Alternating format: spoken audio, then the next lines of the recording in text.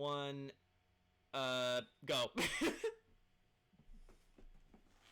Alright, yeah, so welcome back to the ABODE, everyone. Our barbarian is going to be running a little late because she has some errands to run, but eventually as we play, she should come back.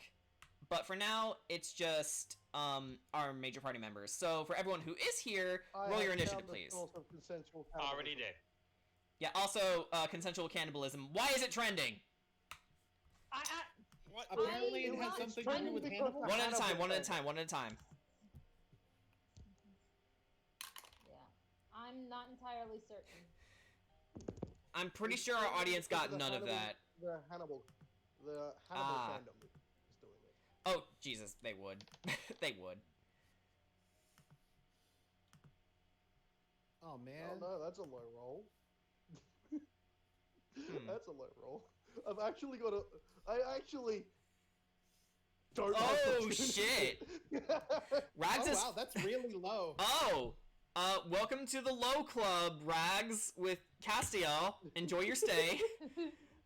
Now the expected choice, the rogue is going first. It's like, welcome, Yeah, Rags, we have cookies! before the wizard. It's like, come get your elven cookies. By the way, my Eldritch Cannon is the Force Ballista, and it is made. Hey, so Danny, are the elf cookies just simply Pillsbury dough cookies? You know, they probably, for Castiel, it probably would be. Why weren't you at elf practice, though? Tis the season. Okay, so I haven't got the art for the orc pirates done yet, but I did make some new art for Apollo and Rags' brother Bert, aka R2GS. Awesome. And it looks like a fish. Wait, His head looks like a fish. that's a mean thing to say about your brother. I did notice a slight issue with Apollo's art. He doesn't have a gun.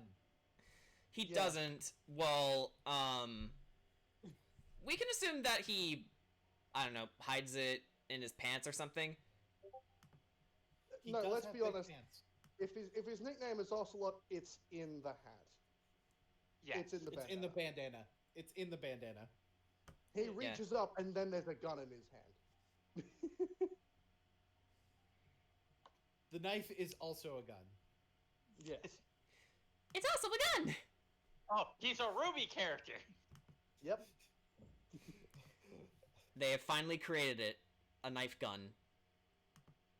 That's Also, the reason I forgot to give him another reason I forgot to give him a gun is it was really late when I was drawing it, so don't at me. And drawing guns is annoying. Guns actually are really hard to draw.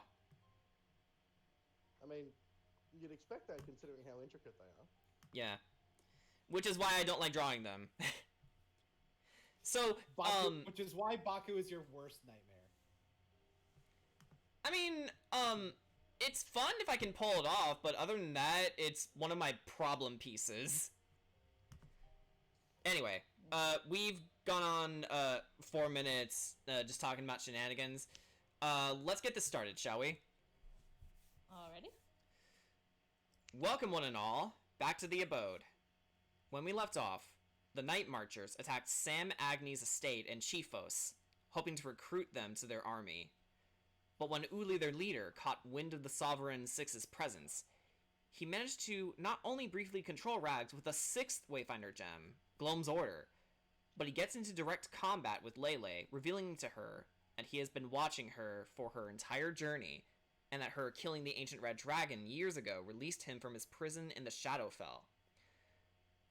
He also tells her that the source of her power comes from the goddess of light, Melva. Unexpectedly honorable, Uli allows the other members to aid each other in battle. Virog and Castiel jumped out a window with Geru to join them, so that was fun. With Layla gaining the upper hand, Uli leaves, impressed by her progress, and took the recruits he had turned with the Dark Seeds. With the battle cleared out by the arrival of Asuka and Stark, the party returned to Crowhorn to recuperate. There, they discussed plans with Rags' older brother, Magnus, and Virog's brother, the long-banished Cyril, and the warlock of the Knights of Gloam. He explains he has been a trusted informant of Stark's mercenary group, and that he intends to right the wrongs he committed to his family a long time ago. The six resolved to get the next Wayfinder gem, Lamara's teardrop of water, located in the Deep Vault. To get there, they must traverse through Coldbreak and attempt to speak to the Dwarven King, Ludwig Grimgrip. Given Virgil Flintrock's blessings, the party braves the currents of the underground reservoir, leading to the Great Dwarven City. Okay. There might have been some elephants here and there. Yes, there might have been some elephants here and there, and Fucking some destroyed love it. poles.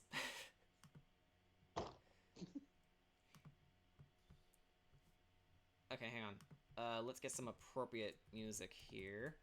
How could you do that? Okay, as we're sailing in, Bloop, bloop, bloop, bloop. Okay. I'm just gonna take a sec and cast Dance Macabre into my Ring of Spell Storing. Alright. So, let's get the dialogues ready. So, you're heading through the pass. And... let me set the scene here. Okay. After a while, traveling from the Ember Wharf to the entrance of the cave, you see a cramped underwater, system, and, there are rocks, here and there, which are not very, easy for your ships to get through, so, the crew just sort of, files up in single file in a sort of way, but as you're traversing a little bit more, the current starts picking up, and Apollo shouts from the Southern Raven, saying, "Brace yourself, amigos! Those currents look rough, and those rocks are pretty close together." To which Bert replies, "Everyone, secure your lifelines!" I would like everyone to make a survival check, please. Survival? Oh boy. I cast Fly. Okay, that's fair. Okay, so you're I flying. used my jacket of flying. Okay, so you're flying too. Both of you are flying. So that's good. That's good, actually. Actually, I'm gonna cast Fly on myself, Bert, and Virog to just ensure that, because Virog can't roll, Bert is Alright. probably not good at holding himself down. All right. Actually, as you casted Fly on Virog, he just sort of spins in place and goes, "Woo!" and just sort of has fun with it. I got an 18. Okay, 18. I got 21. 21. I like to flavor this as having this sinking feeling that she could fly, but isn't entirely sure how. I rolled anyways. I got with the modifiers got an 18. I just wanted to say that, like, Okay. I just wanted to flavor it. Okay, cool. So, as you all secured your lifelines, and in, Virog, Rags, and Baku's case, they started flying, mostly to level themselves, Zome, one of your, pirate recruits, goes, "Oh, why did I agree to this?" To which Stork replies, "Hang in the jib! Well, belay your belly aching until we survive this." And he turns to you, Riona. "What do we need to do, Captain?"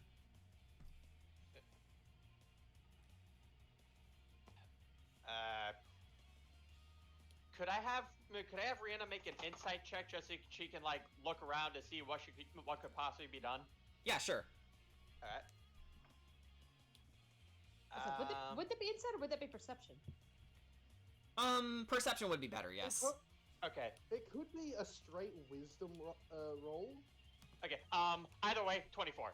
24. Okay. Oh, We'll take that. We'll take that for your wisdom roll. Okay. Well, yeah, all right. Okay. So you look around and you're starting to notice that the wings of your sails are kind of touching the roof of the cave a little bit more. This system was clearly not designed for human travel. We need to find a way to lower the sails, otherwise they'll get shredded up. Can we find a way to lower it? Stork salutes you and goes, "Aye!" And then he looks to his orc brothers and says, "Well, you heard her. Let's get this done. Understood. Aye!" And Apollo says, "Watch the rocks. Watch them." And I would like everyone to roll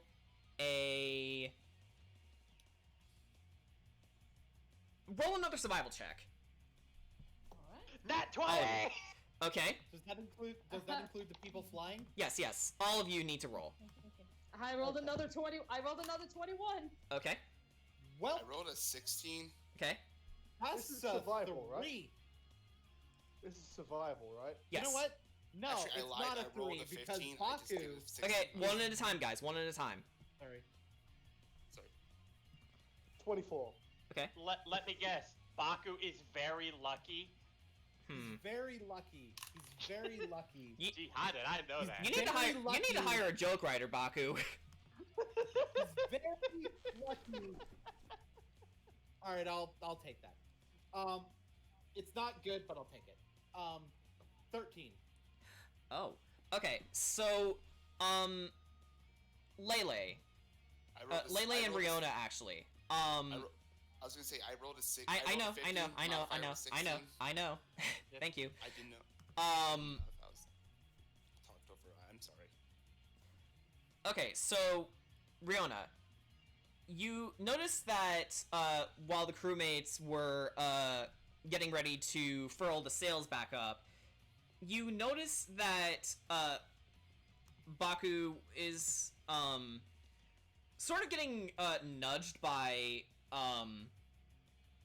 the stalagmites or stalactites. I keep forgetting which ones are at the roof of a cave. Stalactites are the stalactites stay on the stalactites stay on the ceiling up tight. Stalagmites come out of the ground with all their might. Okay, yeah. I remembered that from elementary school. Okay, so one of your wings, Baku, was about to get pinned by one of the stalactites up on the ceiling. So Riona, you see this, and then you turn to Lele. What do you want her to do? Lele, can you project something to protect Baku?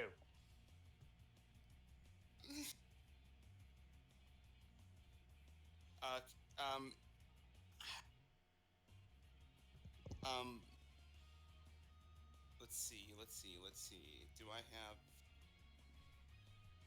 Do I have to just hit something for the record? You can do whatever. All right. Whether it affects the environment or just Baku himself. And what would hit him again? The stalactites. On the ceiling. Then I'm going to try and summon. I'm actually going to try and use a new spell. Summon Celestial. Oh, okay. All right. I call forth a spirit. I can choose either attacker or avenger or defender.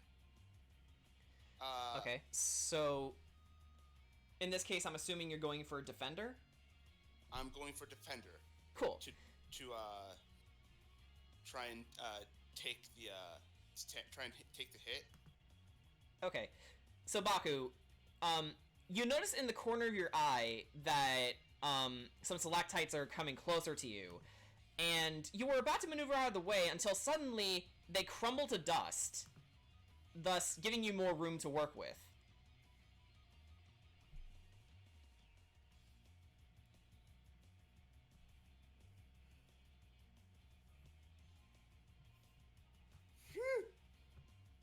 Thanks! Still getting used to the flying thing. Virog is just giggling to himself in the background.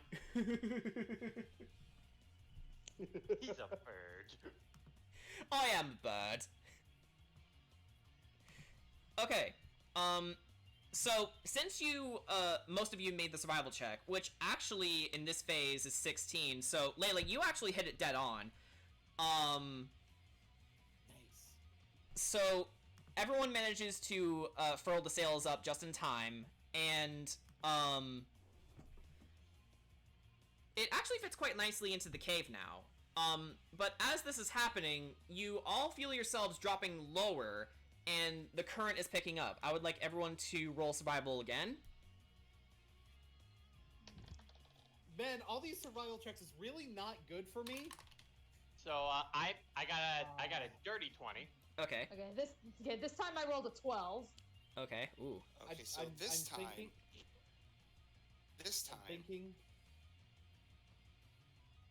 I'm thinking. You're thinking what? He's debating if he needs to be lucky again. Up to you, man. As it would I know. seem, the robot is really fucking good at this. That's an 18. I'm really lucky. So he decided to be lucky after all. Two uses of lucky already. Bloody hell. No, 3 uses of lucky. Oh god. Uh-oh. Okay. You have an He's already addiction. used all of his points of luck for the day. Yeah, So- that's a 9. A 9? Oh no. My survival is Okay. -1. I'm fucked. Okay. Okay. So, I was Layla, what'd gonna you say- roll? I rolled a nat 20. Not 20. Okay, cool. So, as this is all happening, as the current is picking up, Baku, since you had to adjust your flight pattern so frequently, you're starting to lag behind the rest of the ships. So you're moving away from the Eastern Raven to the Southern Raven now, and as the ship sort of catches itself in the current, Castiel, you're thrown overboard. Ooh. Since I got a nat 20, Yes, what would you like to do to save her? just, alright, do I have anything that could, I mean, I don't necessarily have anything that can, I can just try and throw out my, quarterstaff to try and, Okay. to hopefully have her grab it in Yeah, let's time. have that be a dexterity check from both of you. Okay. Dexterity, okay. Are you- Let me roll back up. Let me see. No! Okay, I'm rolling again just in case that wasn't a fluke. Okay, that wasn't a fluke, but first time was nat 20 again. Okay. Oh, Okay. Okay, okay. I like I was it about to say, I if you're rolled just again. re-rolling for the heck of it, No, try not to do that. I was not rolling for the heck of it. I was rolling to see if I wasn't just if I was Alright. if it was rigged, and I wanted to make sure it wasn't. I rolled an 18 the second time. You can take the nat 20 or the 18. I mean- think for story purposes, we'll go with the 20. Cass, what did you get? I rolled a 12. Okay. So Lele, in a moment of quick thinking, you throw out your quarterstaff for Castiel to grab. Castiel, you see it approaching you, and you grab it with both hands, and you're secure. Dora, in essence, walks over to you, Lele, and says, "Come on, let's pull her up." And you pull her back on board, and she says, "Castiel, are you okay?" Yes, I'm fine. Lele, thank you so much. No big deal.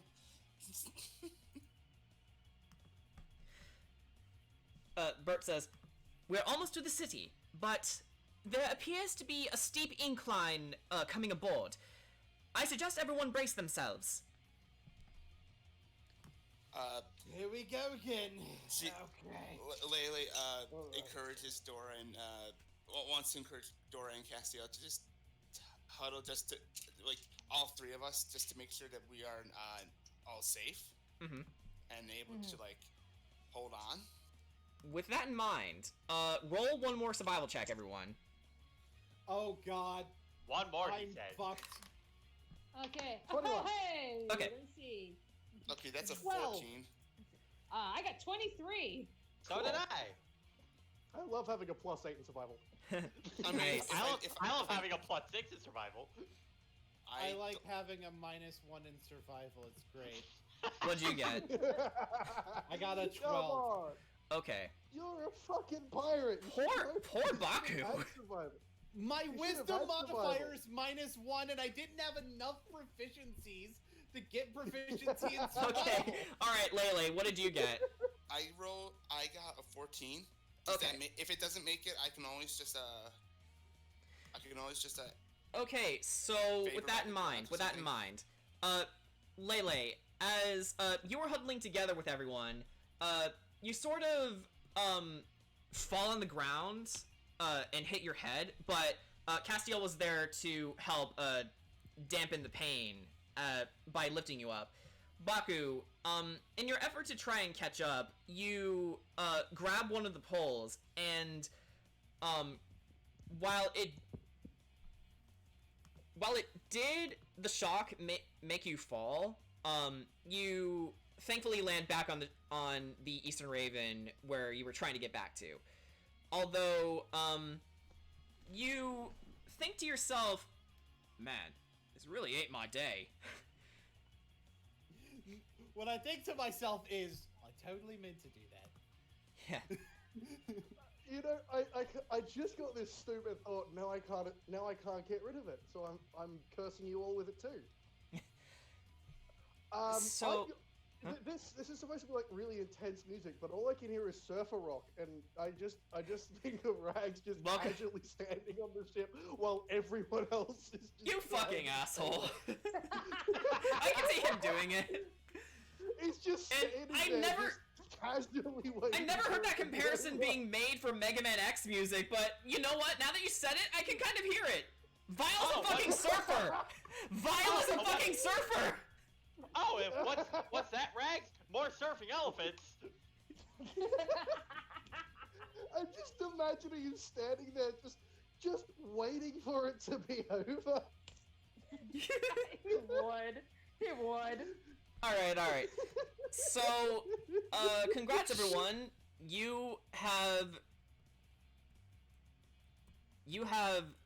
survived the encounter, and you have arrived at a dock.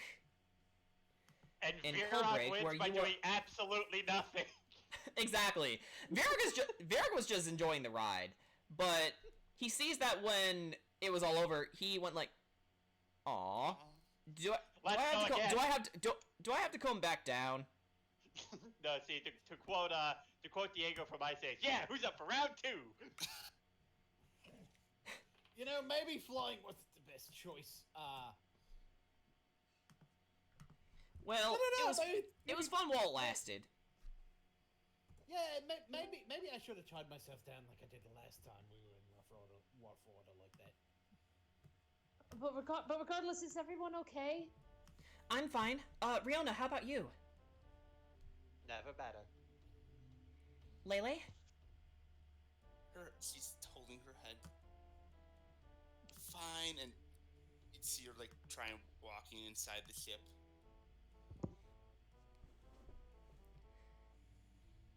Alright. Quite well. It was a rather enjoyable ride. You know, aside from the danger of getting our ship totaled, but it seems we made it in one piece.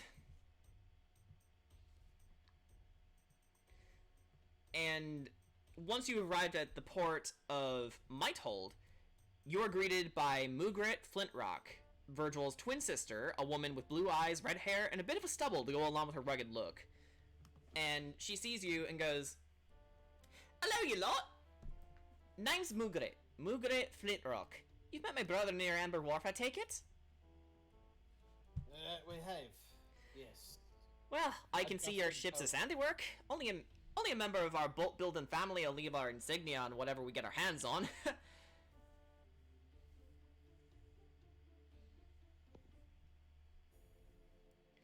Well, what he lacks in finesse, I deliver it in spades. I'll take great care of your beauties, I promise you that. Wheatflow's already paid for any damages or repairs you may need, so consider this your warm welcome to Mighthold. We appreciate it. And everyone, you step out of your boats and you make your way into town, beholding the sights and sounds. And Mighthold is home to the Dwarven Minutia mining operations and a bustling tavern going by the name of Midas's Gold Rush.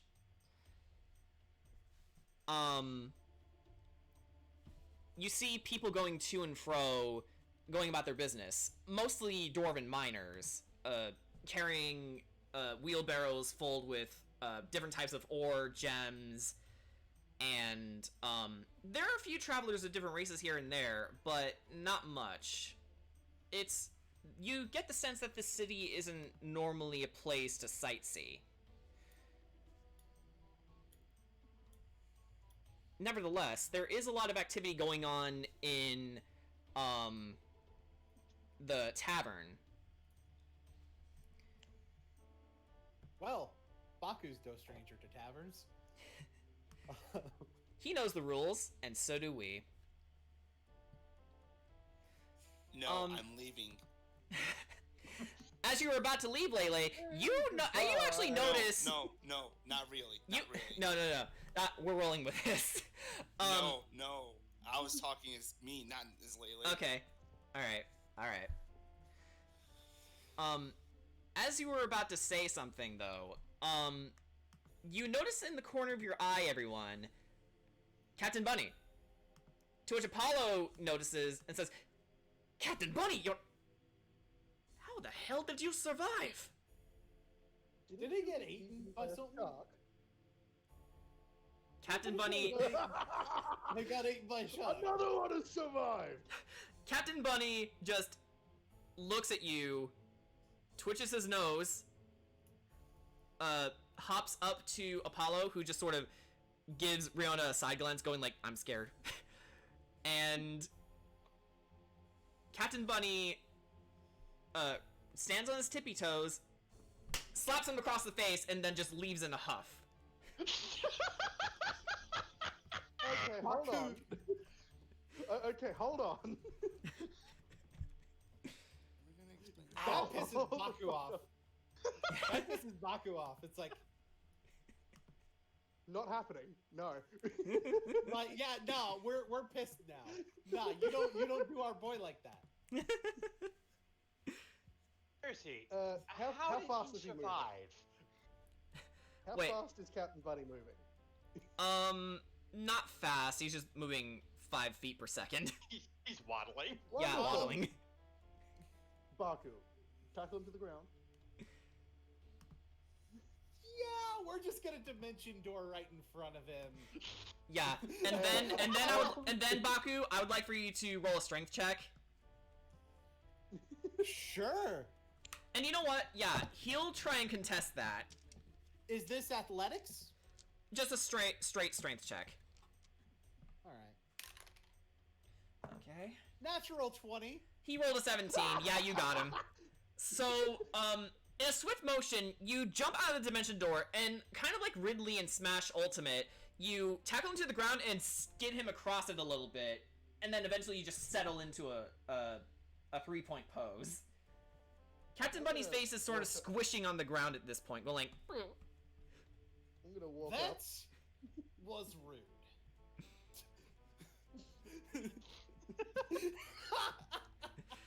That's a pretty good comment, actually. I have two questions for you. First of all, how did you survive? He stares at you blankly and doesn't say a word. Well, if you're not going to answer that, I can simply get the answer out of your corpse. That's his response. I have the spell Soul Cage. I can literally force his soul to answer my question. Right, hold on. Captain Bunny, despite being awakened, can you not speak English? He twitches his nose. I don't think he's smart enough to know how to communicate. Apollo, how did he ever tell you what to do if he couldn't talk? That's just the thing. He didn't. He just bossed us around. He just bossed us around using. I think the term is sign language. Even then, he's not halfway good at that. Do any of us know sign language? I'm afraid I don't. I can do sign language and Thieves can't. Can I roll to Yep, see please. if You know what? We'll go with Baku. We'll go with Baku's suggestion. So Thieves can involve a lot of gesturing, so yeah, that's okay. So we'll do a quick. We'll do a supposed translation for the audience's sake. So Captain Bunny looks up at you and says, I would prefer you if you don't stand on me while we're talking. This ground is really filthy. You could catch something." Baku picks him up by the face so that they can talk face to face. Okay, that's better. He's going to still maintain the. By the way, I still could fucking murder you at any moment, so I would recommend cooperation.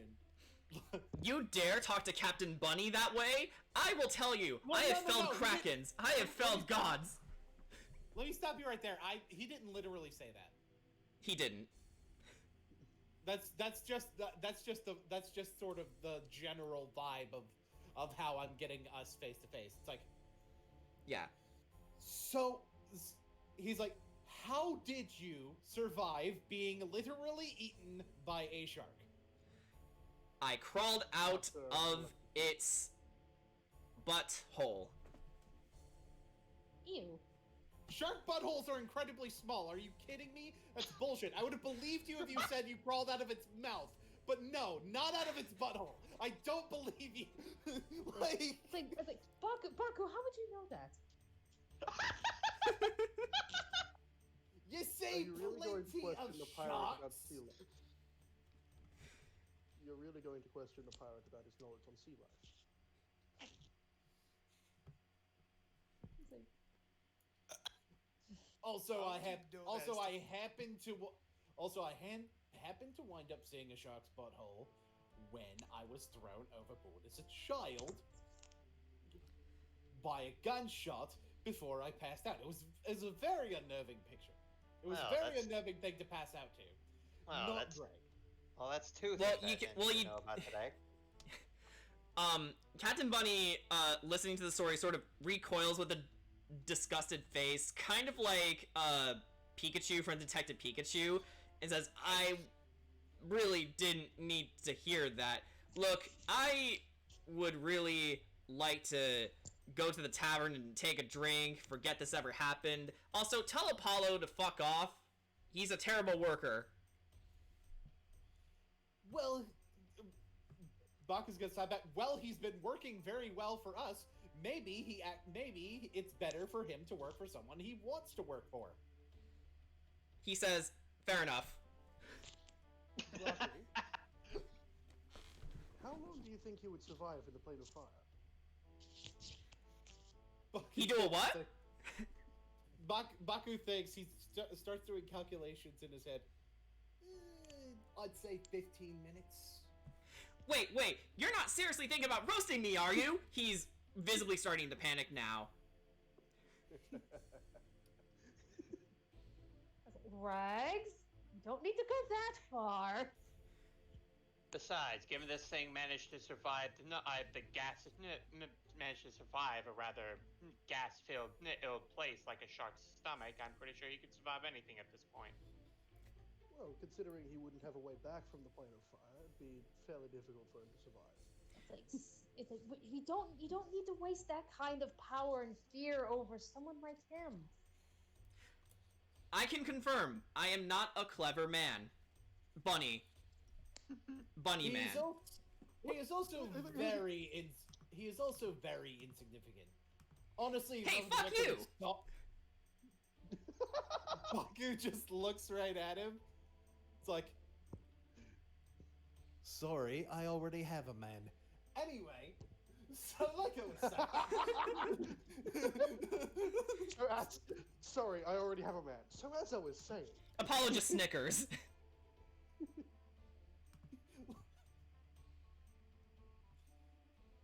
So as I was saying, he's honestly the only reason we really give a shit is we saw him get eaten by a shark, and it's you gotta admit it's a pretty interesting story how you escape out of something like that. But he's not really important. true, worth more. Food for the. I say knowing he's Oh. standing right there.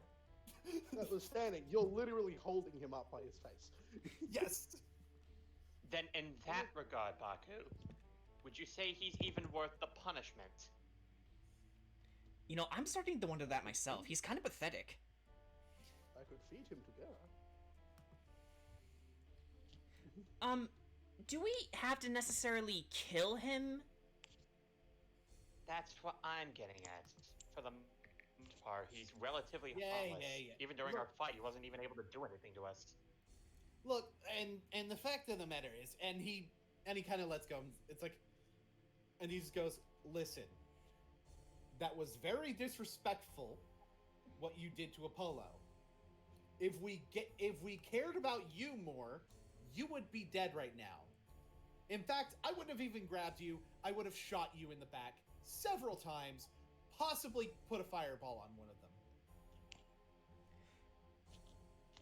A He fireball goes, in the middle of "Ah, the box would be a bad I idea." see. Then I will just be on my way then." And he starts to... He holds up a hand. It's like, and he's like, "Apologize to our friend." He twitches his nose and looks to Apollo, then to you, and back to Apollo. And then he walks up to him and bows down before saying in Thieves' Cant, "I am very sorry for my transgressions, Apollo." And Apollo says, "Apology accepted, amigo. Now, fuck off." And he does. And fuck off he shall. So, Now that's over. What are we gonna do? yeah, do we necessarily have to see the king right away? Or do we want to make a quick stop in the tavern? Because it was a rather exciting moment that just went on. I know I could use a fucking drink. You know, a tavern actually sounds pretty good right now. We could gather information in the tavern as well. Plus it's a good, Apollo- plus it's a good opportunity to rest. Yeah, Apollo flicks his ear a bit and says, "Well, whatever we're planning, I'll get the mates in the tavern. Whatever you wish to do, whether it's seeing the king or meeting our amigos there, that's where we'll be. Adios." Actually, before Apollo leaves, Riona just walks up, gives him a bit of a scratch behind the ears. Good luck, Apollo. Yeah. Wait, did Rhythmbot just leave? Oh no, it went offline! Oh no! What? Oh no! Rhythm has just gone down. Really? How And did that Fogabot's happen? offline too. Son of a bitch! You know what? No. I will not accept this. Okay, so unfortunately you guys can't hear it. But, We're just gonna do the thing we did last time, huh? I have to. I'm sorry. Yeah.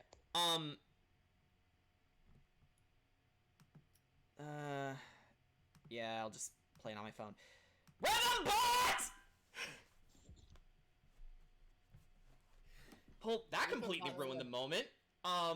It looks like Ruby is Rhythmbot still said, active. "Fuck." Rhythmbot said, "Fuck this bullshit. We just got back! Fuck this shit. I'm out."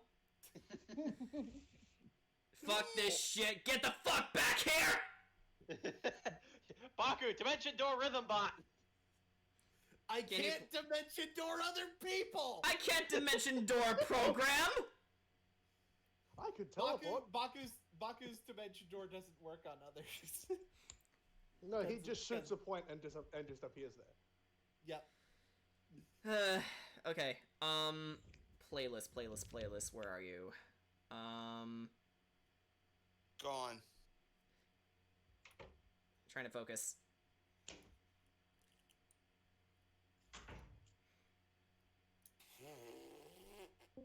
Rhythm's back.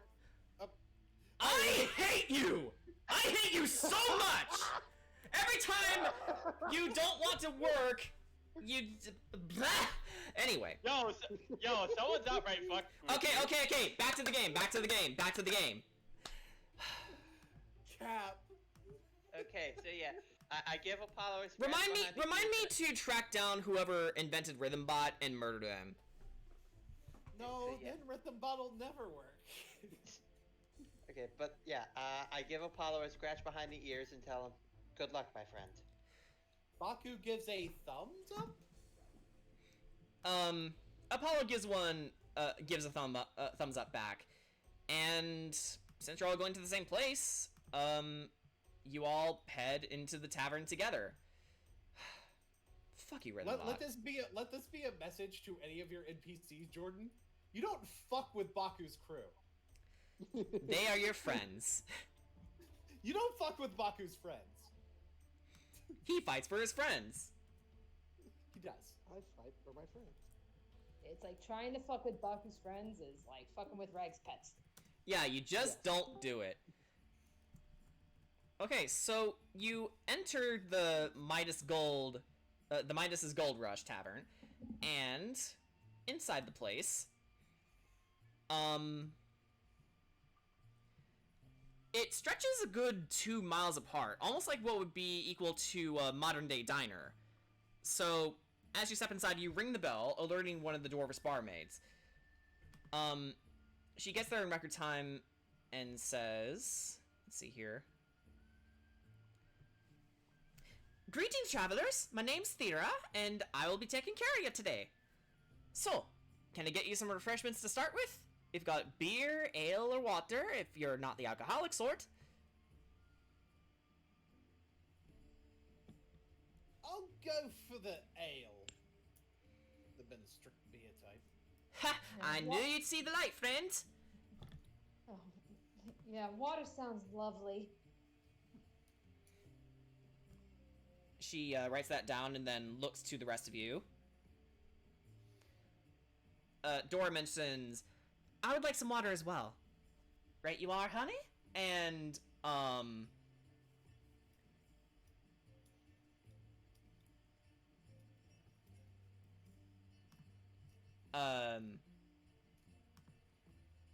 she looks to you, Rags, and she says, and, might I interest you in a tune-up, Mr... Rags, we've got some good repairmen here in Mighthold. Yes, please. Right. Okay. She gestures you to follow her, to the nearest table. And, it's rather big. And surprisingly, was built to accommodate beings taller than dwarves. And the stools are rather comfortable to sit in. And, she says, so, before you decide what you lovelies will likely like, might I interest your hungry bellies with the smorgasbord? If I order the smorgasbord, would you be able to cater to 2 boulettes and an owlbear?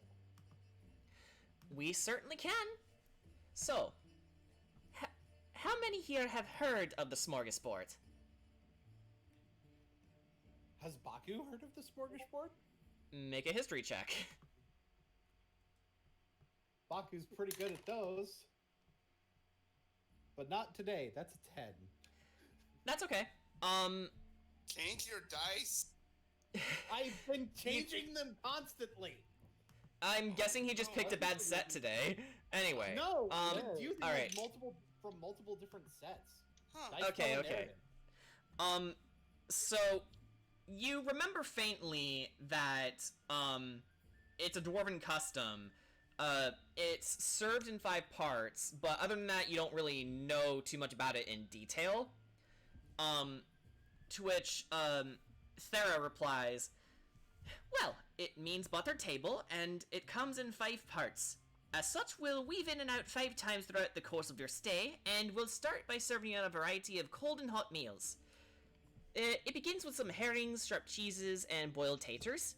After that, we'll treat you to some cold seafood dishes like shrimp, poached, and smoked salmon, the works. Then the meats like cold cut meats such as reindeer, pate, and sausages. Then comes the warm stuff, Jansen's Temptation, which is a potato and anchovy casserole, meatballs, ham, and creamed kale if you fancy. And last but certainly not least, the desserts, with some of our finest cheeses. Cake, pudding, fresh fruit we grow here with magic, and tofu we make by hand. Sound like anything better than on the menu? Baku is like thinking as she's doing it, his big brain processing processing all of it, almost calculating in his mind. Yeah, it's big brain time. It's like, that sounds good to me. What about you guys? I wouldn't mind it. What about you, Riona? I'd say, I'd say I'm all for it as well. Certainly sounds like it can fill us all up. Yeah, mate, says Virog. Gareth, Sagon, and Wheel should eat well. They start salivating a little bit and panting.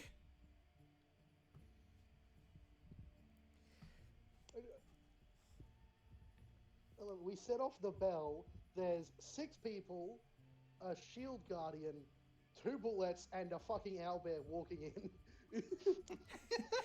and they don't even mind. And no one bats a fucking eye. It's Well. weird.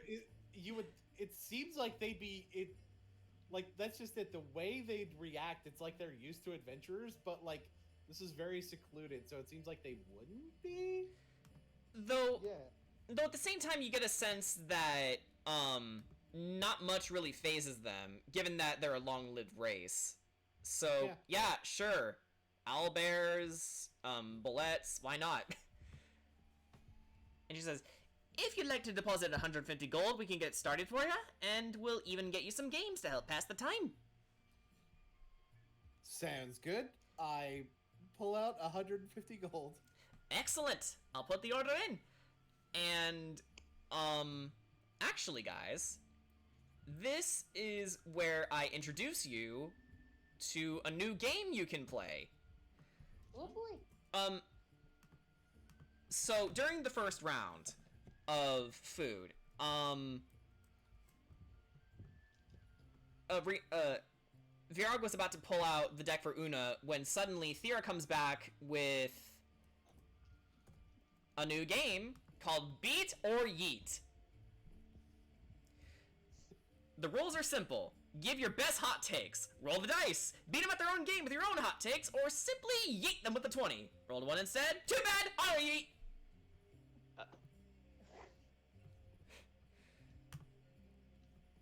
So this is pure role playing here.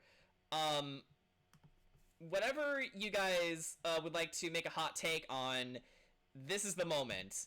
And let's get the right theme here. So our characters are giving hot takes. Yes. Okay. So to start the game, I would like for everyone to roll a d20, and Dora will join you. Okay. And you're not adding any modifiers, just a straight roll. Okay. Yeah. Yeah, 2. Okay. I got a 9. Okay, Dora got a 15. I also got a 9. Baku got a 16. Okay, what is the hot take you would like to discuss? Baku's hot take. A hot take from Baku. Hopefully one that doesn't get him canceled. Yeah. No. It wouldn't be like that. You know what? This might get him canceled, though. Hang on.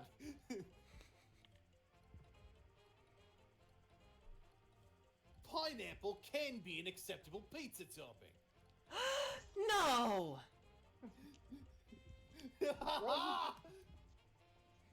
Alex just sit there.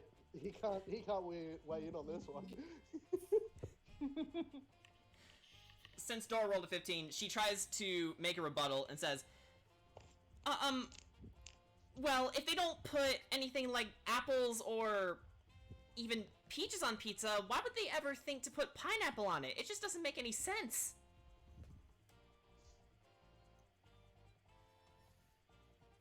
Because pineapples have a slight salty taste to them that apples and peaches don't. Also, you'll use the right sauce with it. There are slight changes from the way pizza would traditionally be made that would make pineapple an acceptable topping. You just don't throw it on any old pizza. You make a pizza around the pineapple. That's true enough, I suppose. Well, my hot take is simple. And she tries to think of it in her head and says, I don't quite know where to start.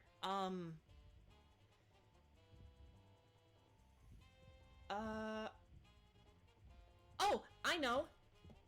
Owlbears make lovely pets. That's my hot take.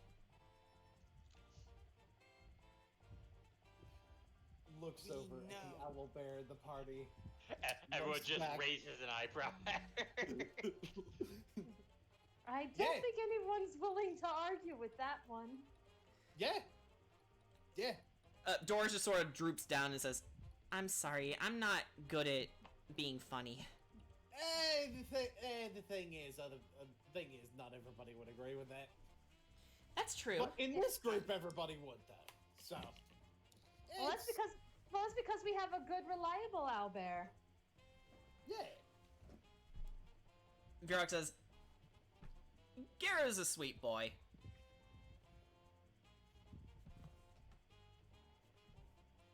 Who's Gira again? The owlbear. Yeah. Yeah. Yeah. Okay. I think he's like, Virog, wouldn't you agree? He really came through to us back at the mansion. Yeah, we jumped out a window together. It was fun. On a window together. We did. Yeah. So there you go. There's proof right there.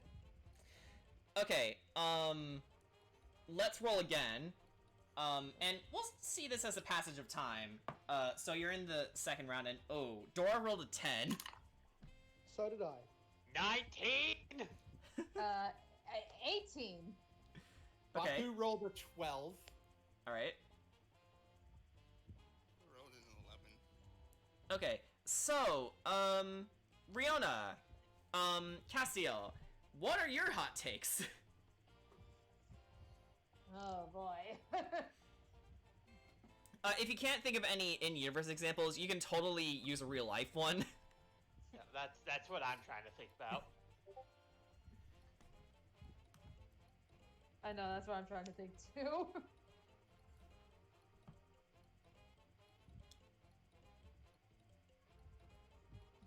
Actually, wait, no. I got one. Okay. Riona then just leans in and goes, cereal is a soup. No! Riona, no! Well, wait a minute. That doesn't make any sense. Yeah, you don't cook soup. Well, you don't cook cereal. Wait, what kind of cereal are we talking here? Hold up. Well, I'm trying to. Isn't gazpacho considered a soup? And that's cold. Yes, but it has to be prepared first, right? I mean, I've never seen gazpacho myself, but... So can a bowl of cereal. You can prepare it. But it's pre-made, Riona! So are a lot of other things put in a soup. Yeah, but it's the entire contents. It's literal. It's. What if you eat cereal without milk? If you eat cereal without milk, it's just a snack. It's just cereal.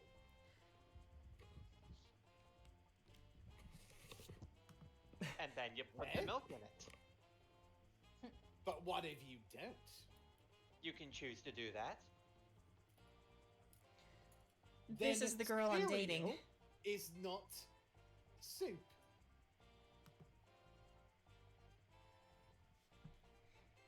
Dora's doing her best to do the calculations in her head, and she's just like, wait a minute, what if she's right?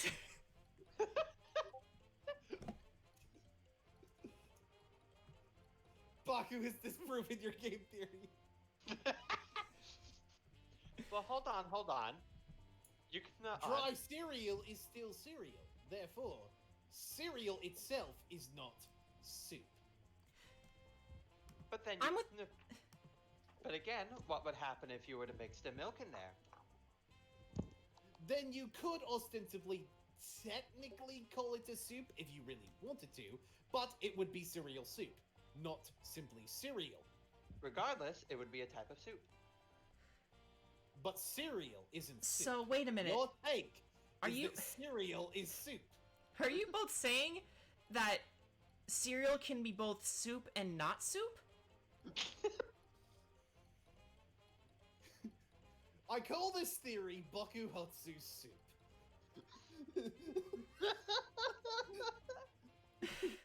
Okay. Castiel, have you thought of anything yet? I sadly haven't. I am so bad at this. It's okay. Like, I'm even, like, trying to Google, like, what are some, like, funny hot takes examples that I can use, and I'm not finding anything that can actually work.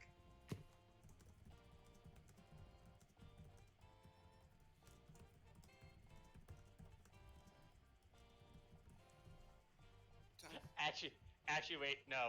I might have one for you. I'm going to type it to you. Okay, yeah. Yeah.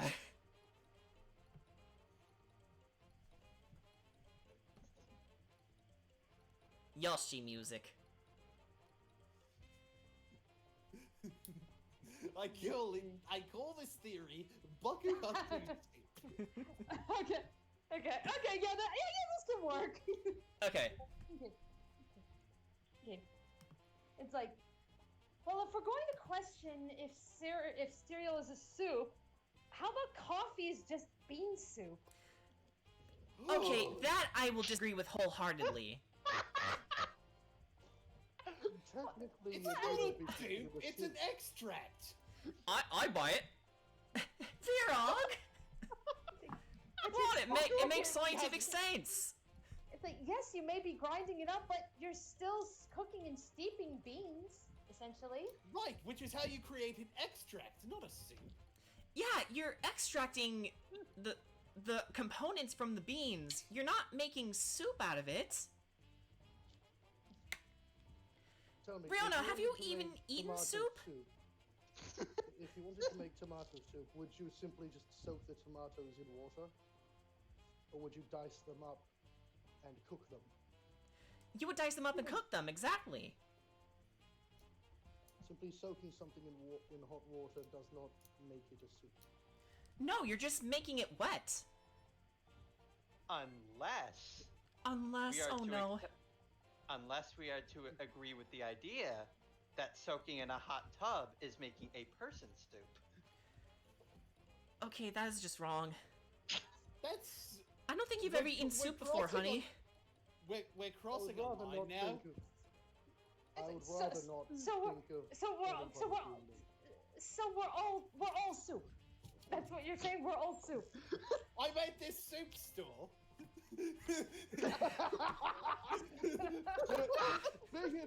Speaking of cereal, I just went and got myself a bowl of Lucky Charms. Nice. Did you put milk in it?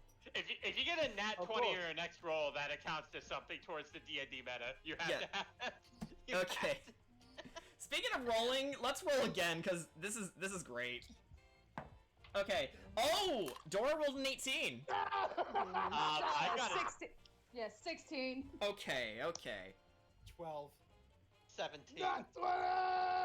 Oh boy, who you want to eat? Oh, okay, hold on. Did I not just say that Rags is gonna get a nat 20?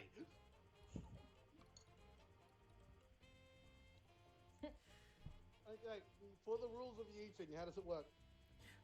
You simply kick a player out of the game. Anyone you want. Okay. I don't know. I don't know. I think Baku's too good at arguing himself out of a corner. Okay, so, you take a look at the nearest person possible, and you look to Castiel, take her, figurehead, and then just put it in the basket. I said Baku, not Castiel. Oh. I thought you needed help with Joyce, sorry. No. Okay. So you look to Baku, and you, wanting to get rid of the competition, yeet him. The smart, charismatic one. Well, one of the smart ones. Right. One of the smart ones, one of the charismatic ones. He's got both threatening factors.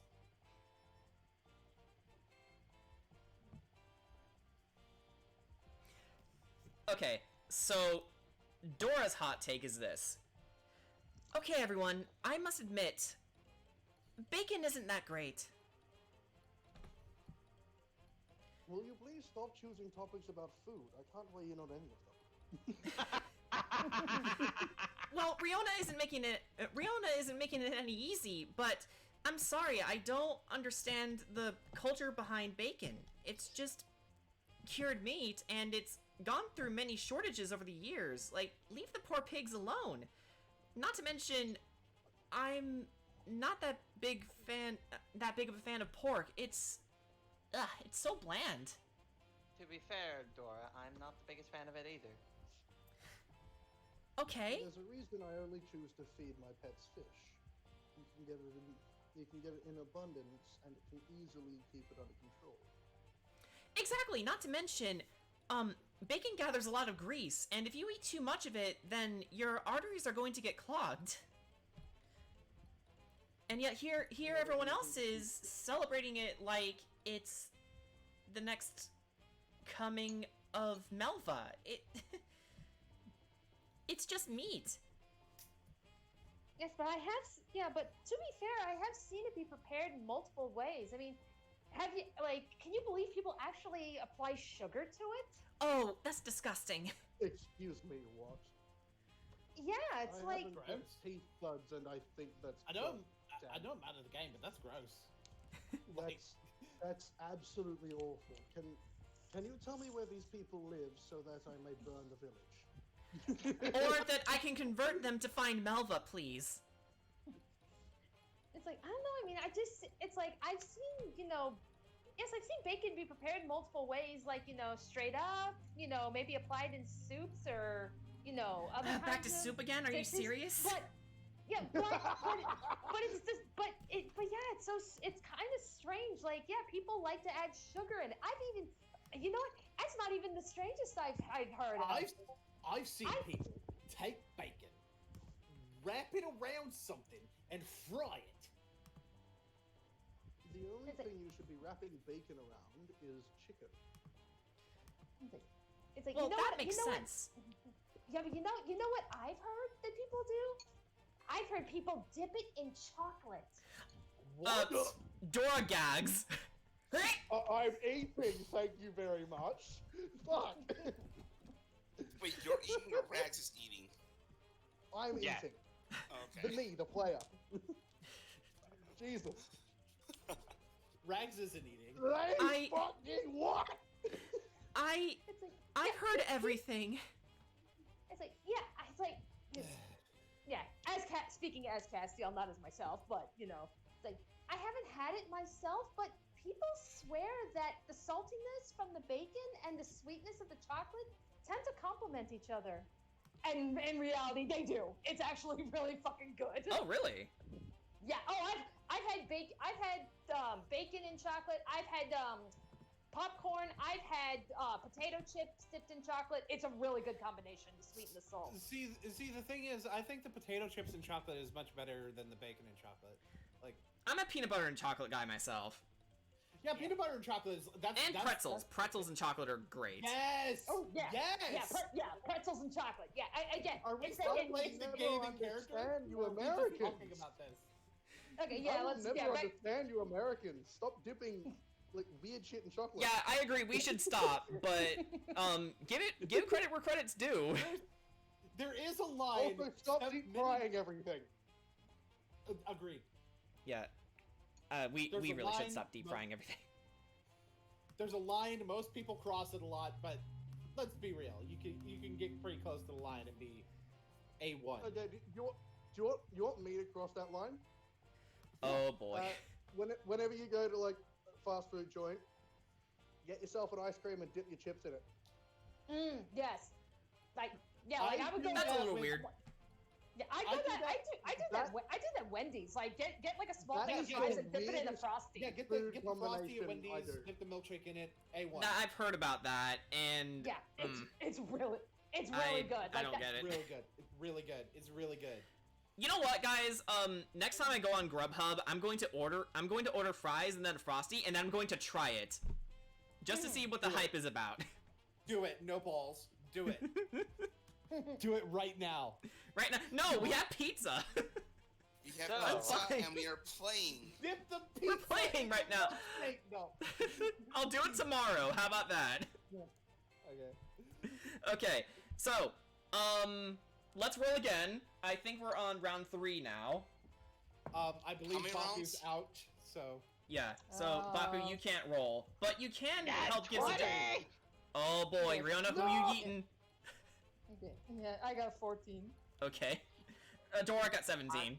How many? You were saying- Time out. I'm- Before Time we out? continue, how many rounds are there? 5. To accompany the smorgasbord, which you guys have been enjoying pretty you adore Actually, it. this is round 4 because the first round it was Baku and Okay. somebody. You know what? Second round. this Okay, is so Riona basically, I'm going to take Riona is going to look at Rags. I think I'm pretty sure you're more than likely wanting to take care of your pets at the moment rather than playing this. Oh.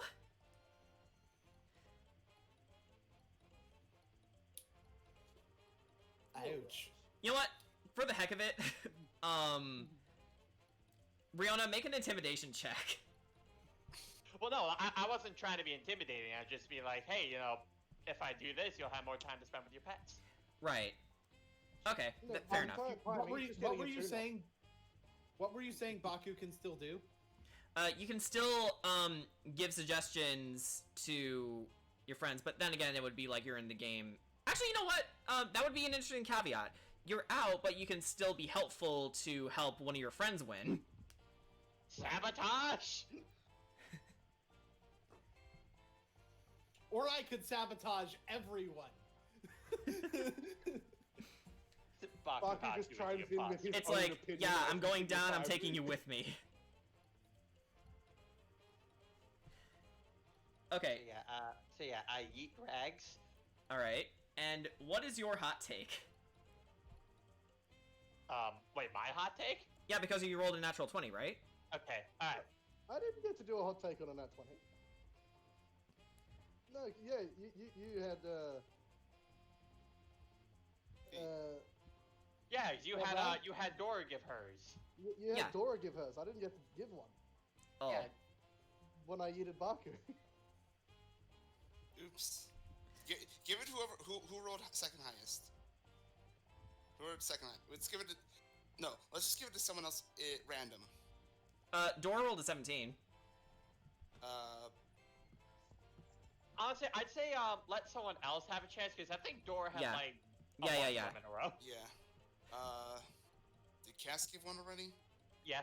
Yeah, she did. Actually, Lele, let's have you have it because I don't think you've done it yet. No.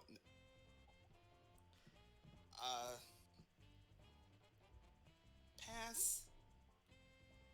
No, you don't. You You're as got much a to part of have this group as the some. rest of us are.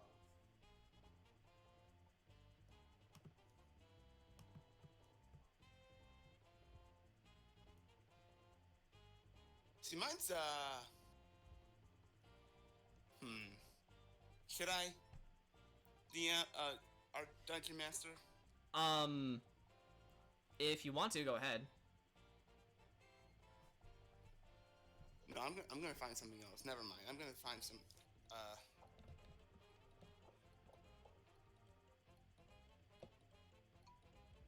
I need to think of hot takes. Hold on.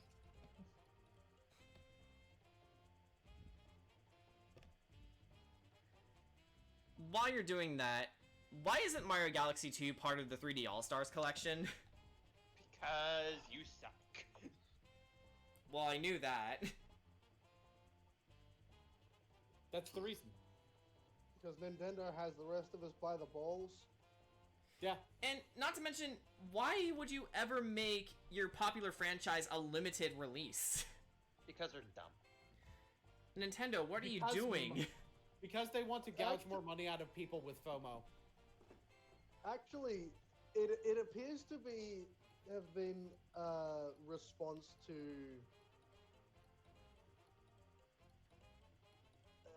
it appears to have been a response to Nintendo's lower profits this year due to COVID for the Japanese financial year. So it's the Backstreet Boys reunion tour's fault. Yeah. So think like this: when the limited release is over, that's the end of the Japanese financial year. That's actually about the same time. I mean, it's still scummy. It's scummy, and it's a really gotta please the investors way of getting a cash injection into the company to keep them appealing to people to put money into it. All right. Lele, have you found anything? No, not yet.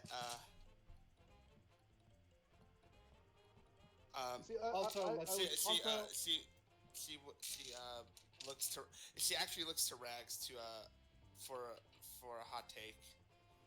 Psst, Lele. Yeah. She hears that. She hears that. So you look to Baku. Mm-hmm.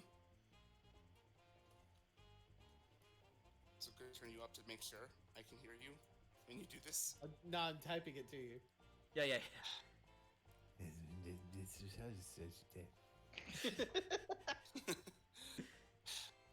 A hot dog is not a sandwich. You are objectively wrong.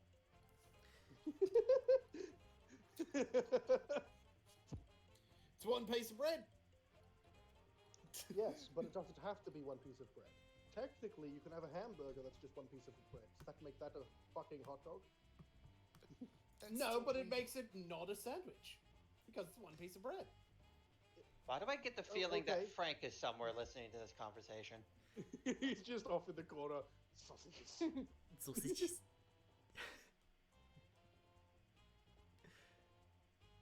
Okay. No, you look and no, he's not there. But you suddenly feel your sins crawling on your back. You feel your sausages crawling up on your back. Oh, that's gross. No, Rags turns to look at Baku. You realize a sandwich doesn't have to have two separate pieces of bread, right? Right, there's open-faced sandwiches. Which is literally one slice with fillings on top. Technically, a hot dog would fit into that.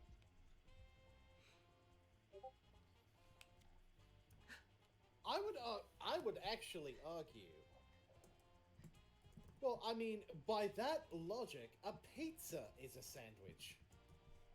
Correct. It is an open-faced sandwich. By that logic, anything that involves a piece of bread and any other ingredient is a sandwich. Exactly. The definition is fillings in bread. in bread. And Fillings. A cultural divide has come along that has led to the creation of the open-faced sandwich, which is toppings on bread. So you're saying that by the definition, so you're saying that it is a sandwich, but doesn't meet the criteria that what people associate with being a sandwich is. How does that make any sense? A hot dog fills the criteria for being a sandwich because it is in the bread. It is between the two halves of the bun. And an open-faced sandwich counts because Simply society's progression. but society not- has It is not a traditional sandwich.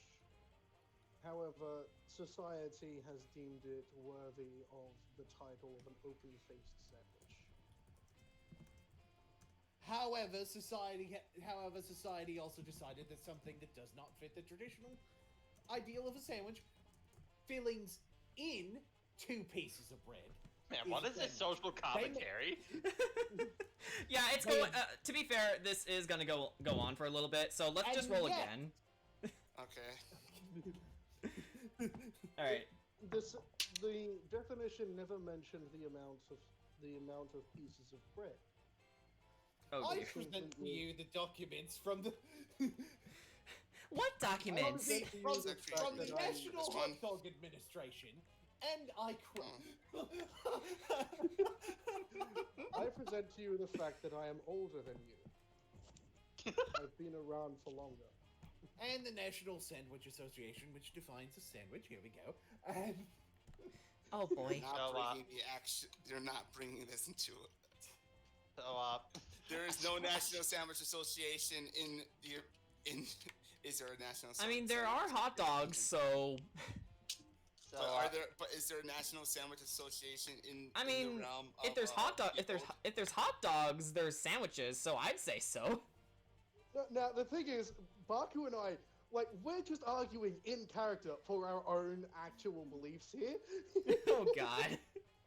the plot twist- Legitimately, a hot dog is a sandwich and there's nothing you can Baku, do. Virog isn't even wrong. playing at this point. He's Like- just enjoying the show while eating the food. Like, I imagine Baku pulls out these rule books. Rags looks at it, it's like, Did you forge these?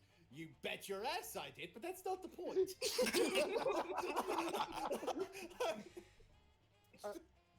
Did you forge those? I mean, yes, but that's not the point. Did you just shoot your own argument in the foot, Baku? Yes, you did. For the record, the plot twist is that though I said it because I was given the recommendation, I actually believe that they are sandwiches. Ha ha! betrayal. Laylee does not have an opinion either way. She just said it simply because someone told her to, and to be fair, it would spark discourse. This is So, the nerd fight you guys were after, right? Yeah. Yeah. Finally, Okay. they're arguing again. Fuck friendship. It is a weakness. Yeet friendship. Yeah, yeet friendship. Okay. Anyways, I mean, both of them have been yeeted, so. Yeah. oh, We're not I even assume- taking I part in the game. We're just arguing at this point. I assumed we were supposed to roll again. Yeah, I got Yeah. 9. You were supposed to roll a while ago. Okay, because I got a nat 20. Oh wow. Okay. Who are you eating? I think Rags and Barky were just gonna break off and continue this argument.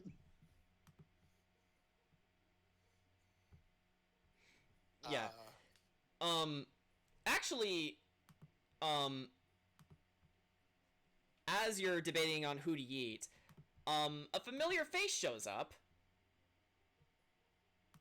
Rorik shows up, and he looks to you, Baku, and you feel his hand on your shoulder, along with a faint scent of rum, and he says, Well, well, well! Bakuhatsu! Was wondering when I'd Hey! run into you again! How you keeping? Pretty well, mate. How you been? How did you get the Western Raven in here? Place is crammed. A true pirate never reveals his secrets. True. Keeping their eggs out of Marcus trouble? can barely keep up with You're it. arguing about, I think, hot dogs? Yes, which are not sandwiches. Fair. Yes, they are. No, they're not. And- They're not. He sees the rest of you, says, "Hey! What's all this? You playing, what's it called? Beat the meat?" It's Frozen. actually Beater Yeet. Oh, beat a yeet. I kind of like the other name better. So, what's going on? Did not just say that. Good night, everybody. So, what do you? Not What everybody. brings you to Mighthold? I would make a joke about Baku and Simon there, but I'm not going to.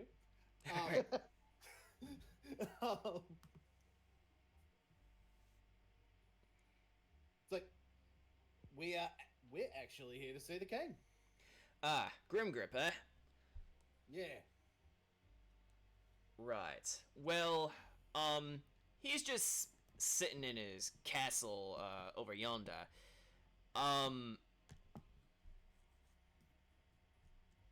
You just have to see the gods. And, fair word of warning.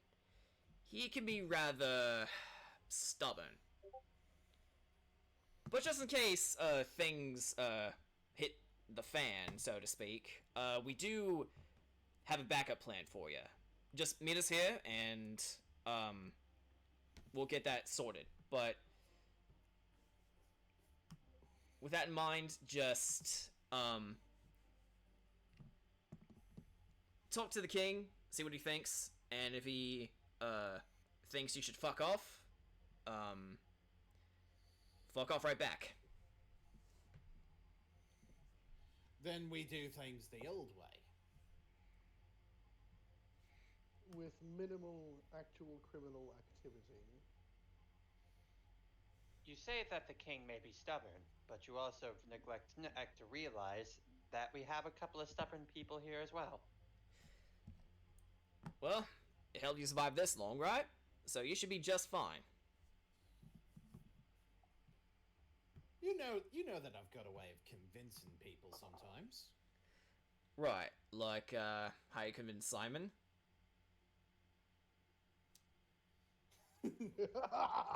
I'm just messing with you, mate. Don't worry.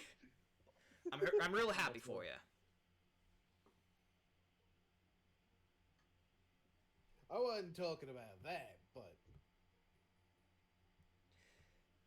I appreciate it. Right then. I best get back to my mates. We're discussing, our plan B, so to speak. So, holla if you need me. We'll be right here. Gotcha. Oh, and, by the way, your other crewmates? Real good chaps.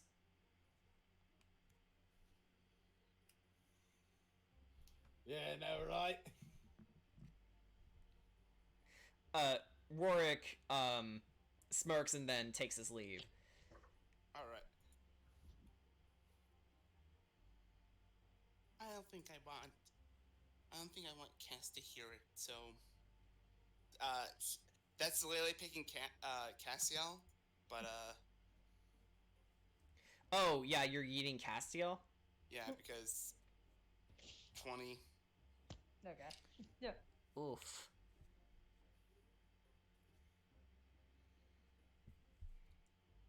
She does. Lele actually does have one thing, Alright. but she speaks it rather quietly. I shouldn't be here. Excuse me. What do you mean, Lele? I'm sorry, what? That's a horrible thing to say. Why would you ever say that? Not alive, just here. The in time, I didn't realize at the time, but because that night with Uli, I learned everything I knew was a lie.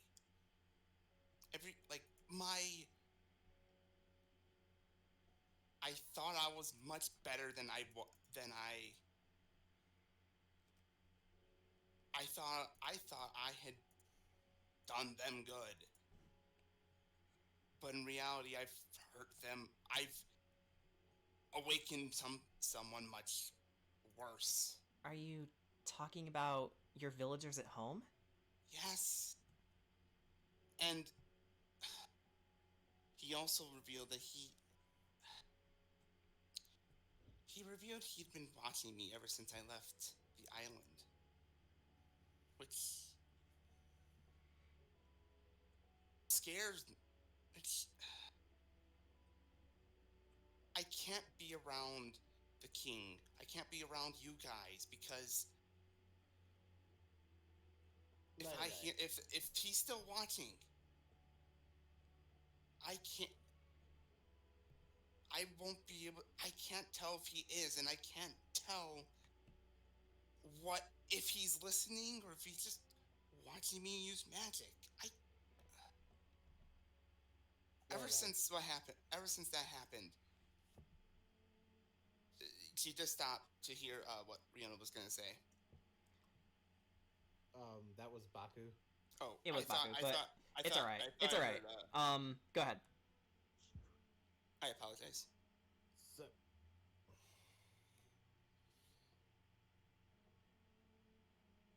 someone was watching me too. One of them was watching me too ever since I was a child. Tarumta. You think the idea that she might still be watching what I'm doing doesn't seem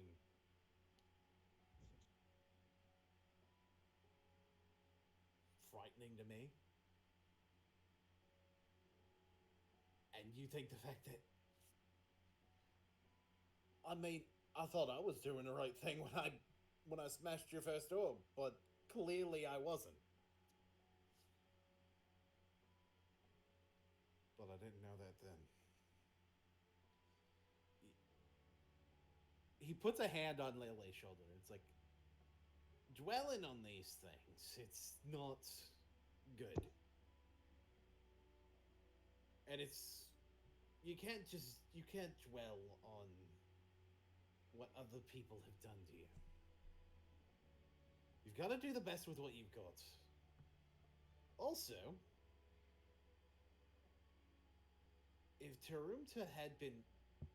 Also, there's a distinct possibility that they may not be watching as closely as they imply. She looks up, and she has a face that's like, you can tell it's just saying, what do you mean? Think about it. Tarumta made herself seem like she was in my head at every single moment. And Uli acted like he was watching every single move that you made. Right?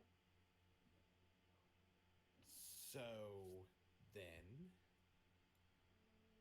why, pray tell,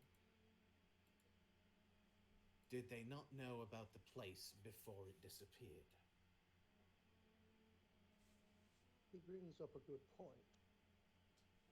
If they've been watching the entire time, we wouldn't have the gems. Why would they let us get this far?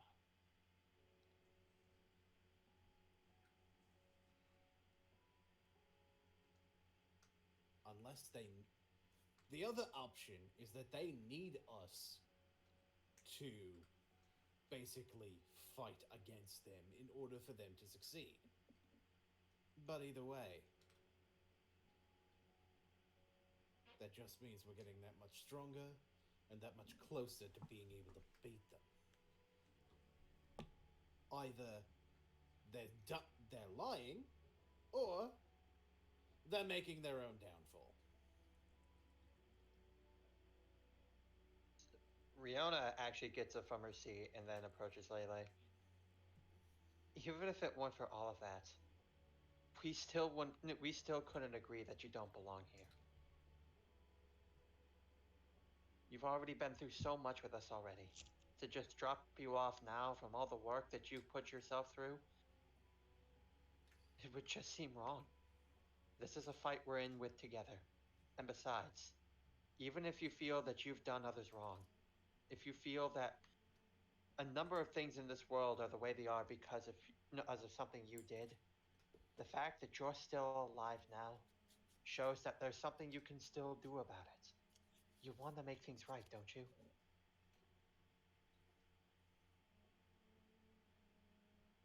She's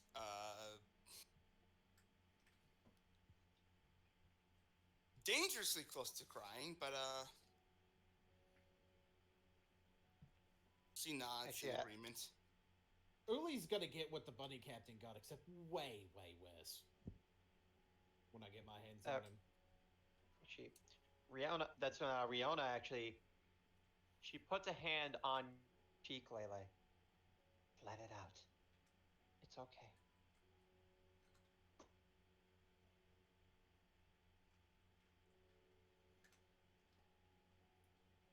Lele, we wouldn't have gotten as far as we have if it weren't for you.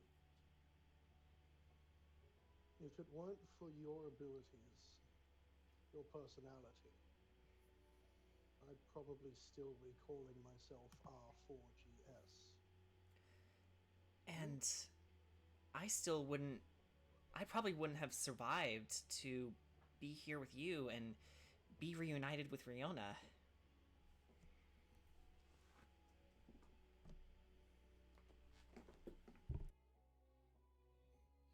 Maybe you're not. Gone.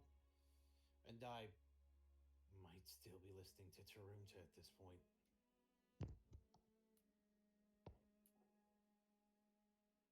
You may not be a goddess on your own,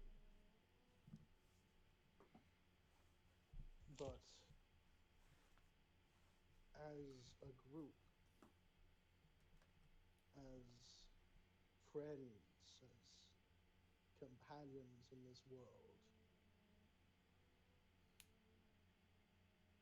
I don't think I'd want my life to be any other way. Just leaving you behind would.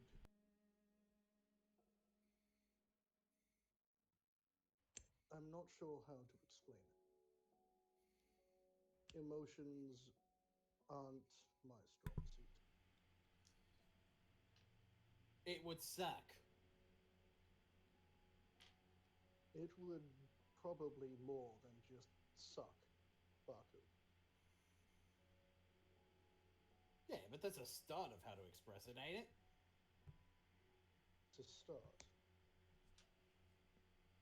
you should hear how my pets talk about you. Every time we're setting sail, the one thing I hear first is, can we visit Lele?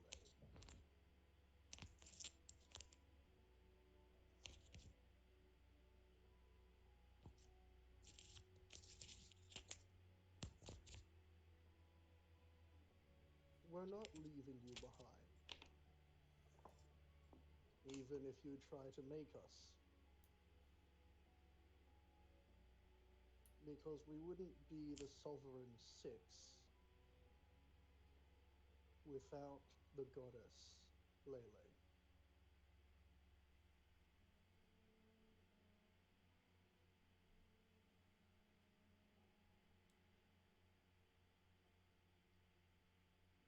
He reaches over and puts his hand on hers.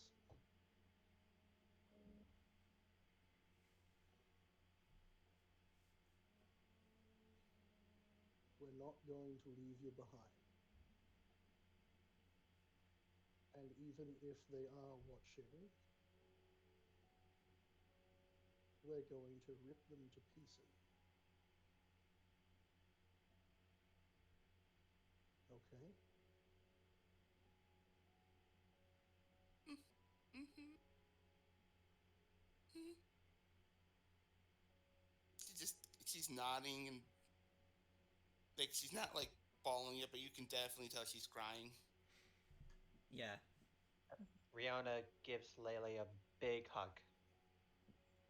I think we all need a group hug. Group hug, which Group Virog hug. also initiates. yeah, Lifts he probably most of would you be. up a bit. He would. He'd Now be like the she's first one to give crying. everybody a big old bear hug. Now she's like Burr hug. just bawling her eyes out.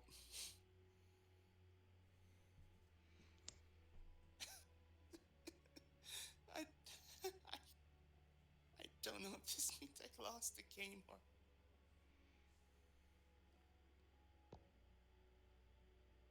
Who cares? Who cares about the bloody game?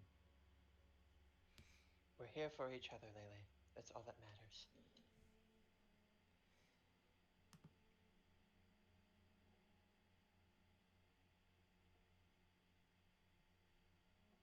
It takes strength to cry in front of those you travel with.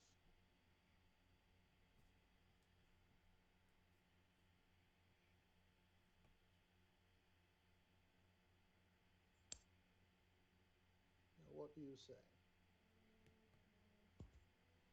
Are we going to save the world?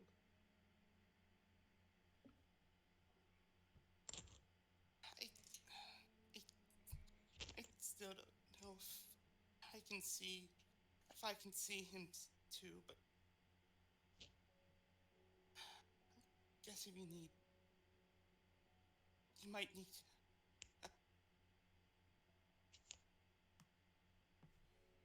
Well, we're probably gonna need a smooth talker other than me. You're gonna need to let me dry up first. Yeah. Of course. Absolutely. Now, there are cheeses here that are begging to be eaten, if you'll pardon me.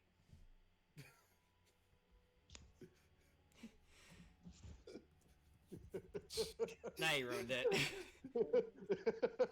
No, it's we needed to Yeah. No. I get it. Okay, that. Sometimes you just need to put the levity at the end to, like, Okay. practically a joke. Right. I'm gonna put this out there. I tell games not to almost make me cry, but come on! I don't. Ah! Now I'm gonna tell D&D off too. God damn it! Emotions. The most beautiful thing a human can experience. Trust you, sympathy. And you're a robot! I am more than a robot. Die, Wiley. I am more than a robot. Die, Wiley. Die, Willy. Dr. Wiley. Dr. Wowie. Dr. Wowie. Yeah, that was the No. expected choice. Okay. Get out. So, would everyone like to see King Grimgrip now? I think now's a good time. Let's go make a visit to royalty. I'm assuming this at least this is enough time at. Yeah, I Yeah. think Like- it's a while enough after that. Yeah, you finished your meals, your Okay. bellies are full, but before you got a few feet away from the tavern, Virog looks to Geru and says, "Hey guys, I'm gonna do some nature hunting thingamajigs with Owlbear here, and I'm gonna practice some magic tricks. Trust me, it's good. Just be careful out there. We You said- will. Oh, look, a rock. That's an one. By the way, does this count as a long rest that we've done? Absolutely, yes. Okay, Wonderful. then good. I'm can, getting lucky back, but da. Yeah. got my A cat was giving a hairball as you're saying that. Alright, I can get back to casting 5th level spells again. Wonderful. Yay. yay. Because now I've got Dance Macabre prepared in case we come across something fucking stupid. Oh no, we killed a lot of things! Oh look, new minions. By the way, Actually, Rags. Made. Yeah. Yep. Actually, Rags. I think in universe, whenever you need your skeleton minions again, we can just have them whoop from portals. So, say you enter a combat situation, you can summon them directly, and then, yeah.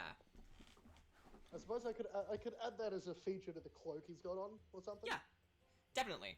Because with great power comes great shenanigans. Like, just come up with a cantrip, summon minions. Yeah. Like, any minion I already have, I can... Plus, it would also give using... an in-universe explanation as to why they don't go crazy without you. Yeah. I'll still expand the slots to keep them under control, because it's the only way to keep Necromancer fair. Exactly. Yes. Fair, fair as it is. Fair enough, because I still don't have as many skeletons as I could. Exactly. Okay. So, Dora also stays behind with Virog and says, I'll make sure he doesn't hurt himself. That would be helpful. She looks to you, Rona, pecks you on the lips, and says, good luck. You too. And she walks away. Before long, you come to face with some guards, both dwarven. They stood firm as they looked up at you, grasping their spears. And how may we help you, travelers?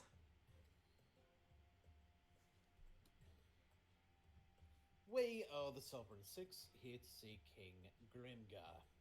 The second guard sort of snorts and spits and says, Wheatflow's head and posse. Alright, come in. The king's in his throne room. Don't ask any questions and go. We'll show you in sight. Much obliged. Thank you. So, they open the doors, and the interior of the castle is, suffice it to say, overly lavish and golden color. There's a gigantic chandelier with white crystals dangling from the sides, clinking gently as it swung to and fro. Before long, you were stopped by the guards, who bowed before a rotund man with a long, black mustache, wearing red robes with white, furry trimming, and adorned with more jewelry you didn't consider possible to have on one person, let alone a dwarf. Chortling as he counted his money with a pair of fire genasi Come on, women cuddling up to him. More money than Baku thought could be on one person? Yes. Indeed. Or more jewelry than Baku thought could be on one person? Yes. That means there's quite a lot. That means even Baku has a standard. Yeah. Rags is going to kneel. Baku will kneel. Yeah, It's the good to guards show kneel with comfort you, burns. Yeah. and the first guard says, Your Majesty, the Sovereign Six have arrived. So once King Ludwig Grimgrip, spots you, he simply stopped laughing and stared, dropping one last coin into the pile that he was making. Not taking his eyes off you, he says to his girls, Ladies, we'll talk more later, in my room. Giggling, the women walked away. Then, standing up straight, he leaned forward, clasping his fingers together. To his guards, he tells them, Leave us. Without even thanking them, and they simply rose, turned around, and left. But not before the second guard whispers, Good luck.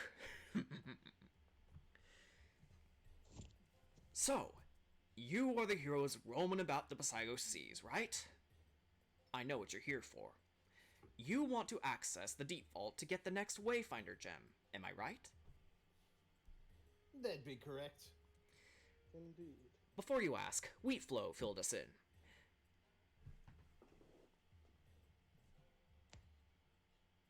wagered as much.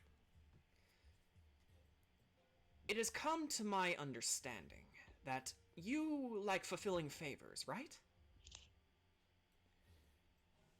We are certainly not opposed to fulfilling a favor or two. Here's something I'm wondering you can help me with.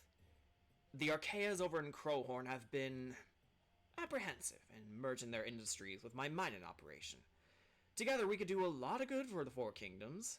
Not just the Garnet Canton, but also the Emerald Kingdom. And the Amber Nation, and beyond. Say you could, put in a good word for your new buddy Grin Grip. I could easily allow you to access the default. Oh, we could absolutely put in a good word for you. He stops you and says, "Now hold on. Just saying you'll do it won't get past me. You gotta show your conviction, see? Get me their signatures. No signatures? No default." Perfectly understandable. Can I try to pull the party aside and talk without the king hearing it? Sure. Could you give Your us a Majesty, moment? if you'll excuse us a second. So be it. This is a bad idea.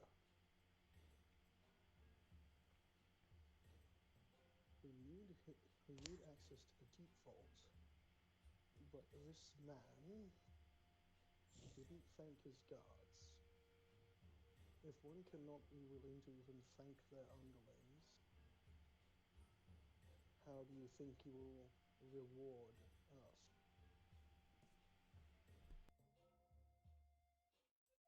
So you're saying he's untrustworthy? I'm just saying, he's a greedy cow.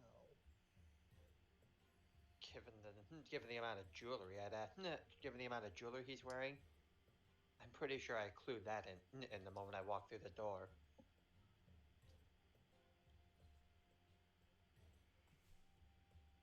Actually, this is a pretty simple solve. What do you mean? Simple. Forgeries. Well, besides just that. You didn't think of forging the signatures, did you? I didn't, but could. Besides just that,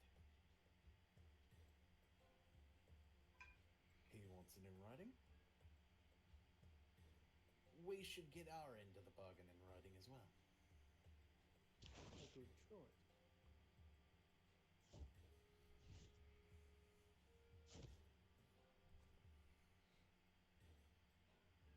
If he refuses to hand his side over in writing with an official seal, we can use the other option.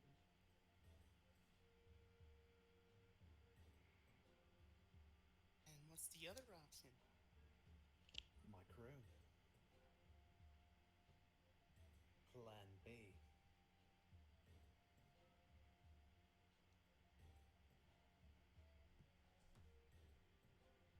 Okay, she definitely did share that back when you and Rourke were talking earlier. So she just has like this O on her face, like oh.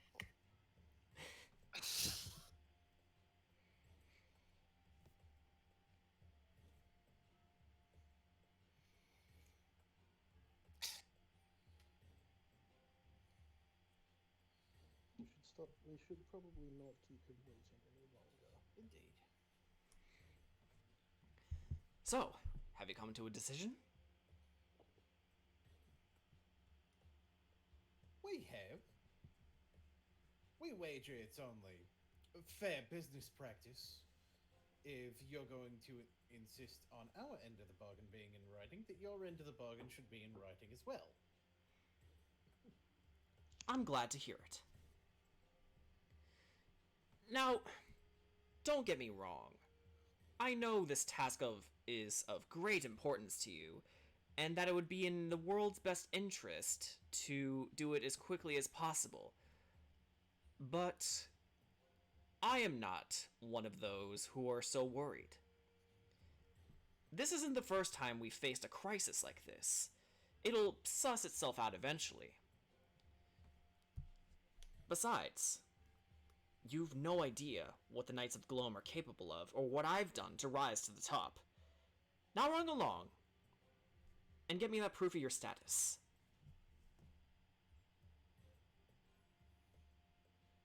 Can I make an insight check to see if he's like bullshitting on any of that? Definitely. I literally just asked for his end of the bargain in writing. He said, "Of course. Now run along." Oh, He said, like- of course, and then began talking himself and the Knights of Gloam up. Can I make an insight check to see Yeah, if he's Yeah. like, being honest at all? Okay, let's use my new dice. I want Anyway, to- anyway, I was just saying I rolled a nat 20. Cool. Oh, Okay, that's so good. Cass, you definitely get the sense that not only is he outwardly grubby, something's up. First of all, he name dropped the Knights of Gloam as if they were He's around best before. friends in the world. Though at the same time, he has this blasé attitude about him that he's rather content with getting his money and that money gets money, and that he would rather waste his time hoarding treasure like a dragon than contributing to his worth in the world. I find it very interesting that you agreed to that arrangement and told us to move along without giving us the...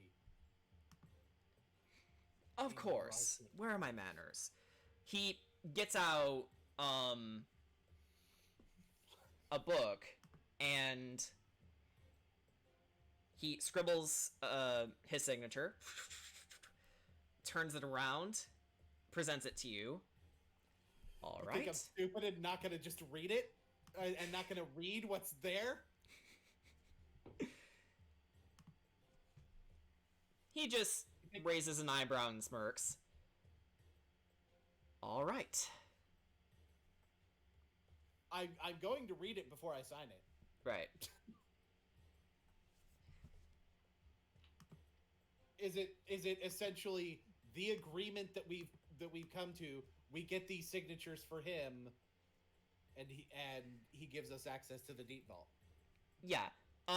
It's rather detailed, which is impressive for what took about half a minute to produce. It's pretty wordy, but yes, it does fall in line with your agreement.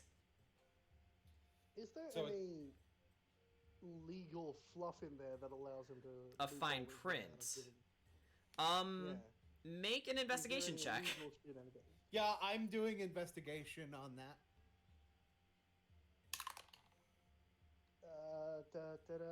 You know 35. what? He got a dirty 20, but I'm really lucky.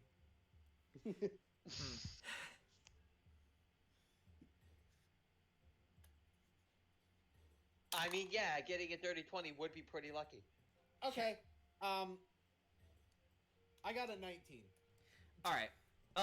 We'll take Rags's. Yeah. So you look over to Rags and say something along the lines of, "Hey, you want to check this out?" And Rags takes 1 second to inspect it. You do see a set of terms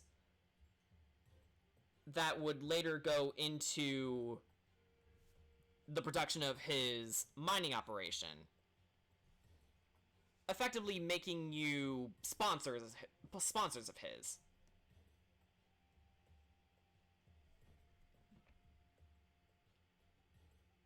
Your Majesty, Yes. it says here that should we sign this agreement, we will go on to sponsor your mining operations. Well, of course, a business is business, isn't it? And there are also underdeveloped means- countries out there that have not heard of me. His eyes flash brighter for a second. Business also means not messing with the wrong people, does it not?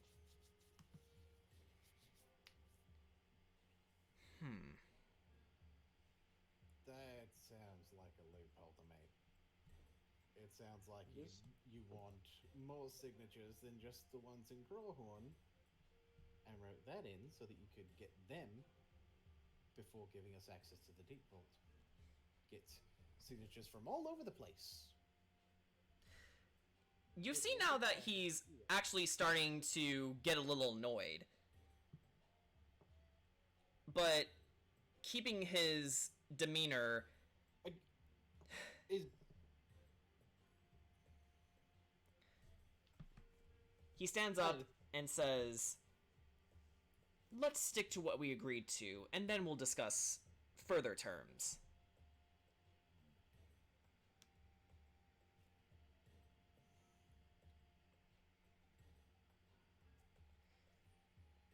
Now, if you'll excuse me, I have some money to count. Rags is going to leave. All right. Like, he's just going to turn and leave. Would anyone like to follow? yeah, Baku would like to follow. I feel like at this point we By the all way- would. Yeah. I've taken the book with me. That's private property! Yes, private property of the Sovereign Six now. Thank you very much. Got him. He just chuckles.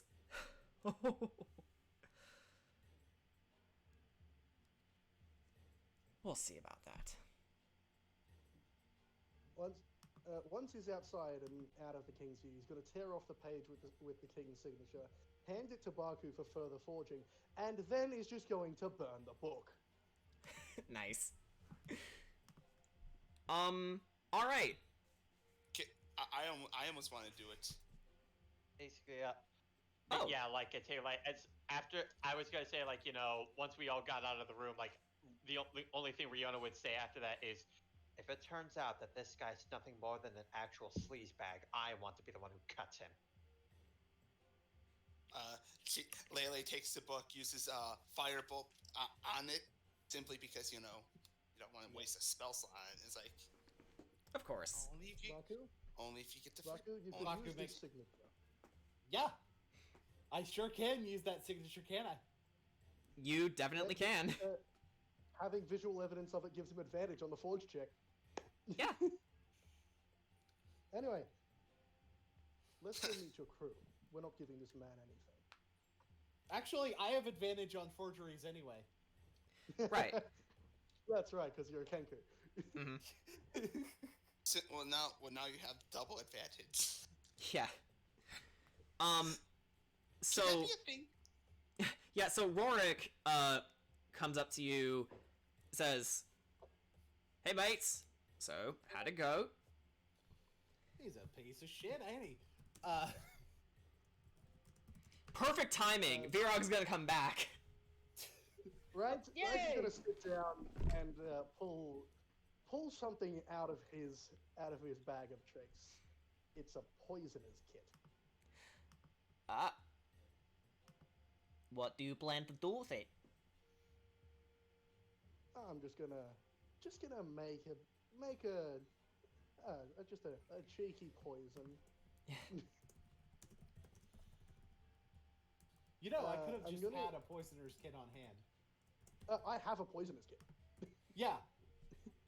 Just so you know, in the future, you don't have to. I can magically make one.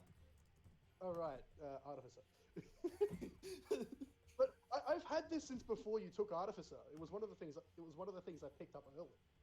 Oh, nice. I'm gonna use some of the bottled venom I've picked up, along with some flesh chunks, bone dust, and some of the blood that I've kept on me. Mm-hmm. And I'm gonna mix up a poison to kill the king. You're gonna kill him? Regicide. Bruh. And as you're having this conversation, Dora comes back with Virog, a little dirty, along with Geru, back from his nature walk, and he sees you all in front of the castle, along with Rorik. Wait, I want to. The king never got Virog's signature. Well, the king never got any of our signatures. We burned None of them. them. No, he didn't. We burned them. Oh. Because he was a burned- dickhead. The book was the contract. The book was the I mean, I was contract. gonna say, We even set if- that thing on fire. I mean, if we want to be, if I was gonna say, if we wanted to be technical, like even if he had a copy, he never had Virog's. Virog's So- signature is just a smiley face. Yeah. So, Baku did not sign the book. Yeah. He did not sign it. yeah. So, Virog had fun. Yep. Right. Anyway. He's just sitting down. He's just sitting on the ground, mixing ingredients, muttering Like- to himself. And Rorik Like- says, so, we going with plan B then? Yeah. Plan B Yes. seems like a better option, although we do have a few other details to it that can sort of spice things up. Uh-huh. Do tell. First of all, pretty sure he's working with the Knights of Gloam. Don't have 100% proof, but You know, it wouldn't surprise me.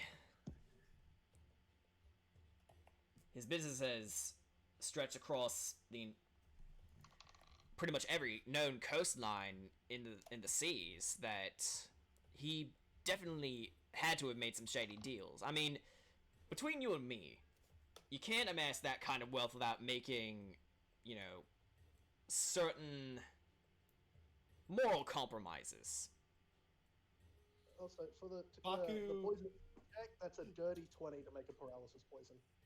Cool. Baku, he's got bird beak, but you can tell he has a smirk on his face. It's like, I have a signature. That's all he tells Rorik. Rorik just sort of gives you the look. Says, I know that look. Remember that one guy? I got all his money by, you know, pen motion. So is that how you got? Is that how you got all of that gold? It was legal, technically speaking. Ray stands up and swirls the potion in the flask. Baku, do you think you could slip this into one of his drinks? Can I have it? No. That looks delicious. Yes, you can totally have it, Virog. Oh, Please do not don't- drink it. Virog. don't- No, don't. no. Virog takes everything seriously, Aw. Rorik. Please be careful. Oh. You know, I bet we could slip that into his drink. And if his will happened to have a little bit of a change to who gets his Oh, possession. it's not going to kill him. We're going to capture him and put the dimensional shackles on him. Ah, that would work as Oh, well. and then we're going to kidnap him, obviously. Right. Because you don't work with the Knights of Gloam without getting some information. And I want that information. I mean, then again, if we did kill him, I could just trap his soul. That's true too. Ooh. So even if he lies to us in his life, I could force him to tell the truth. Which, garners your attention, Castiel.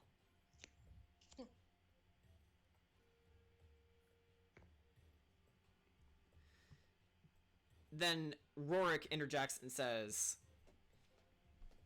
"It just so happens we know a way to get you guys into the Deep Vault without a signature. When you lot was traveling to Coldbreak, did you get a look-see at the top of the island?" Did we get a look-see at the top of the island? I don't think we Make a did. history check. I'll do that. 8. 8. I was too 15. busy with my flying. And crashing. Yes. I Um, was mentally occupied. Yeah.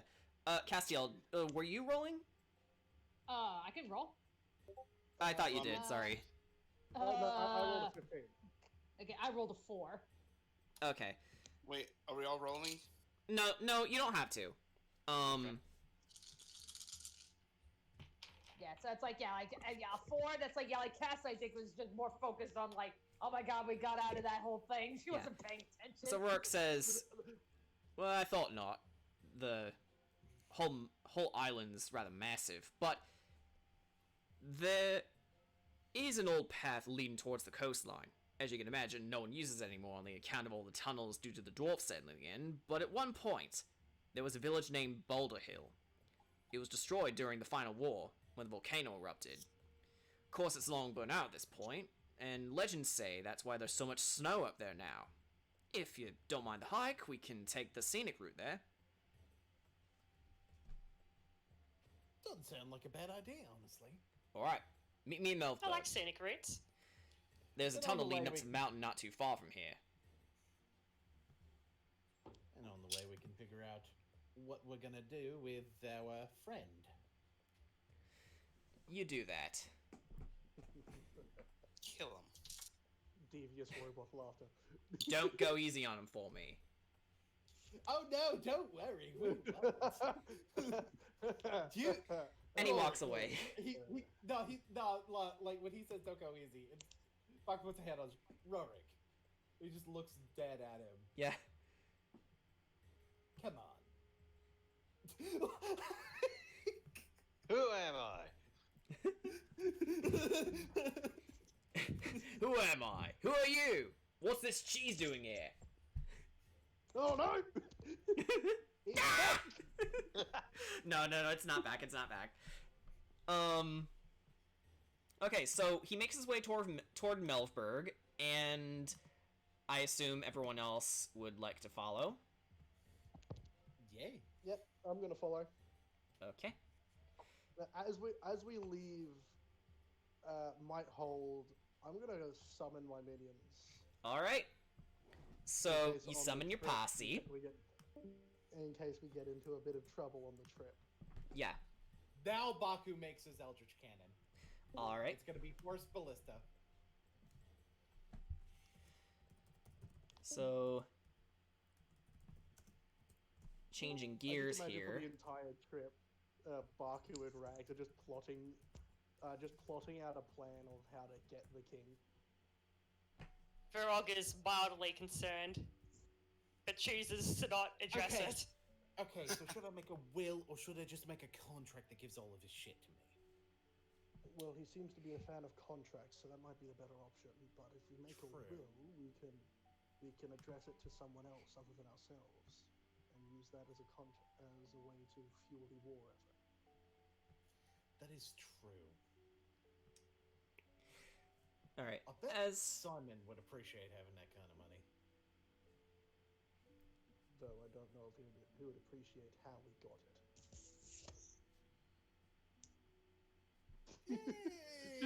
Casually plotting criminal acts. So Baku's like, I convinced him to do it. You know, for the good of the world and all that.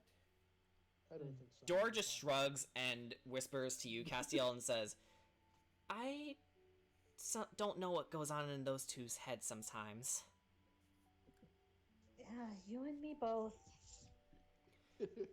And as you have this conversation, you make your way towards the underground residential district, Melvberg. This is where the middle lower class citizens live.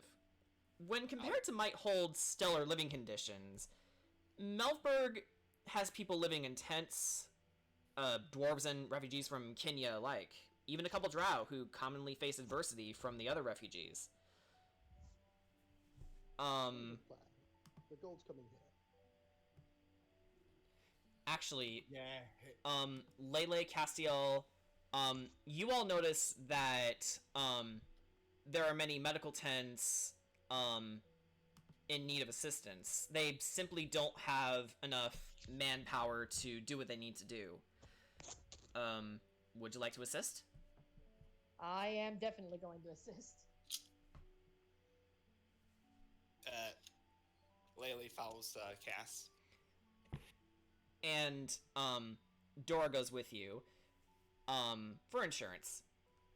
So your first patient, you see a little dwarven boy who survived a cave-in with his family. He contracted a pretty nasty cough. I would like for you to roll a medicine check or cast a spell. I think the Holy legs will shit. fall over the two. Huh? Holy I think shit. the legs will fall over the two. I used my new dice to, and I rolled a nat 20. All right, Ooh, Lele, okay. you got this. So, using what you learned from Castiel with your moments of bonding together, you picked up a remedy that, helps, clear up, lung passageways. And you give it to the boy, and he takes one sniff of it, coughs, pretty hard, but eventually he regains his breath.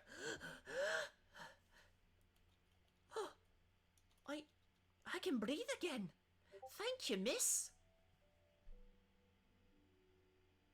It's nothing. You just looks over to. I learned from the best. His father comes in and says, "Thank you for taking care of my boy. We couldn't have done this without you."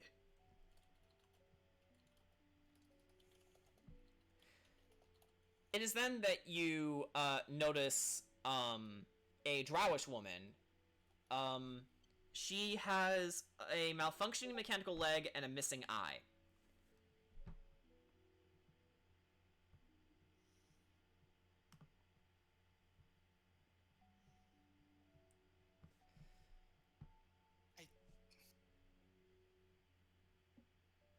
May I help you? Not unless if you're familiar with prosthetics. Baku. It's like, of course. It's like, of course, we need Baku of all time. Give me a second. She rushes out and almost as quickly is seen dragging Baku. Okay. Baku, make a tinkering check. Lele and Castiel, make a medicine check. Alright. Okay, I have to calculate what my tinker is right now. Oh, that's right. It's a plus 14 right now. So. What is my medicine stat? So that'll be a 31 on the tinker check. 31, not bad. Okay, so that is a 17. Okay. What did you roll, Cass? I rolled a 21 on medicine. Okay. So yeah, the three of you band together, and Baku, you managed to improve the inner mechanics of the leg, and it now has a degree of 360 motion, rather similar to how normal legs work.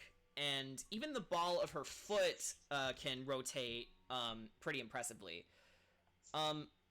Lele, you help replace the gauze on the woman's missing eye, and Castiel, you pat out the blood that was leaking through the old one, and you cleaned up pretty well, although the woman did protest in pain a few times, but she settled into it rather fast.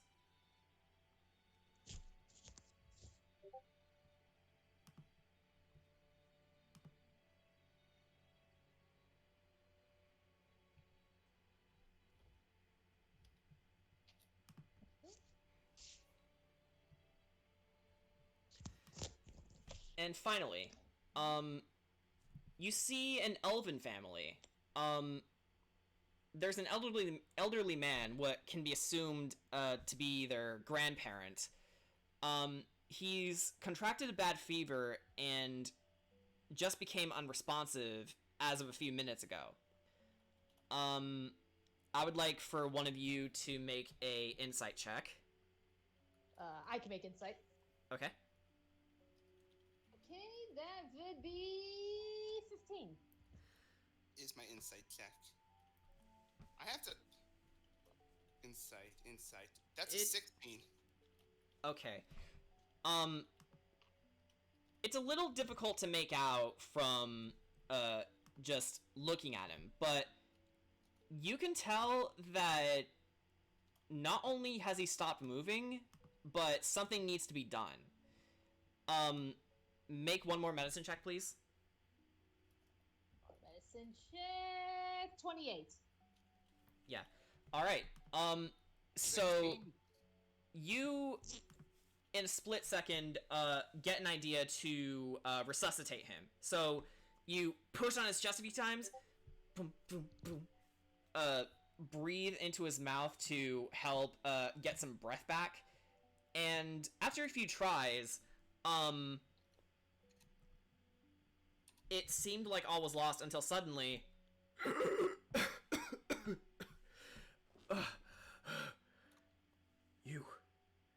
You saved me. Thank you. No, not a problem.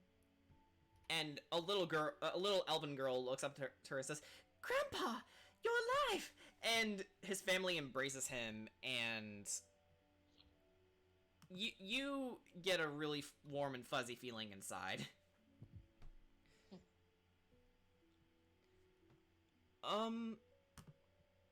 Although while you were all busy, Riona,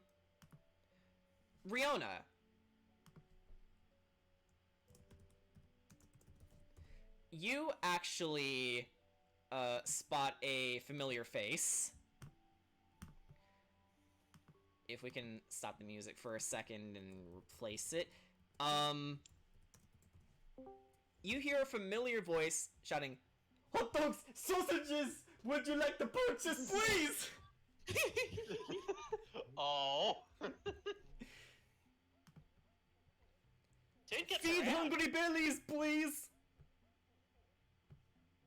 You know, they're probably not exactly the most healthy option at the moment, but I'm certain these people here would appreciate something to fill them. Oh! He looks to you. His head just tilts in this almost robotic motion. And he waddles his way towards you. You know, pushes his cart. And says, "It is you. Do not worry.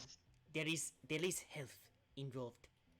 Veggie hot dogs and sausages are available for purchase. And some solid. It is all for free." Thank you. These people would definitely appreciate the aid. Indeed. Also, since we have been rather acquainted with each other, I must give my name. My name is Frankfurt. What is so funny?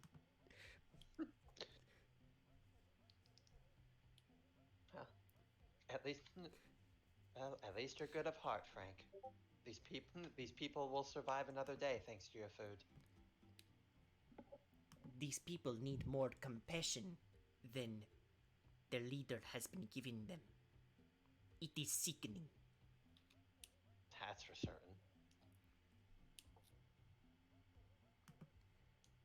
You know, I think I might take one of your hot dogs and sausages myself then. Oh. Very good. He hands them to you like, "It is free."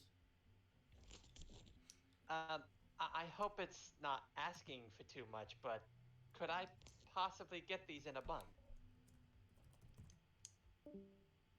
A bun. Did you say bun? Oh no. Did Yeah? you say Okay, so- bun? Budding sausages are already on bread, mate. Yeah, you gotta have bunning snag on a slice of white bread. Onions on top. Did I say something wrong? You do not understand.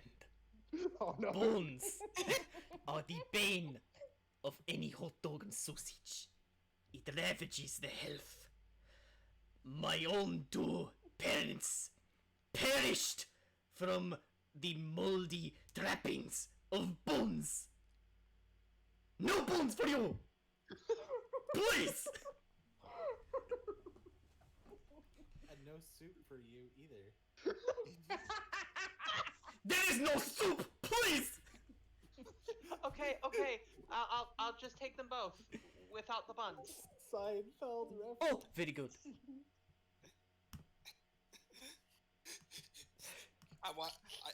If are Cass and I done for the record with all that? Because if we're outside, Yeah, you definitely hear him freaking out at this point. But he's been quickly placated and says, I was gonna very say, good. Here you are. I was gonna say she just whispers into Rags, to Rags, tell you they're not sandwiches. Well, no, you're not whispering to Rags because he's currently fuming and talking to Baku. Okay. Yeah, She you just mean whispers- Riona, right? No. Yeah, you know what? Yeah, she sees that and just whispers to Rihanna, told you not sandwiches. Told you they're not sandwiches.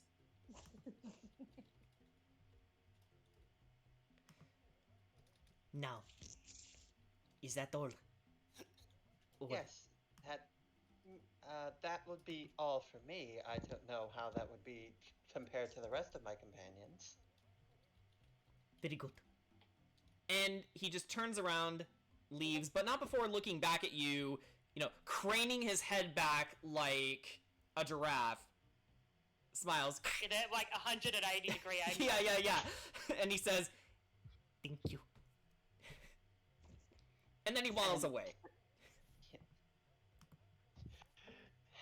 Riona just turns This around. character will be in my graphic novel.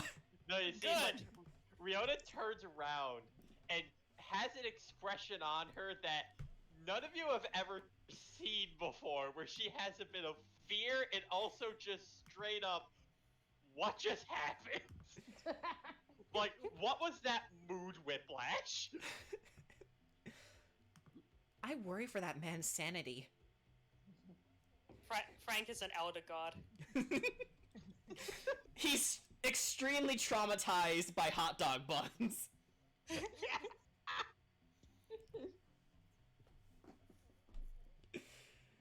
So, you make your way past the town after helping the people with what they need. Handing out the food along with Frank and healing whoever needs to be cured from their sickness.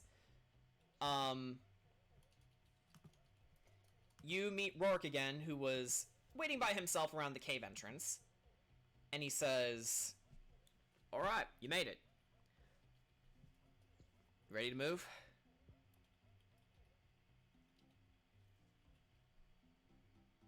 Yeah, he looks to Rags after their conversation.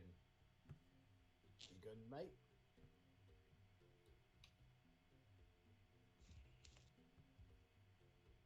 He's not going to survive the month.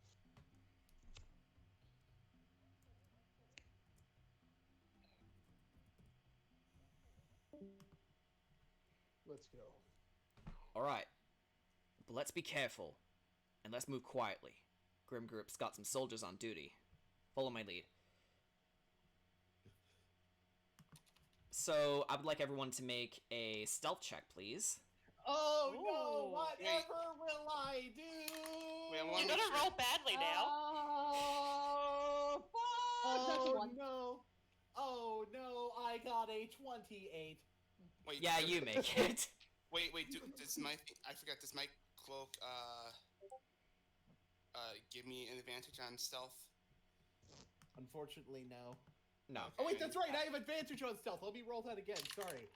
Why would you roll that again? That number's perfect. Sorry. I actually got a 32. Okay, we'll take that. Well, Either way, you succeed. I was wondering just because I got a 21. Okay. Could you guys just carry me and so you could be my stealth? Yeah, Okay. it's like, Once again, we have an unreasonably quiet robot. I got 19. Yeah.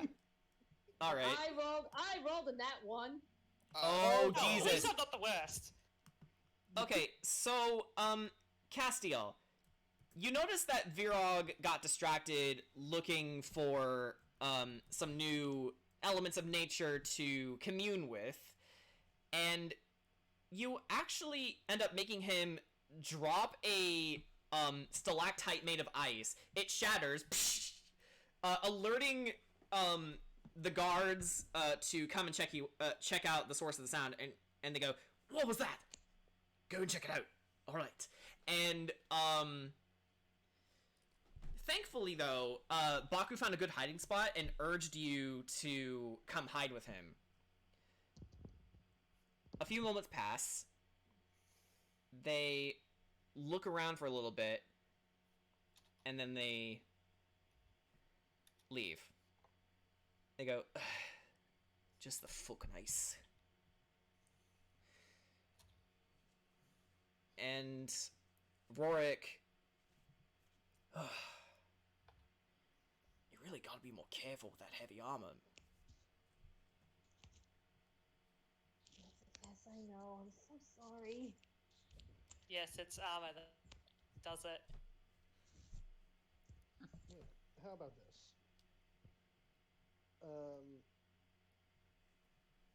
I'm gonna put my hand on Castiel and Virog and upcast invisibility. Ah, alright. Ah. I'm gonna make them both invisible. Alright. Yeah, we need help. Yeah. Thank you. For the path that was opened, it is rather close to the guard's location. They're guarding another route, because in their mind it's more important. But, there is another way that is less traveled, but is immediately more accessible. Since you're invisible, what would you like to do? Hang on, I might be able to get us through this. Alright. Let's just scroll up. They're invisible. Baku Wonderful. may as well be. How many of the guards are there? 2. Wonderful. Make a Constitution saving throw, both of them. Okay. Hang on, let me pull up a stat block to choose from. Shouldn't be too high strung. They're like 2 goons, so we'll just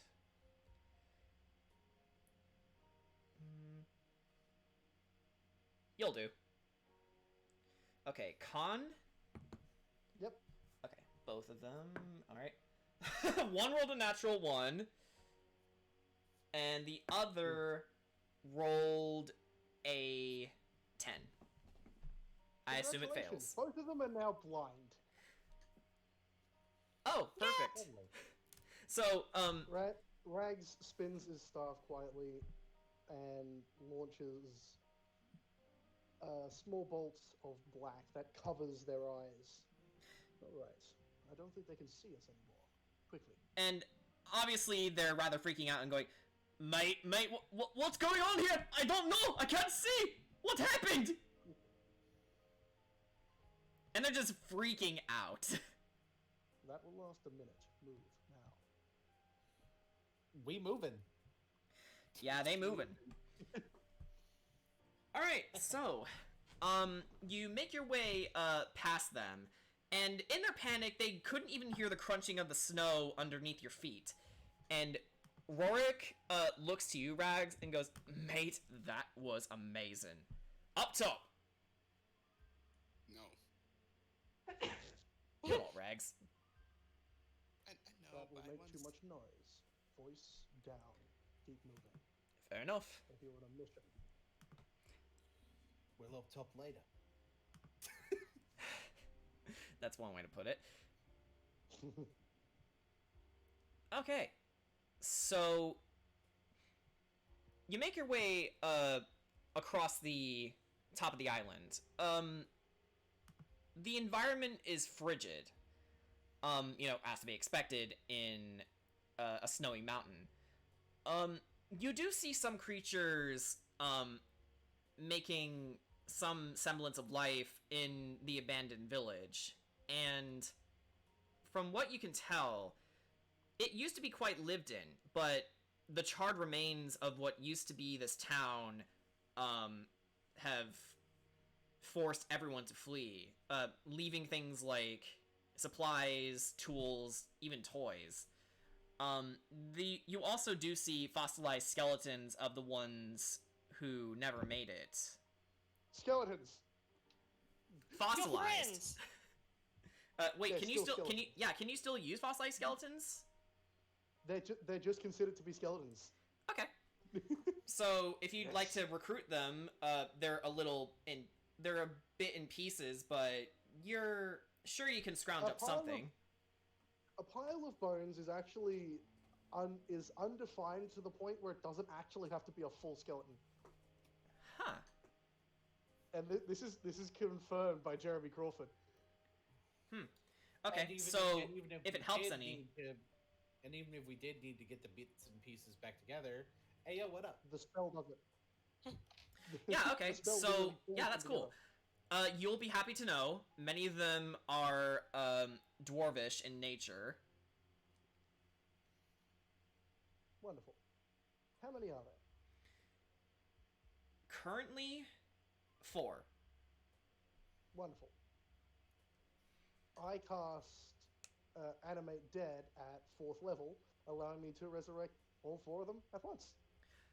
Okay. As they rise from the ashes and the snow, they stand attention to you and kneel in respect. Barker, do you still have some guns for them? Do I still have some guns? That's a good question, do you? I bet I could make a few more real quick. I have 3 pistols left at the moment. Alright. This bumped up my skeleton count to 15. So, should I do a tinker check to make some guns? You can certainly try. Yeah, just to make regular-ass guns. You know, I probably would be good with that, but I'm considering lucking it because it's really low. You know what? I'm just going to stick with it. 17. We'll say that it's low because he's in a rush.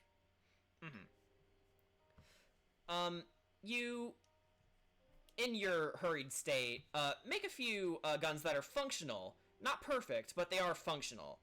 But they can easily be replaced later on. I'll fix them up better later. We're just on a bit of a time crunch. He's also kind of making notes that maybe some funds could go to the clearing and restoration of this town. Yeah.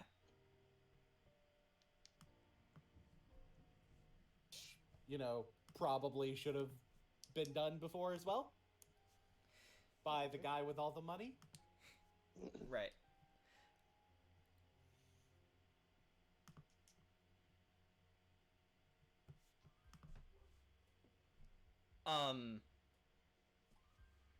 As you're making your way across the mountain, Rorik looks out from what appears to be a park of some sort overlooking the sea, and he just stops and looks at it.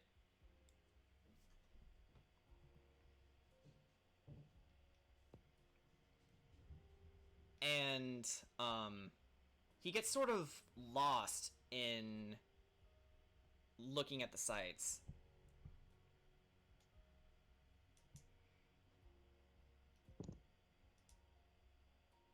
beautiful view. He turns his head and looks at you, Rex. Oh, sorry, mate. I, kind of got a little lost there. That's the way of a pirate to continuously look at home. Right. Actually, as it happens, what does the world mean to you, Rags? It's where I am. It is where I was built. Where my brothers are. Where my friends are. He says, gesturing to the rest of the party. Pirog waves. Where my pets are. It's the only place I will be. And if I have to kill just to continue this existence of mine, I will. I'm not going to let someone from my past, anyone's past, tear apart the world that so many people exist in.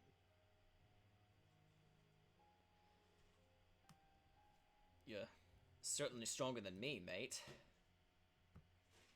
As far as I remember, I've always served underneath someone's wing. And to suddenly have a position of leadership, ordering the crew of the Eastern Manta around, it's still pretty hard for me to swallow, In fact, as it happens, he looks to Baku. I always thought he would take over the crew. He did take over a crew. Just not the one that you were meant to take over. Guess that's true. The Manta is your ship. The crew are your men. Are you just going to let that go? Not for the world. Then take this advice. They're relying on you to be a good captain, just as we rely on each other to keep each other safe. Yeah. Anyway, I don't mean to be a stick in the mud. We might as well focus on what's in front of us. If anyone is a stick in the mud here, it's probably me, he says, turning around and walking over to his pets.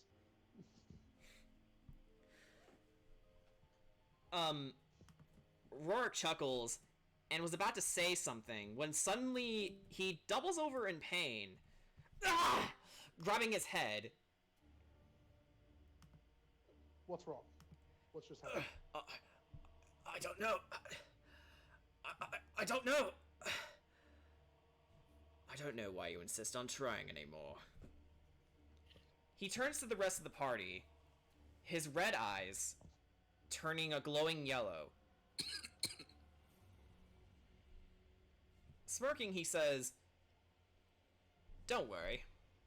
I'm not gonna kill you. Yet. That depends on how soon you can reach my fortress in the skies." Baku recognizes that voice. He turns immediately. Teruta! Indeed I am. In the flesh. Well, not literally. Get your grubby mental mitts off of my friend, you git. Gladly, but first, I must tell you something. I'm impressed you made it this far. Poor King Moranel. He suffered quite the migraine when he first fought you. Truth be told, I only made him pull away because, unlike him, I like to play with my food. Bakuhatsu Blackfoot. I've been much too gentle with you. I must refrain from destroying you here and now, but I will make you suffer before that day comes. All of you. Starting with Captain Rorik of the Eastern Manta. And he makes him reach for his pistol. loads it, and aims for his own head. I cast Animate Objects. Animate object? Yep. I'm going to take control of the pistol and cause it to misfire. How far away are we from him? You're about 10 feet away from him. He's up on the hill, so the rest of you will have to catch up to Rags and Rorik. Ah, okay. Not a problem for me. Yeah. 10 feet away? Yeah. I probably can't. Okay. And then... So I can just dimension door right there. I'm gonna try something stupid. What do you plan to do? Rags is going to tackle him off the cliff. Hold on. Can I take a action cantrip, or would it need to be a reaction? We'll make it an action, sure. Okay, could I cast Thorn Whip to like get the gun off him? Yeah, sure. So, you rip the gun out of his hands. Unfortunately, while the gun was removed, Tarumta makes him laugh. Well, there is more than one way to skin a cat, and she pulls out his swords and inverts them and aims to stab himself. And Rags, before you could attempt anything, you suddenly feel yourself locking up. What in the nine hells is going on? Now, we can't have you try your tricks again. If you kill that man, I will find you, and I will rip you to pieces. You can certainly try. Actually, can I try and actually run and make my way over to Rourke? Yeah. Excuse me. Excuse me. Yes? Baku was going to Dimension Door. He's going to Dimension himself, basically placing himself between Rorik's stomach and the swords. Yes. So as you dimension door into Rorik, you didn't notice that Tarumta made him pull out his swords. And in that very moment, you see that the blades are within reach of his stomach, and you only have half a second to react.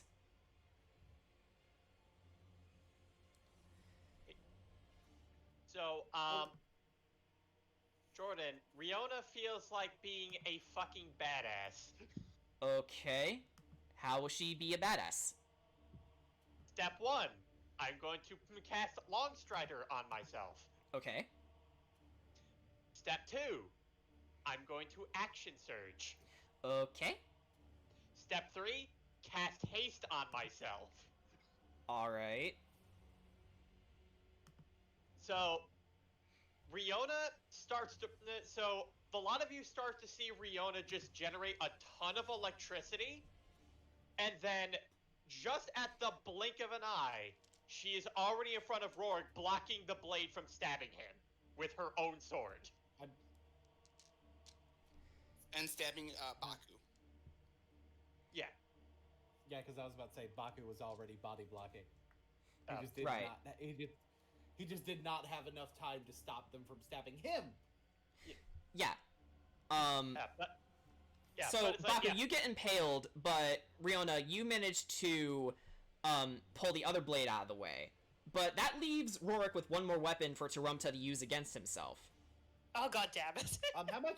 How much damage do I take from getting him impaled? Let's see.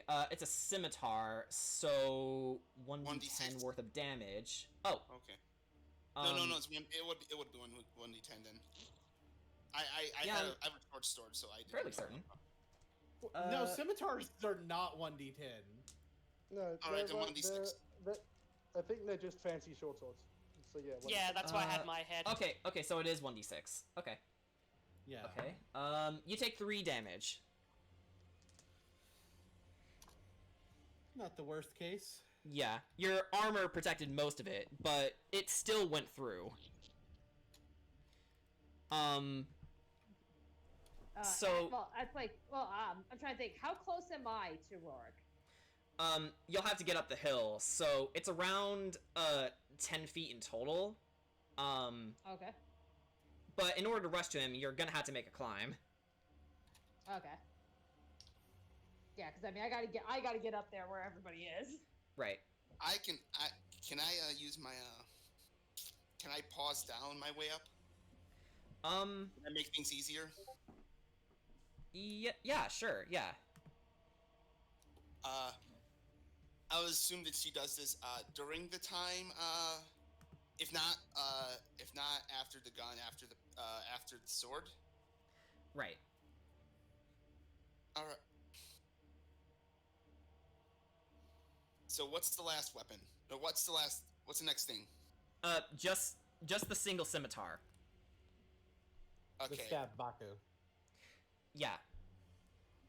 So, Tarumta makes him pull it out of you, Baku, and, she parries it, she parries Riona's katana, and, simply holds the blade against her own, and says, "It's amazing how much you're trying to resist." And it's amazing. using, and it's amazing how far you're willing to go to try to kill us. Indeed. But first, I must attack your hearts. And Riona, she makes Rorik grab your arm and thrusts your katana into his chest.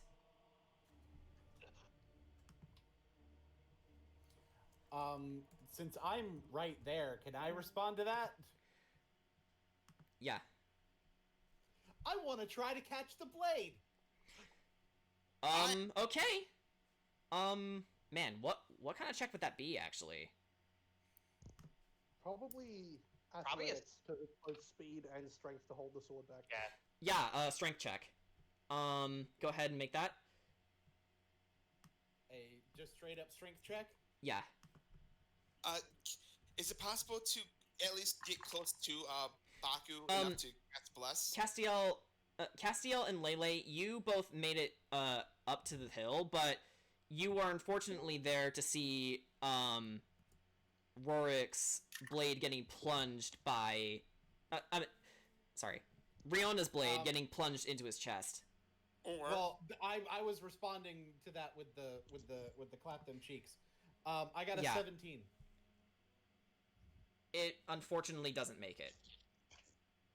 You grab the blade as best you can, but it cuts into your wing, and you could just watch as his eyes go from yellow to red, and you hear him sputtering and coughing, and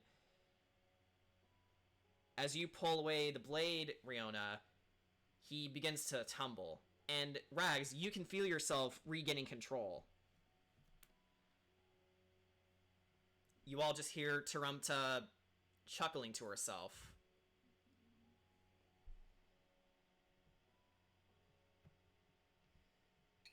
Who would like to catch him? No. Baku will catch him. I can. Oh, okay. But can Lele run to try and cast Heal Wounds? You can certainly try. Okay. Okay. Obviously after he catches. Obviously after. Who is catching him? After Baku catches. Okay, Baku. So you catch him, and Lele, you make your way up to Rorik to try and cure him. Alright, now I have to roll. I'm gonna start at level 1. 1d8 plus my spellcasting modifier. That's 17. Okay. Unfortunately, that only manages to close the wound, but... If I may, I'm going to cast a level 3 Cure Wounds. And Okay. on top of that, I'd like to cast a level 7 Life Transference. So I'm gonna need 3d8s plus my intelligence modifier because it's an artificer spell. Okay, so as you're all helping to heal him, Oh, whoop! That was a d10. I'm gonna. Rourke looks to you, Baku, and he says, "Baku," and he holds out his hand. That's gonna be 21 healing, by the way. Yes, he Baku holds Baku out his takes hand. Okay. Baku takes the hand as he's treating the wound. It's like, don't worry, Rourke. We're gonna get you safe, okay? Yeah. That's 50 healing from me. That'll do it. For all the years we've been together. He squeezes your hand a little bit. We've been friends. I always thought if the Eastern Manta were to have a captain, it should have been you.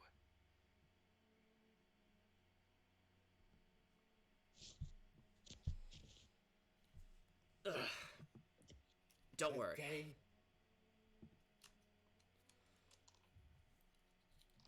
I'll cruise with you all the way.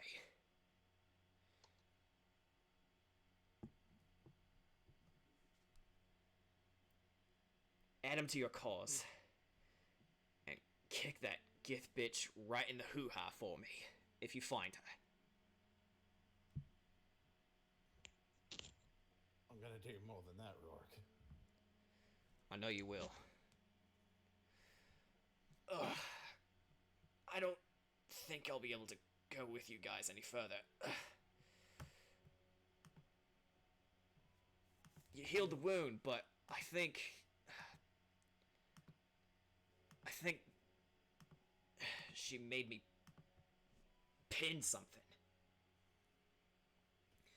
And Baku, since you're holding him, you notice that there's a puncture wound close to one of his spinal cords in the lower back.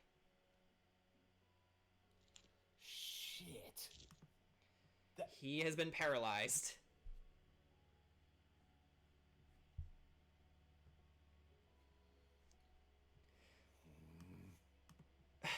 Don't look at me like that. The glory of adventure, living free and for ourselves without ties to anyone. This is what we signed up for, mate.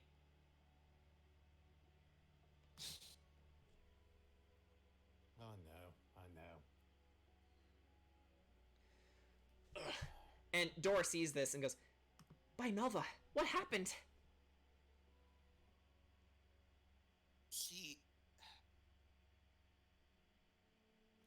Room to happened. Oh no, Rorik! He's not dead. She rushes up to him and says, "Are you okay? Can you walk?" And Rorik tries to move and says, "Ugh. No, I don't really feel my legs."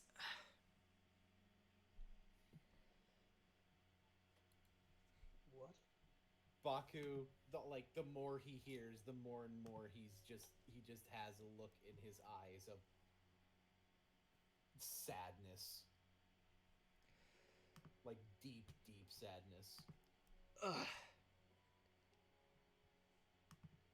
That attack really cut deep. Actually, quick question. I know the spell Regenerate can fix severed limbs. Can it possibly be used in this kind of situation? You can try. Because I mean, because I know it specifically says severed body limbs and such. That's where it's like, I don't know, like, yeah, could that count? Like, could cast, like, spend an hour with this spell and, like, try to fix everything, like fix his spine and shit. Like, like, can the spell do that?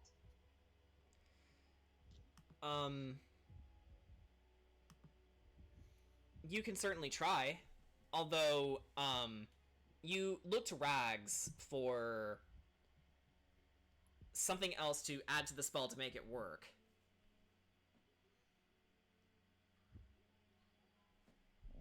The spell that would, or the spell that would actually do us the best good in like getting him back on his feet would probably be Greater Restoration. Would it? Let me check. Like, granted, stuff like this doesn't have like a specific, but like that's what makes sense. I think Greater Restoration makes sense, but it's worth it to try this. Yeah. Well, Lesser Restoration also cures paralyzed. Well, it's not this type of paralysis. The effect, but not. But paralysis in terms of bodily dysfunction. This is actual paralysis rather than the spell effect paralysis. Yeah. I'm not sure I can. I might have an idea. What are you thinking? Rorik. Yeah. This might hurt you. What are you doing? It will hurt. Baku, I need you to roll him over. Baku nods and does it, being very careful while doing so. We might have a chance if we can open his back to the affected vertebrae and have you cast the spell directly on the affected area. To do that, do you have a knife? Oh, great. You won't feel much below where the wound is affected, but I have to. Baku winces and it's like, I have 2 daggers on me. Whatever you're doing, just get it over with, mate. It hurts as much as it already does.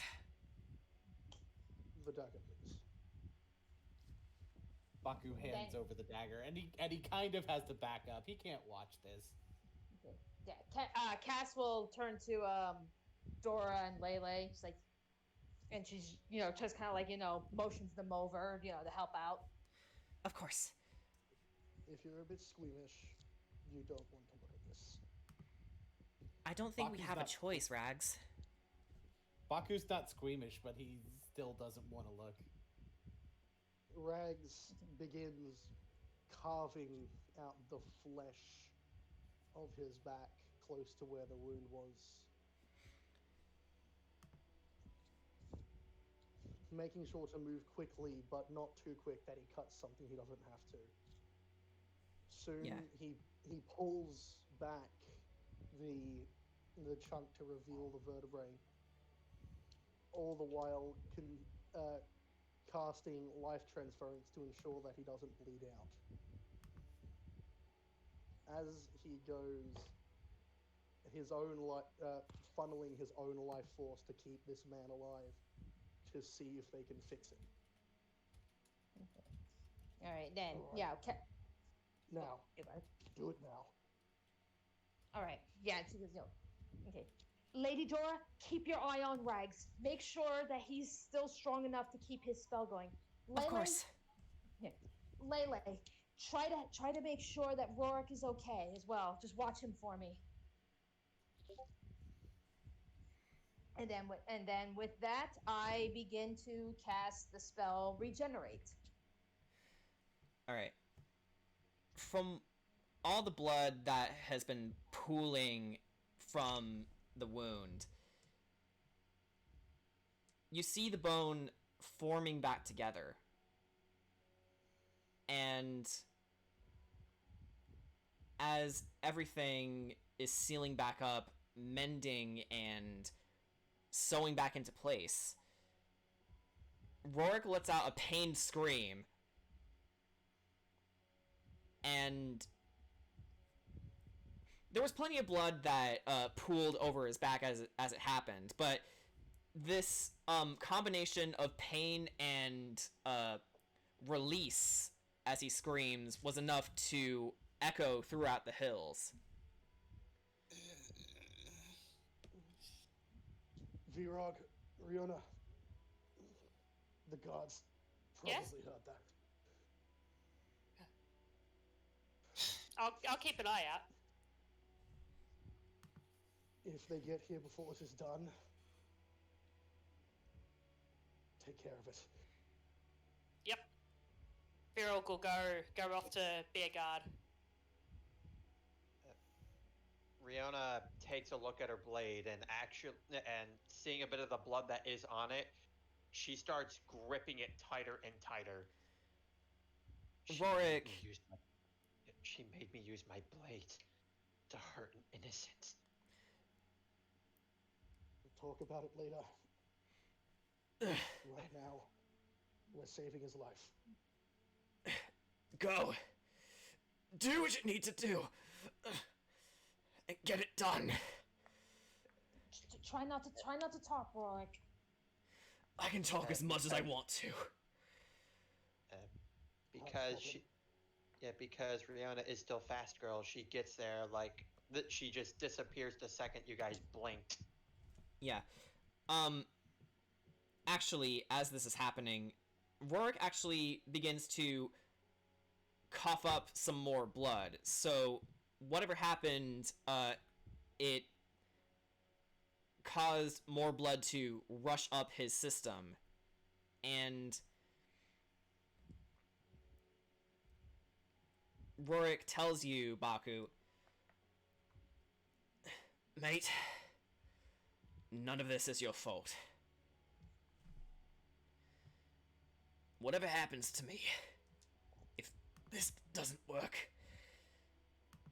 I want you to know I don't regret meeting you one bit. Brother.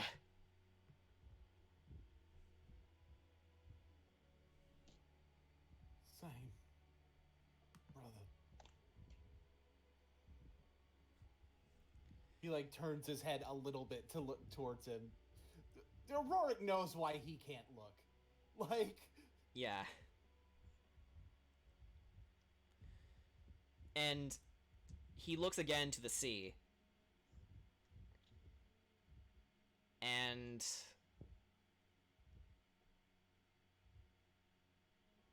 he smiles.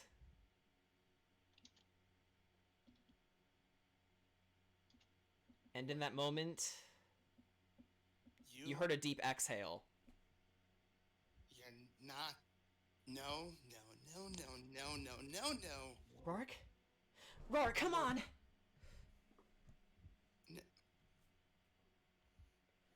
I like to try and cast Cure Wounds again, only this time at a higher level. I want to cast it at level... I want to cast it at... As you try to cast the spell, Dora puts a hand on your shoulder and says, Lele, he's not moving. He's gone.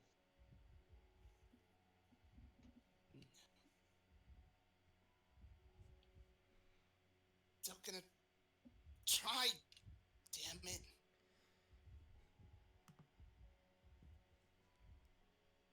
So she tries casting it level 5. Where did I put my dice?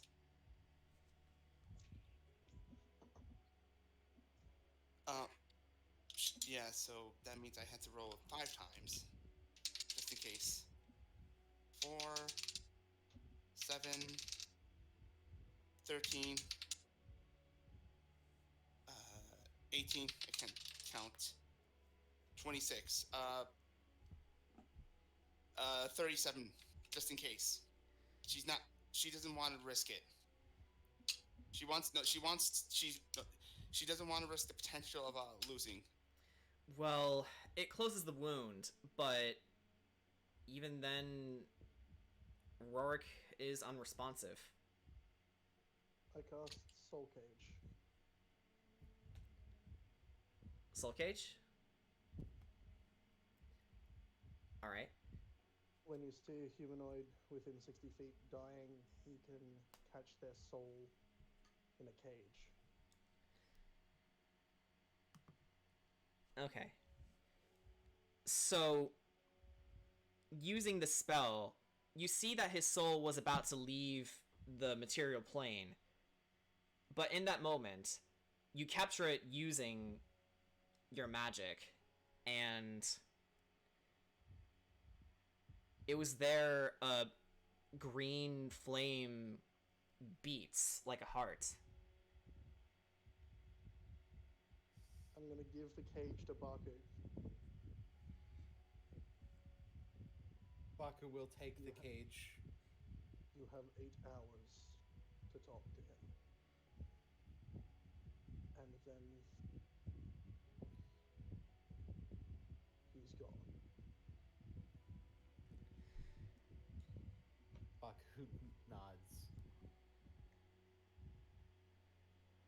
Rorik, I'm sorry. I know that you said it wasn't my fault. I'm sorry. And I know exactly who's to blame for this. We both do. He's like barely keeping it together.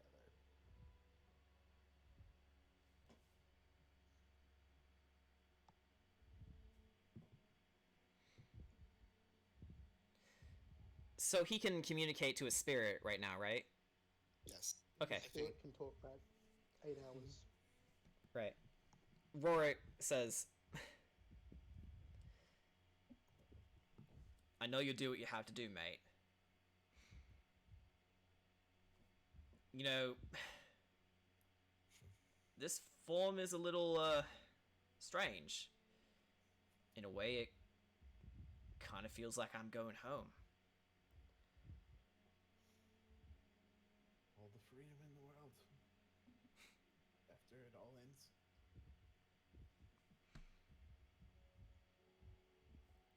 One day we'll walk together again. Just don't do anything stupid, and don't do anything I wouldn't do. You know, This. hey, to be fair, not doing anything you wouldn't do, that's a very short list. Even shorter now, I guess. Yeah. I'll make sure that the day we see each other can't isn't too soon. You thought I would be the best captain for the Manta. I thought it was you. I think looking back on it, we were both right.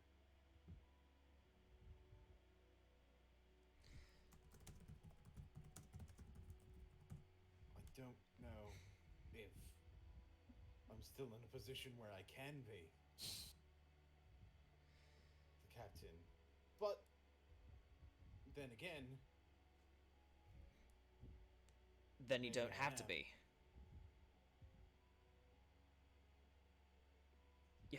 You have a perfectly good leader in your midst. But I think your heart is what your team needs most right now. And that is why I've always respected you as a friend, and even more as a brother. Don't lose that part of yourself.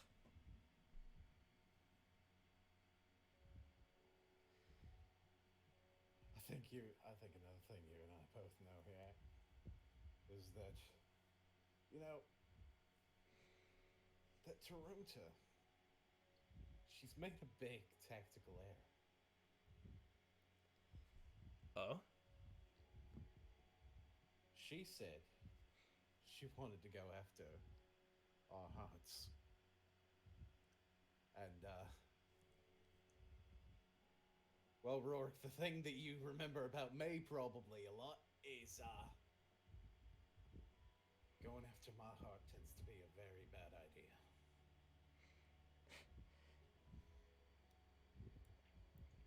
Ain't that the truth, mate?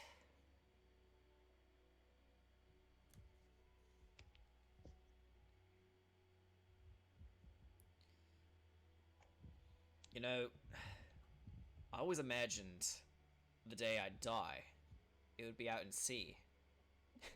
Instead, I'm dying in this stupid abandoned park.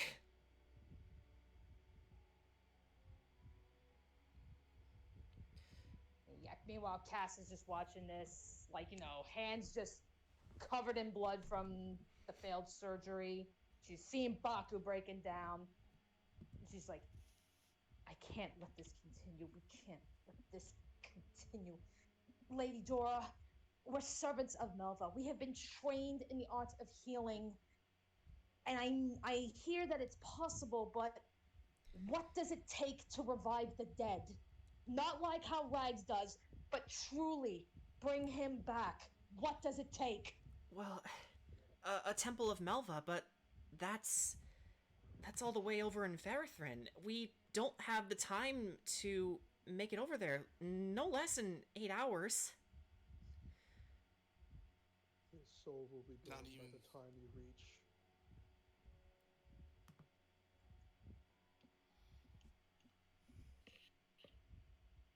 It's like you mean you tell me we can't? We've done all kind. We've used yeah, pardon me. We've used dimension doors. We've used portals. You're telling me we can't possibly use one to get there quickly? We can't save him. Okay? The hardest part about being a healer of the sick and the broken, we can't save all of Melva's children. As much as we want to, the sad truth is, life is all about balance. Some people live, others die. Which is why we need to protect all life, no matter the cost. And what happened to Rourke today can possibly be prevented in another life.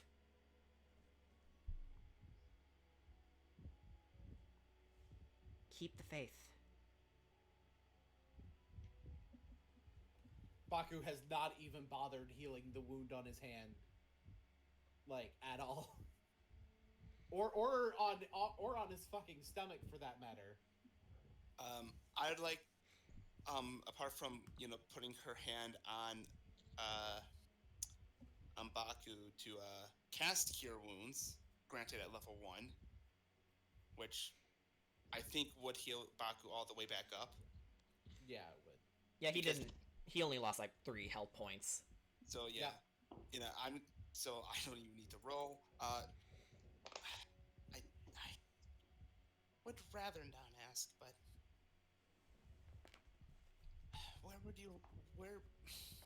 might as well ask. Where would you like your body to go? Well, a burial at sea sounds nice.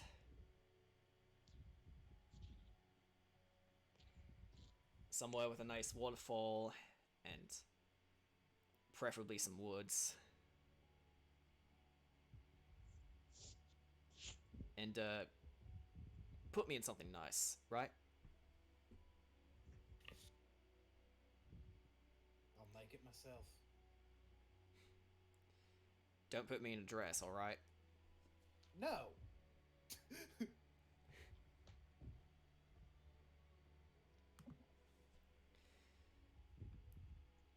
What Alright. did you say Funny as this it would place was be, called? not the time. What did you say this place was called, Rook? This Boulder Hill. Village. I don't agree with that. This is Rourke's Hill. You know, self-serving, but it's a good name. And when we kill that gold-grubbing bastard on the throne, I'll send my army to rebuild it.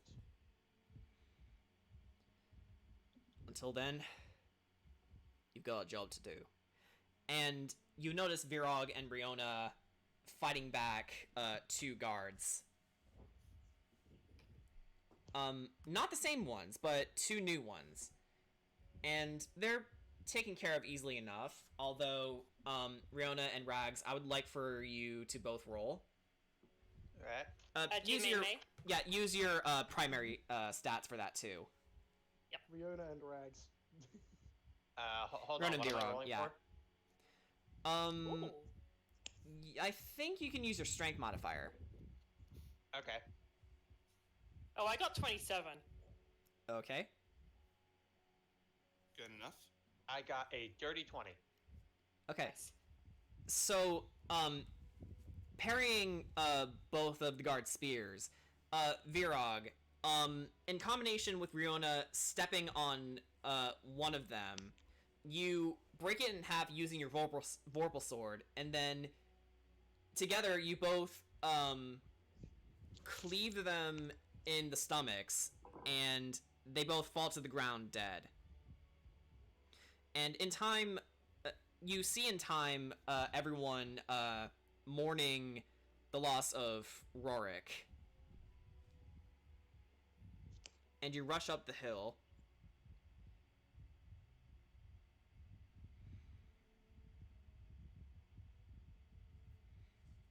And you also see the path leading to the deep vault not too far from where you are.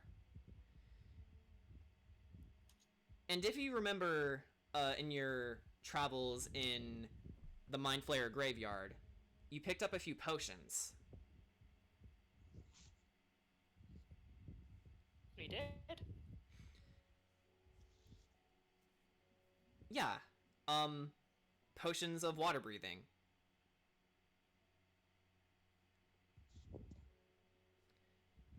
From here you can see the coast leads directly into the water.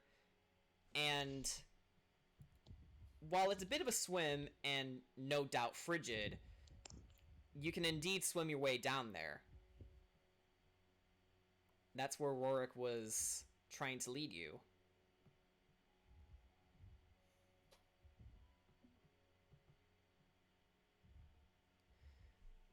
Would you like to down the potions? Yes. Yeah.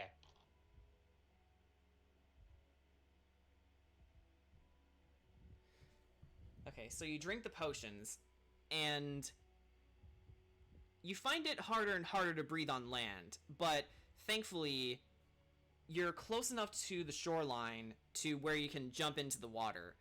Of course, Rags doesn't have to worry about that since he's a Warforged, but you did give the extra potion to Dora just in case she wanted it, and she says, "No, someone has to watch over his body. I'll hold off the rest of the guards the best I can, but it'll be tough." Rags nods and looks towards his pets. Stay with her. They both growl in understanding.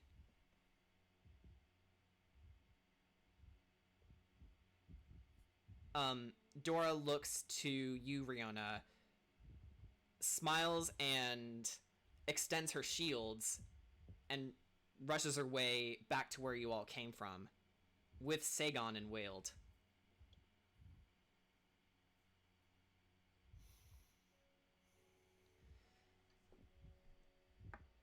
You all make your way towards the shoreline. And before long, you're underwater. And I think only one theme fits this particular setting. Okay.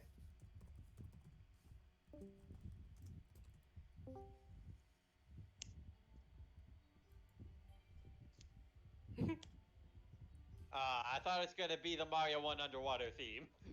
No, it's Mario, but not the Mario you were thinking of. Mario. Mario, as the Melee announcer would say. Anyway, you swim your way towards the deep, and you see before you a beautifully ornate, almost horseshoe crab shell-shaped monument, which can only be assumed to be the deep vault.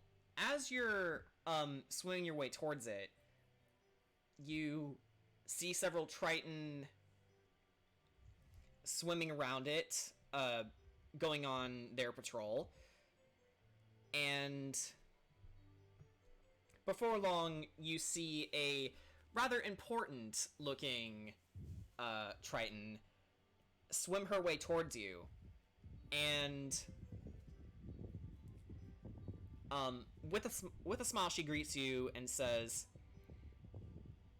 "Welcome, travelers. I am Queen Unrin Abodath." And it was in this moment you realize you can talk using this potion. I was wondering if that would happen. Did we all take it? Yeah, you all took it. Okay.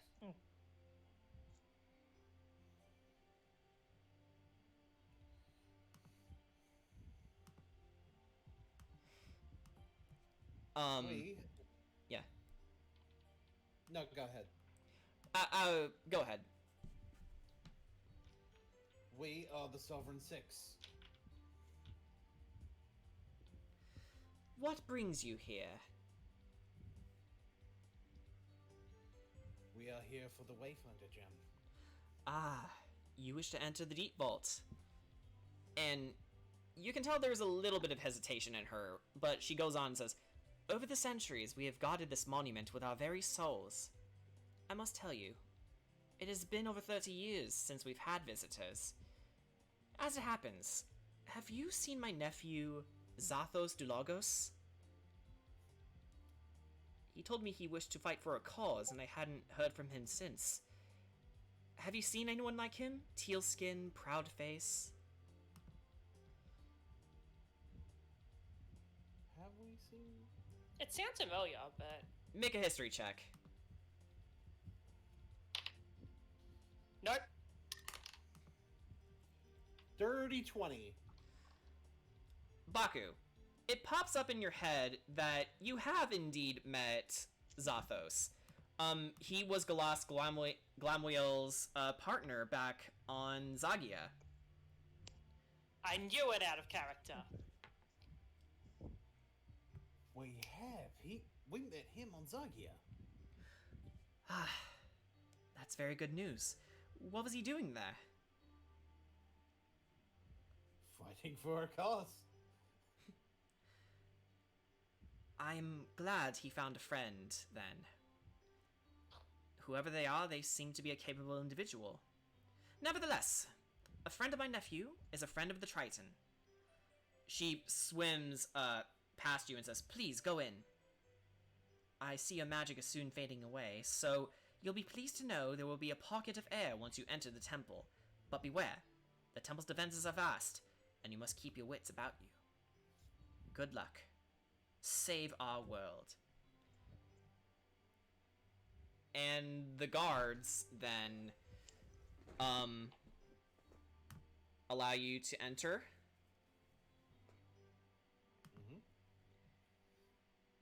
And you had to swim your way up, but you do eventually find a pocket of air. And once inside, let's change the music again.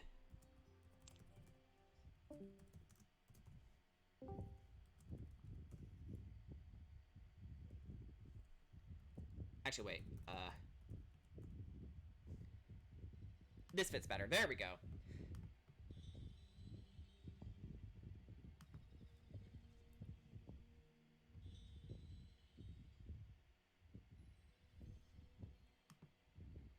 Beginning the trek down below, you're all faced with a dark, damp room with old cogs that are rusted together and a tightly closed metal door.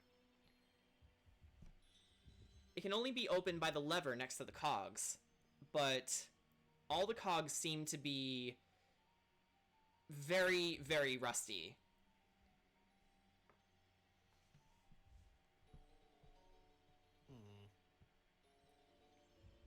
Doesn't look very stable here. It's not that it's unstable, it's just old. We probably need to oil these things up, possibly clean them. In that case, Baku, make a tinkering check. Sure. Oh, howdy day! It's a 32. Awesome. So, easy enough. You managed to clean the cogs, and you added a solution that would get rid of the rust and all the grime and dirt. And it is then that you see the lever before you. Who wants to pull it? Oh, I do. Okay, no, we'll let Vrog do it. Yes. Virog, you excitedly pull on the lever, and the door opens with a metallic whine, and you all see a light filling the room. And before all of you is a passageway. It's noticeably damp and dripping with water, but it seems stable enough.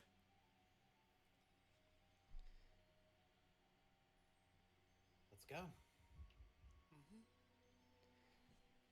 How's the lighting in here? The lighting is... it's good enough.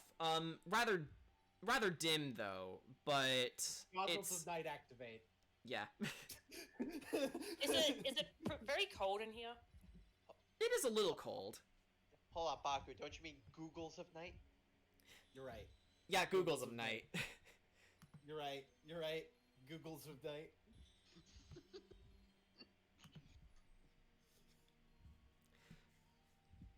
Okay, so, you activate your goggles, and, for those who need them anyway, and before you, you see a great waterfall.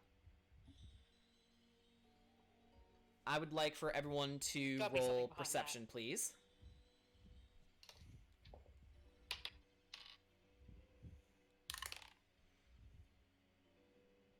That's gonna be a 19. Oh, Baku, That That you... is 23. What is my perception? 25! Perception. Oh, I've been defeated. 24. right. 27. Okay, everyone, you, notice that while the waterfall is beating pretty hard, you can faintly see what appears to be a path behind it. There's also a wall that you can use to find purchase.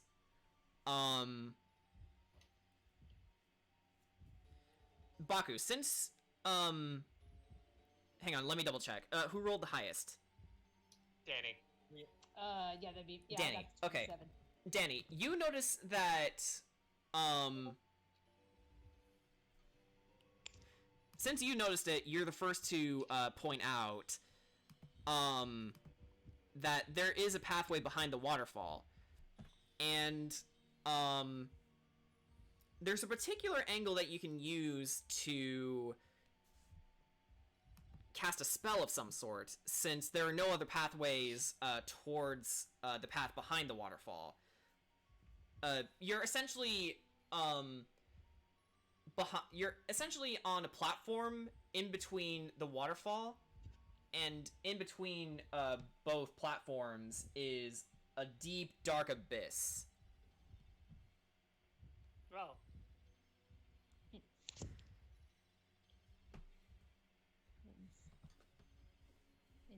Oh, you know, this actually gives me an idea, let alone an opportunity to finally put this spell into use, possibly. Alright. How about the spell Control Water? That'll work. Oh. What would you like to do with the waterfall? I'm taking a look at because there's Yeah, there's a lot to control waterfall. Yeah, that's where it's specific. Like I don't need to. It's flood, part water, redirect flow, create a whirlpool. I mean, there's a bunch of things you can do. So make it flow upwards. Defy gravity. Pull a Klonoa. Yeah, it's like I technically could, but I don't think we need to. Yeah, if anything, it might make the situation worse. Because what if it all comes down? Funny. Yeah. Let me see.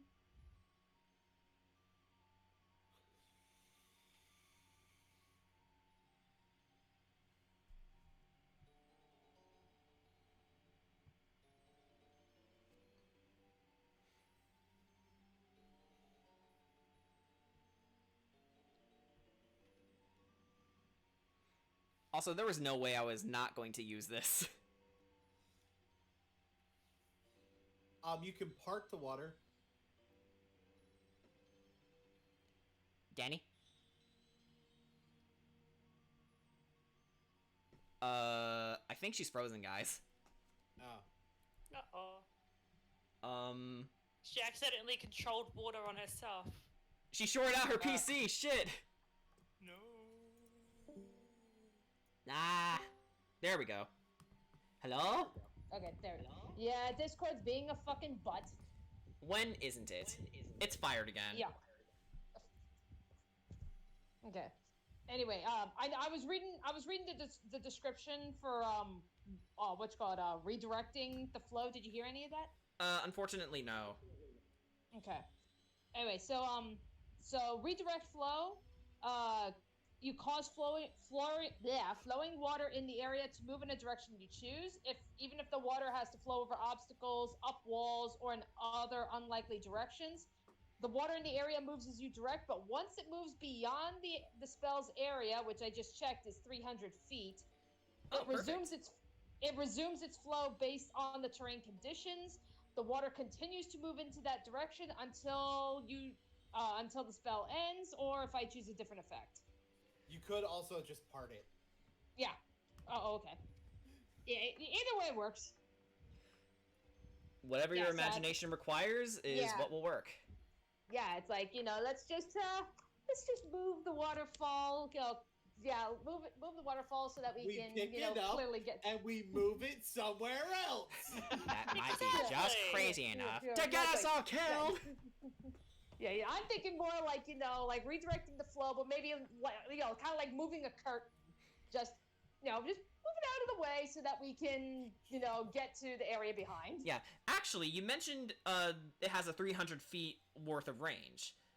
Yes. That's actually what's dividing you from the path behind the waterfall. It's a pretty steep drop, and it's also very far away. Okay. It's like looking in it's like looking in a dam while you're walking along its path. Okay. That's like okay, so I'm trying to remember. So you said so there's this there's a big there's a big hole and that we have to get across to get to. Yeah, you're on a balcony. The waterfall is 300 feet in front of you, and between both aspects is a deep dark chasm where you probably can't see the bottom very well, if at all. Okay. The lighting of the room definitely doesn't help matters.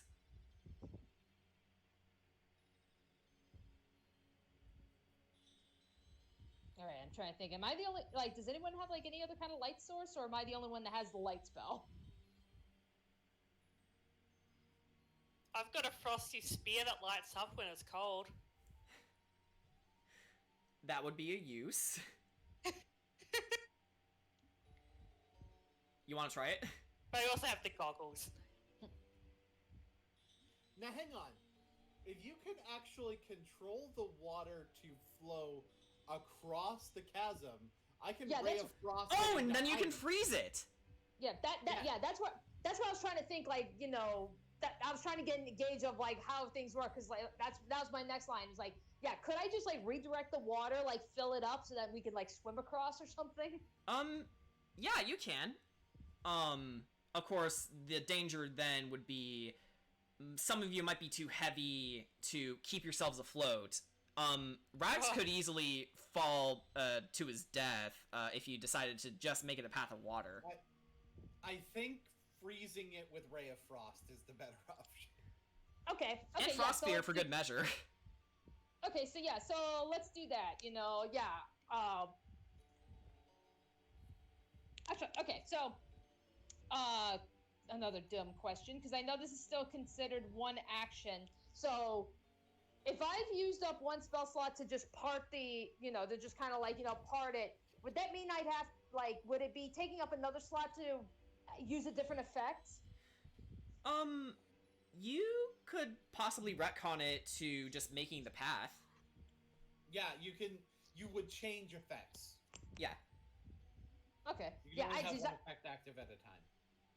Okay, yeah. Well, that's why I was just wondering, like, if I decide, like, I'm still casting the spell, but I'm changing the effect, like, would that still count as the one spell slot that I'm using, or would that count as, like, okay, you're changing the effect, so that counts as it? No, that would just count as the one spell slot. Yeah. Okay. Alrighty then, so, yeah, well, yep, so I'll change, alright, so, yep, I'll change the effect, and I'll use the waterfall to fill it up.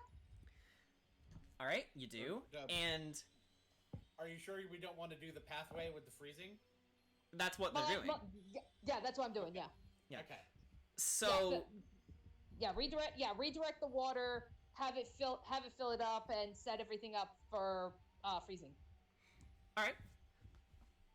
So before you, the path becomes more and more clear, and the basin of water fills up, and it eventually comes to the point where it's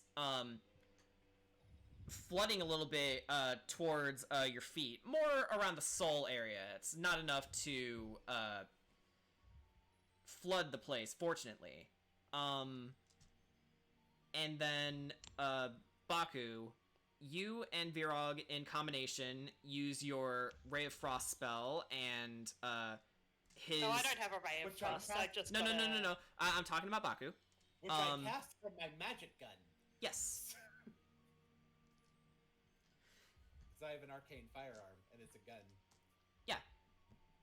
So you use it to cast your spell, is what I'm saying. Yeah. And Virog, you use your Frost Spear, and while admiring the way it glows, you accidentally dip it in the water, and you actually see that it enhances what the Ray of Frost is doing. Thus creating a lot more of a solid pattern.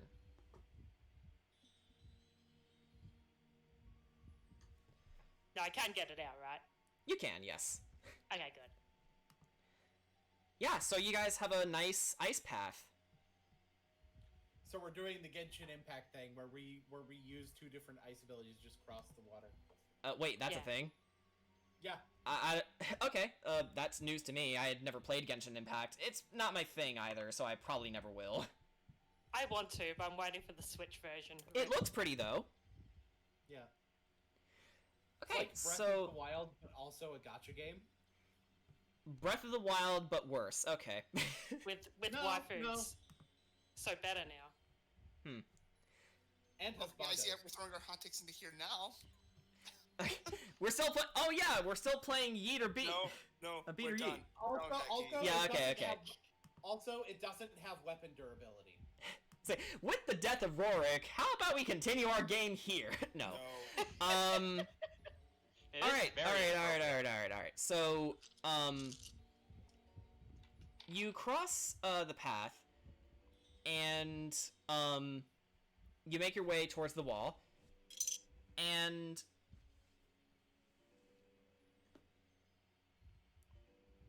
all right then. There is another room filled with it's a centralized chamber with many missing components, mostly levers and cogs, and you see them all splayed about across the room.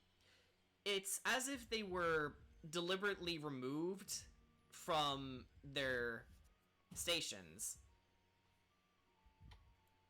I would like... Huh? Do we know where they could go? Or do we have to roll for that? Make an investigation check. Okay. I'm gonna try too. Oh, I'm gonna 13. go That's for not it. too bad for Virok. All right. Investigation. I got a natural 20. Okay, perfect. Okay. We don't even need it. It's artificed. Okay. Yeah, so you notice that they're of different shapes and sizes. So luckily, it's not too hard to crack.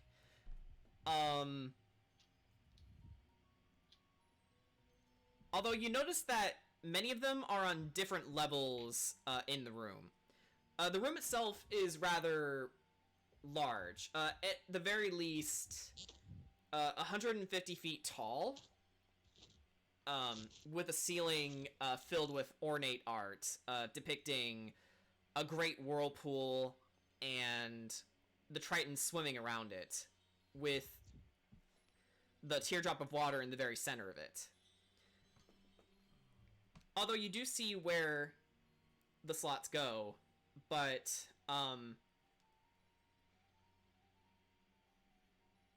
again, they're rather high compared to the other cogs. Jacket of flying. Right. You also notice that the cogs and levers at this level are of the bigger variety. There's 3 different levers and cogs. Medium, small, and large. In the middle level, they have the small cogs, and on the bottom level, where most of you are now, is where the medium ones go. So large, small, medium, from tallest to bottom. Okay.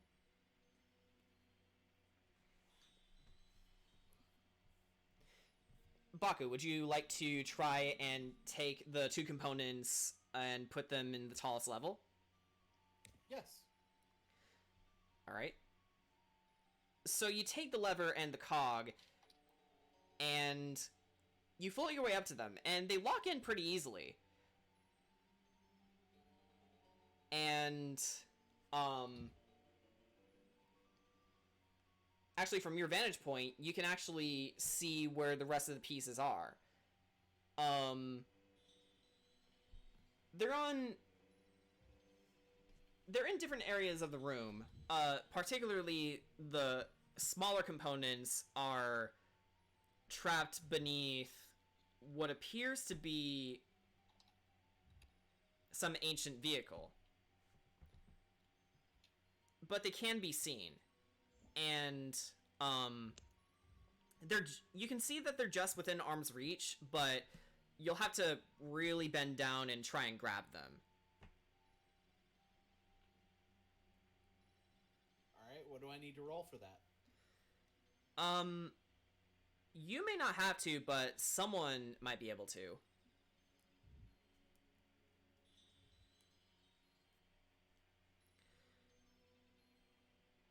For this roll, though, it would be along the lines of... You know what? Let's give sleight of hand a different type of use. Ooh, Sure. spicy.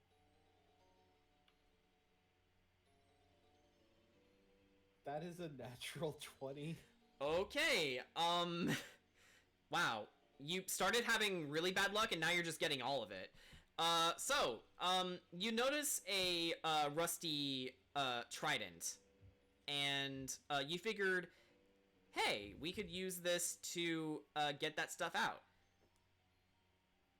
Of course, the issue stands, they're still trapped beneath the vehicle. So, in order for you to reach in a little easier, someone's gonna have to lift it. Oh, can I lift?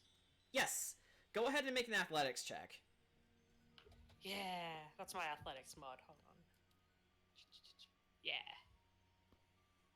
Oh, that is 23. That'll do it.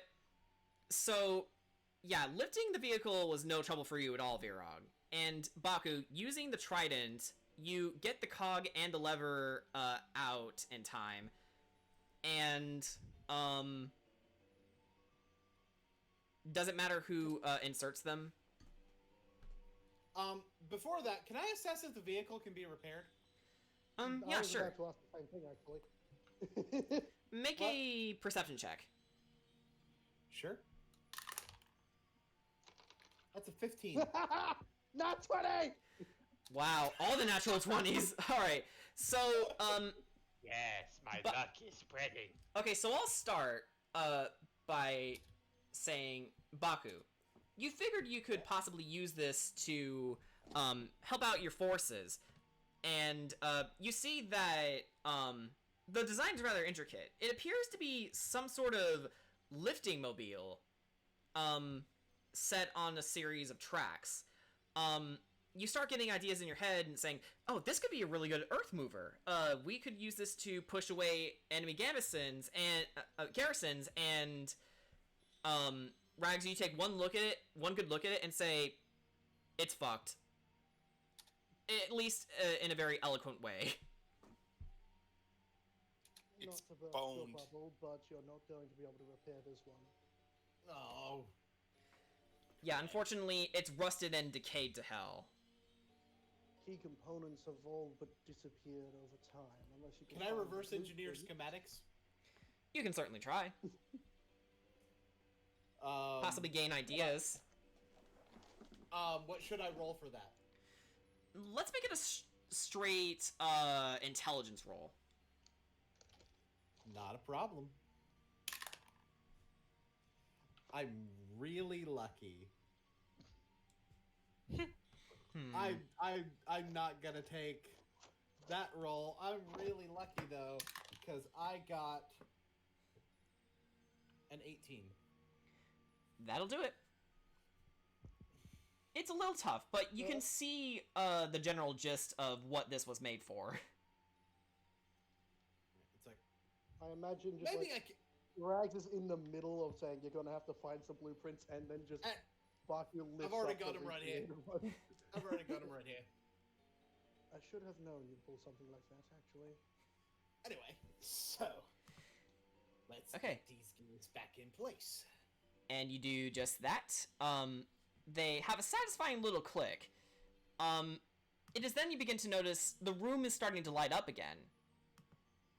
And not only that, it's starting to spin. Not fast, but slow enough, like, well, appropriately enough, a clock tower. The different components are starting to move. The only ones that need moving... Is the scissorman gonna show up? No. Now you just need the last components on the bottom floor, which requires a medium cog and a medium lever. Baku, while you were scouting the place out, you notice that they seem to be splayed on different walls where they don't belong. There was a lever that is tied by rusty chains and lodged with a spear, and the cog is stuck between a little crack in the wall, which just so happened to be small enough for a dwarf-sized individual.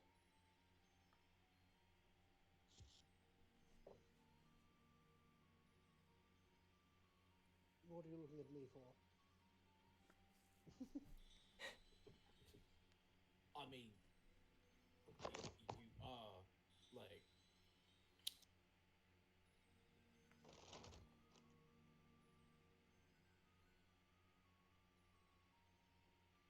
Go on, say it. About the the same size as a dwarf. He is fucking not. Oh, he's not? No. Oh, I'm dumb. trying to What are you get. I'm looking at trying to me for? give his. Because I'm trying to give his The- new the minion dwarven some skeletons. work. It's like, what's the new minion? Fuck. My bad. The dwarf skeletons Oh, it's like that he You have- reanimated. you have dwarf The skeletons. Dwellingtons. Oh, right. Did you Gentlemen? just forget? Yes. Oh no, I didn't. In character, Rags is just not. He's not quite all there at the moment. Ah. And out of character, I'm not quite all there at the moment. It's okay. Gentlemen, if you would please. So, your new dwarf skeleton soldiers make their way towards the cog, and with all their might, since their bones are a lot more dense than normal humans, they pull it out with relative ease. There's a distinct sharp metal scraping sound, but fortunately, the gear is still in place. It's just a little scratched. As for the lever dangling from the chain, Oh, is there like 90 feet of space on any side of it? about. Excellent. I cast catapult. Okay, how are you gonna use it? So basically, I'm going to use catapult to yeet the lever out Alright, fair enough. so that it does. And since there's 90 feet, it doesn't take damage, and I can basically catch it before it even hits the ground. Cool, alright. So yeah, with that in mind, you, dislodge it from its, resting place, and you even break the chains, by doing so, since they're so old. And once you've gotten everything in their proper places, the gears start to turn a little more, a little faster, and now the ground floor is starting to move down. As the path becomes more clear, you see 3 passageways. I would like everyone to make a perception check. Actually, no. Yeah. Oh. Actually, change that. There's 3 people I'd like to make perception checks. Okay. Yeah. Riona. In that case, I got an 18. Yeah. Castiel. Okay.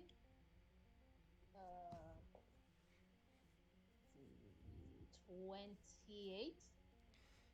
Okay. And finally, Rags. Damn it. Not me.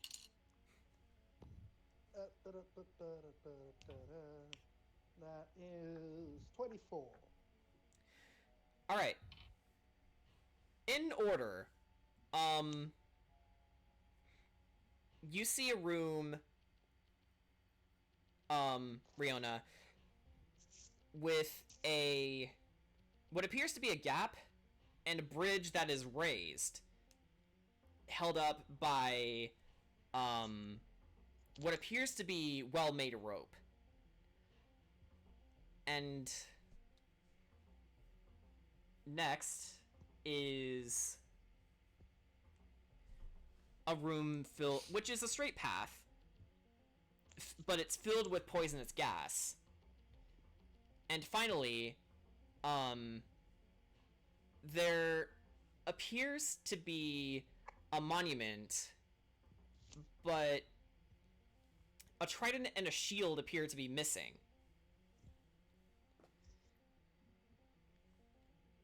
All 3 rooms lead to one path, which you can see at the very edge of the far ends of all 3 rooms. And they're all divided.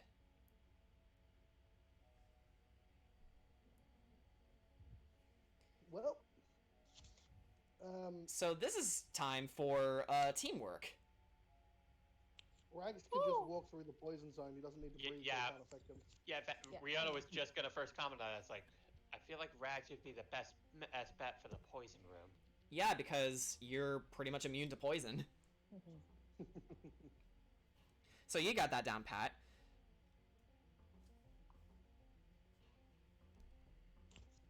What were the other two, sorry? A room with a bridge and a dark pit, and the other is, missing some puzzle pieces, as it were. So, Yep. so basically, if you can go over the pit without any problems, you could go through. You'll have to raise the bridge down for your partner, though. I mean, not really. You look at 'Cause, something. That's true. All right. Let me look Yeah, at something 'cause in my the boat- inventory again. Let me look at something in my inventory. Room of flying. I have a lot of ways to get over that bridge and just let it down for everybody. That you do. I mean, I could literally just cast fly on half a party. No need. Yeah. No need. No need. Broom of flying. Oh, you're finally gonna use it. Yep. So, And I have the jacket of flying, the dimension door gun, etc., etc. So, first and foremost, I checked my inventory. Yes, I did have something that can give me advantage in stealth, but that's besides the point. I didn't realize it at first, so it doesn't matter. Secondly, I used. So I just need to go to the other side and try and let it down, right? Yeah, pretty much. All right. Okay. Who's following her?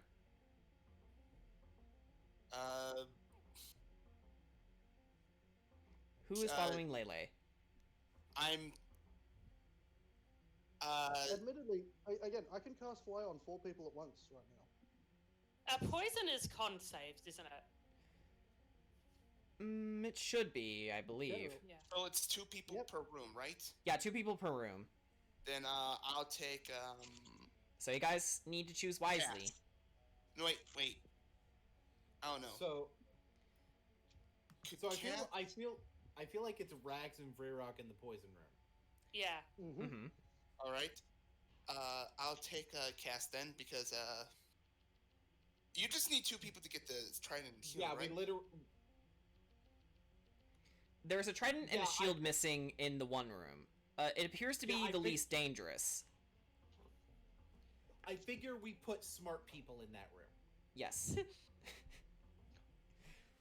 And Virag elects himself and says, "I'm smart.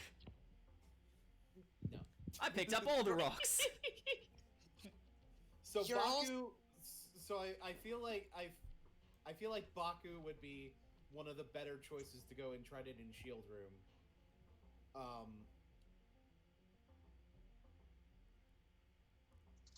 Either Castiel or Riona with him, because I feel like one thing that we'd want to do is make up for my lack of wisdom.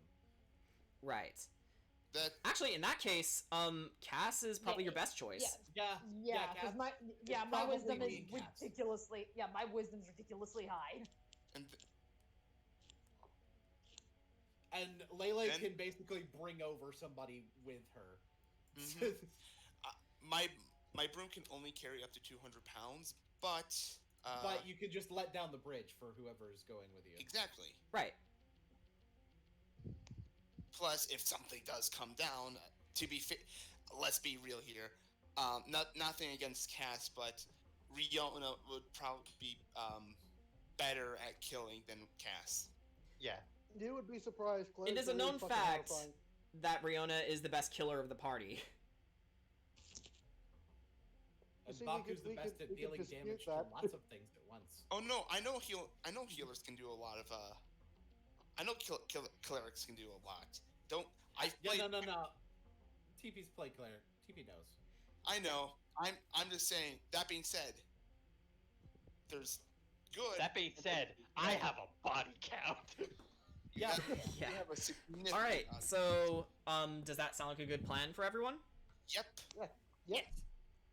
V-Roll, deal with me. Okay, so we'll start with you and Virog, Rags. So, Rags, you make your way through the poisonous room. Definitely no problem.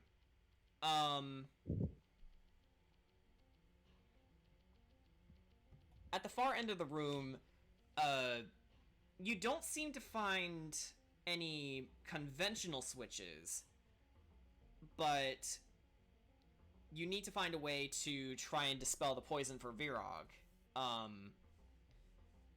Since, unlike you, he is flesh and blood.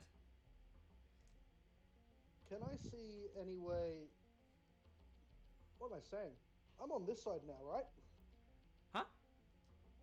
I'm on the other side, right? Like on the side Yeah, that they all yeah. converge onto. Exactly. Change of plans. Oh. Cast Arcane Gate. Oh. No, I create a just walk portal on now through. on the side that I'm on, and a portal on the other. Just go through the portal. This will be easy. Ah, yep.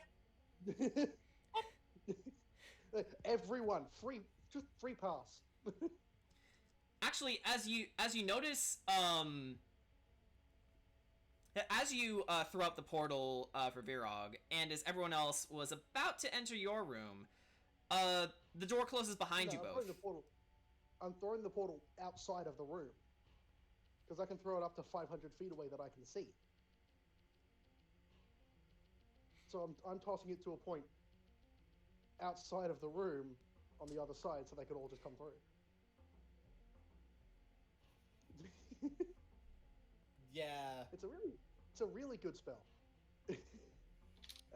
Splitting the party up doesn't work when you have someone who can teleport the entire party. They're essentially free. Well, okay, but as you enter the room, I failed to mention this actually. The idea is that all the rooms close behind you. As both pair. Yes, that's what I was about to get at. I just forgot to mention it because I'm stupid. So the portal plan doesn't work. But you could still use it for Virog in particular. I'm gonna do that. I'm just gonna cast a portal for Virog to come through. Okay, so Virog, you managed to avoid getting lung cancer, and you step through the portal and meet Rags on the other side.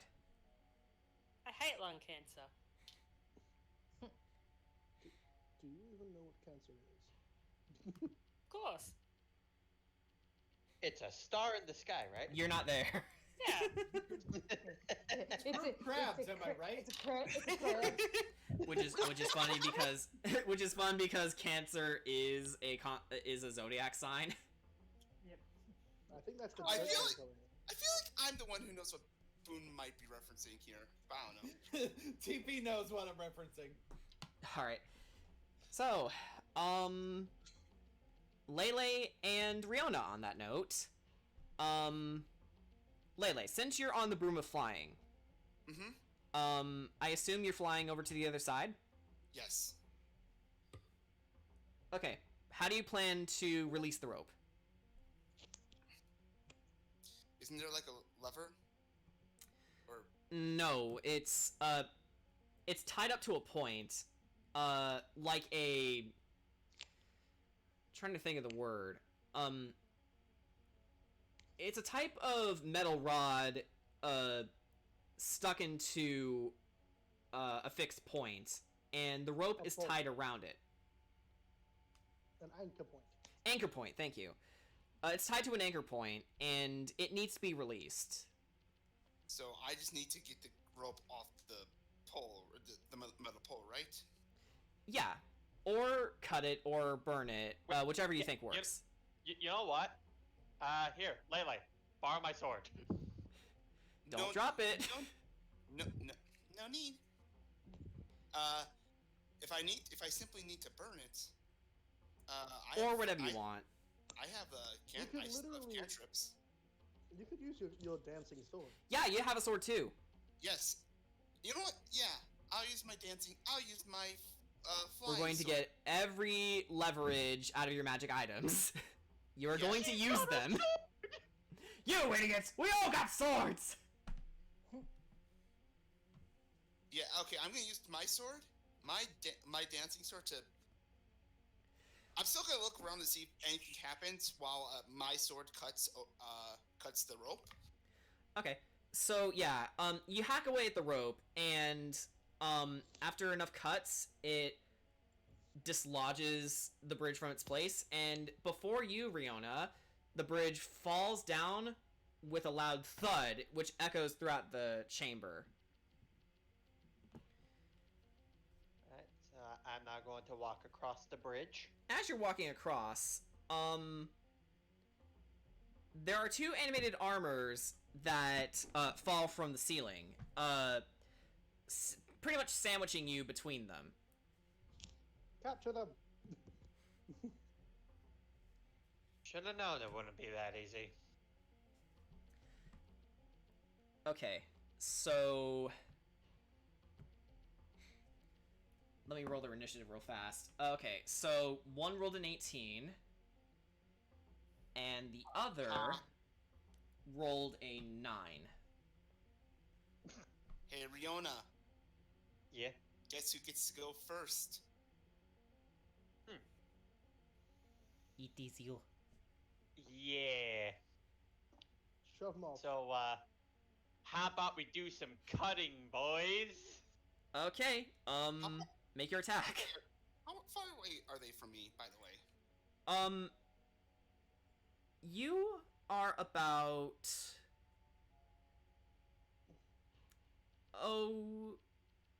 close to 45 feet away.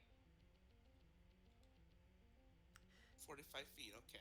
And, between, Riona, both animated armors are within, 10 feet of her. Does a 24 hit? That it does.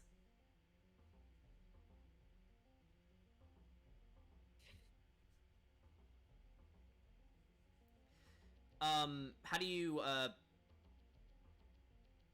do you plan to attack them? I'm gonna be using my my katana. Okay, you still need to roll damage for it. Yep. Yes. Yes, I did. Hold on. I deal 10 piercing and 5 lightning damage. Okay. Yeah, you reach, for the one that was directly in front of you, which is the slightly faster animated armor, but not by much. And, you hack into it, and it created a pretty big gash, but it's still, hanging on.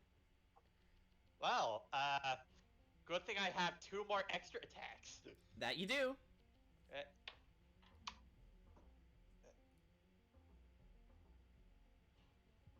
Does a 22 hit? It does. Roll your damage. Okay.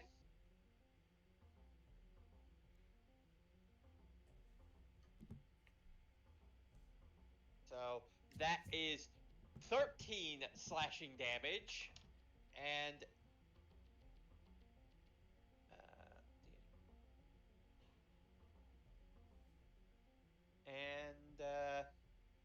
that will be that'll be 9 lightning damage. Okay, how do you want to do this? So Riona goes for the neck. Okay. So so as you said, like you saw that there was a gash there. Riona sees like one of the animated armors starts to limp over a bit from the gash, weighing it down on one side, which gives Riona the perfect angle to just straight up cut its head right off. Okay, perfect. You lop its head off right there, and the rest of the armor follows suit, and you defeated one of them. And now for my last extra attack. Ah, right. For the other one. What do? Let's see. Does a 24 hit? It does. Now for some more cutty cutties. More cutty cutties. So that's 13 slashing damage, Okay. and that is 6 lightning damage. Okay, yeah. Similar to the other one, you cleave into it very easily. It's still holding on though.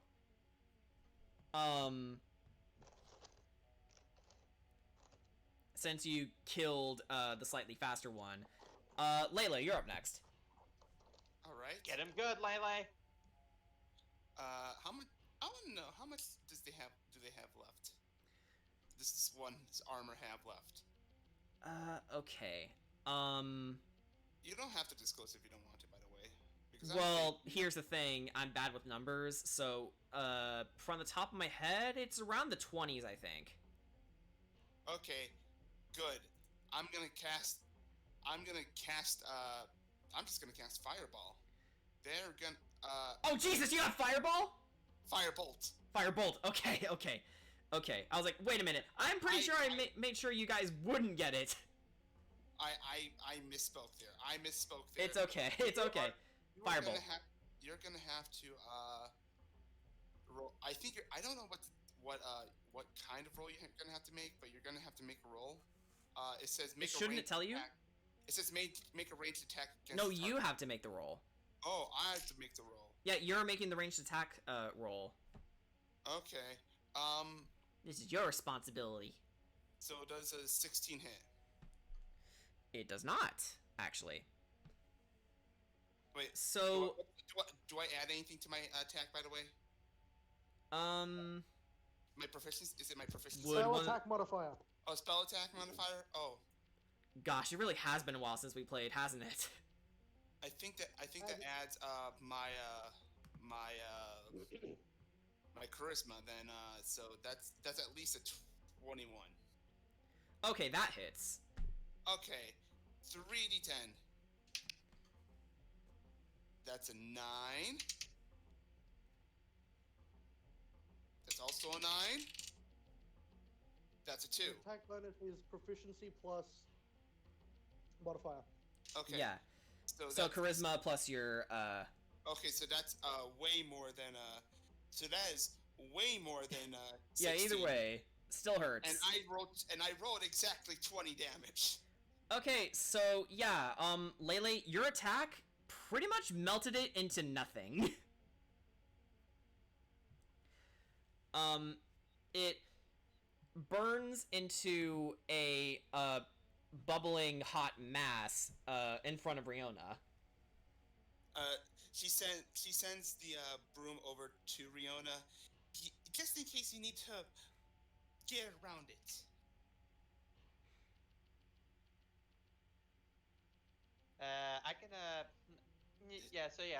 I'm just gonna. Riona's just gonna step around it. Right. You do just that, and yeah, you meet Lele at the other side of the room, unimpeded. And seeing as Baku is getting food, I think I will do the same, and we will be right back. Oh, yep. Yeah. Okay. Now they're gone. Jordan's not allowed to break my heart.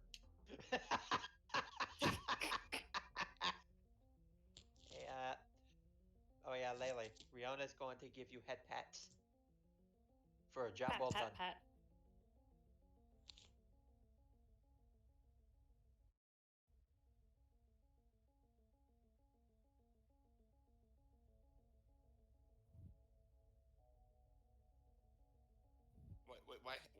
Why have pets? Because you did a good job. No,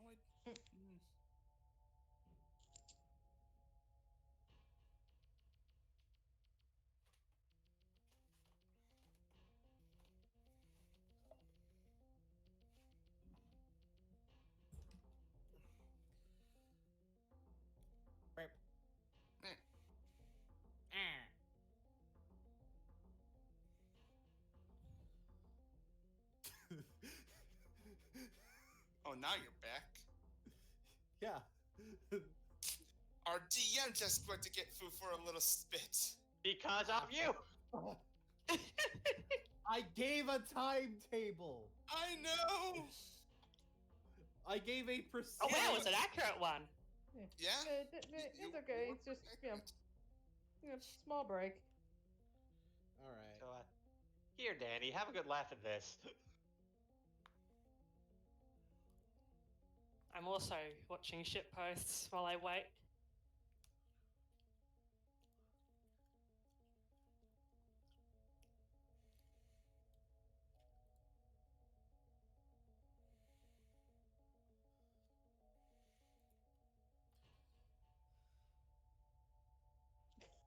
What the fuck? What is this? It's the entire plot of Naruto summed up in 6 seconds. But even what is this animation? What? It's like What? this fucking animation that Brian just sent me. It's like, Here you guys. what lovely. the? It's like, what the fuck am I looking at? Like, what is this? What is this like bootleg shit?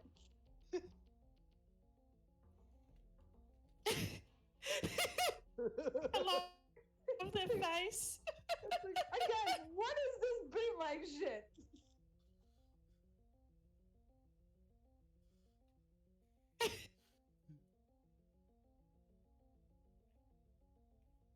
That's so strong.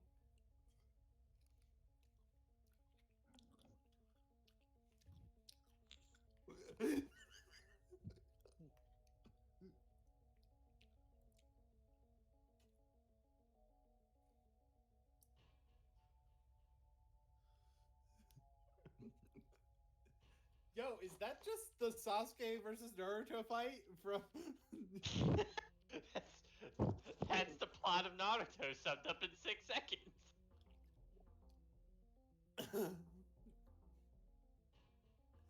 Sasuke, I can't believe you joined Orochimaru!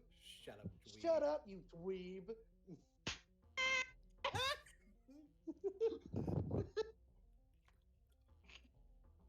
Jordan's gonna come back and be like, what the fuck is this?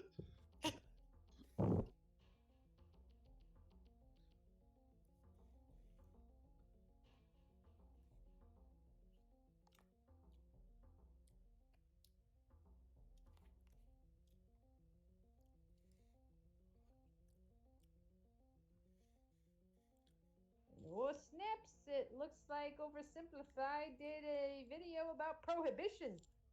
Oh. Oh. Oh. Oh. Oh.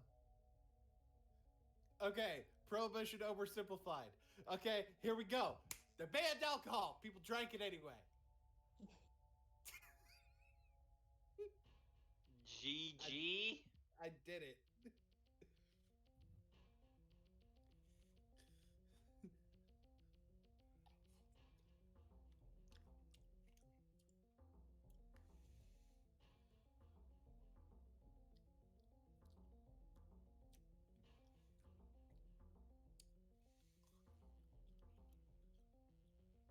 I can't believe they thought putting the prohibition of a controlled substance in the fucking into a fucking amendment to the Constitution was a good idea. Oh, I love that channel. Okay. Is everybody back? Oh yeah, we're good. Perfect. No, I'm still Like, getting food. Yeah, literally right when you left, Jordan was Slow. Puck came back. All right. Okay, so I believe with that in mind, Baku and Castiel, you're the last two who need to solve their puzzle. Already? So,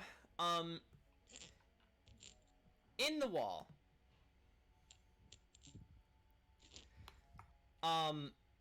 you see a monument depicting two brothers. One who appears to have been holding a staff, a trident, given the indentation in the wall. And, his brother was holding a shield deflecting it, but the impression is also empty.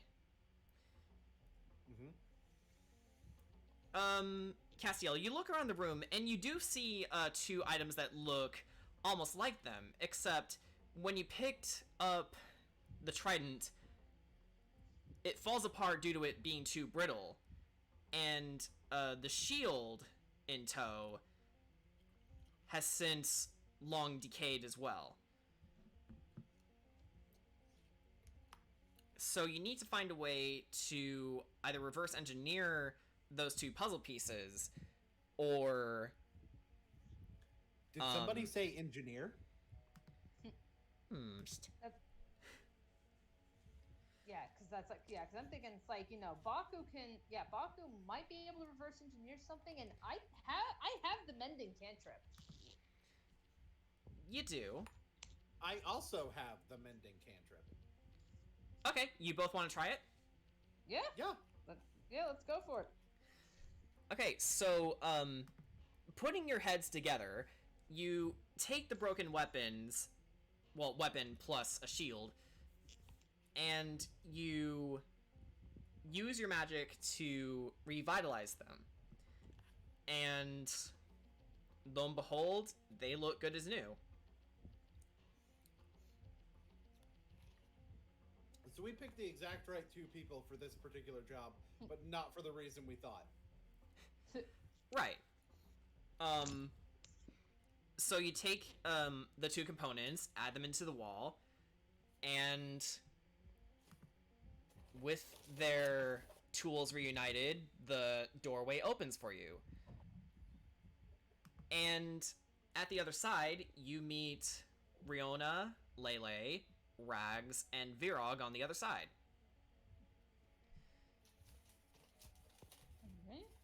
That would have taken way longer if both of us did that mending.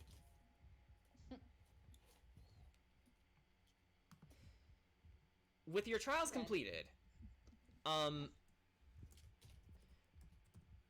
you see another door right before you, and it opens up, and you see a large amphitheater.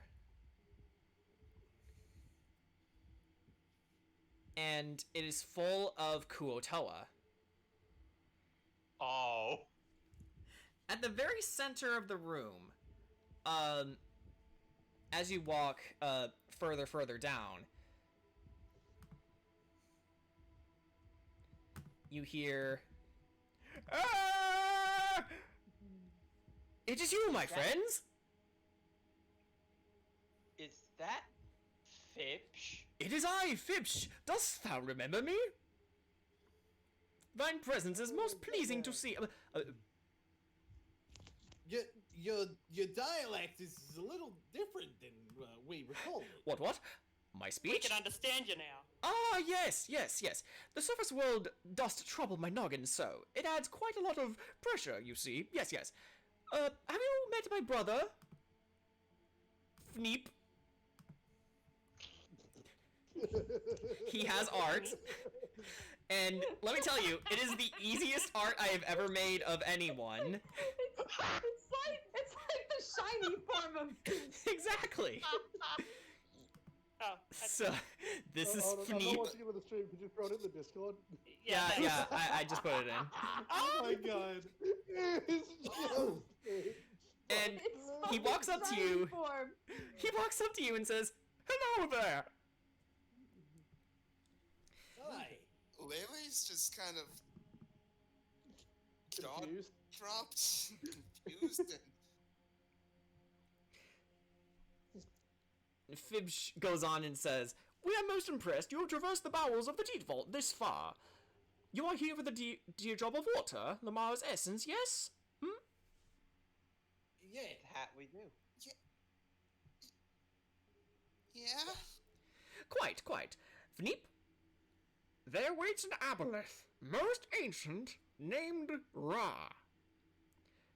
Ever since the loss of his kinfolk, he has ceased communicating civilly with us eons ago, forcing our kind to scatter like krill from a whale. Mayhaps You know such magic to remedy our dear friend's sanity?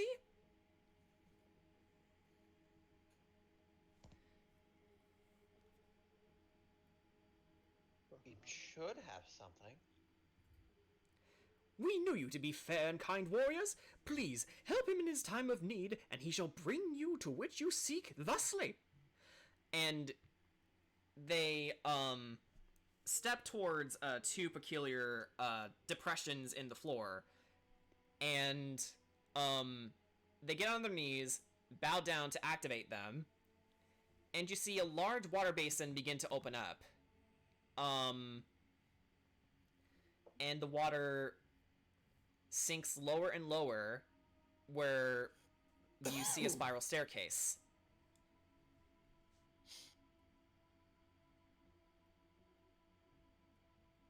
I guess we need to go meet Raw. We're not going to be able to get the next Wayfinder gem without it.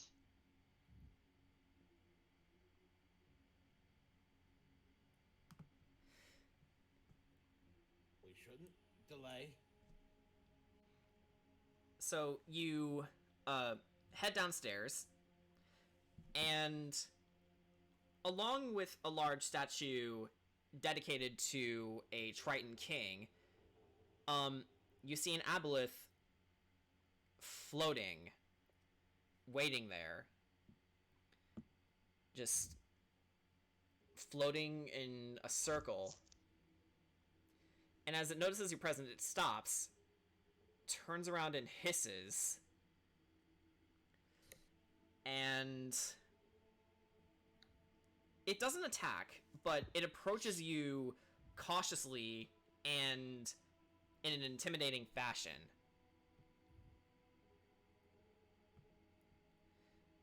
Rags, you get the idea to approach it first.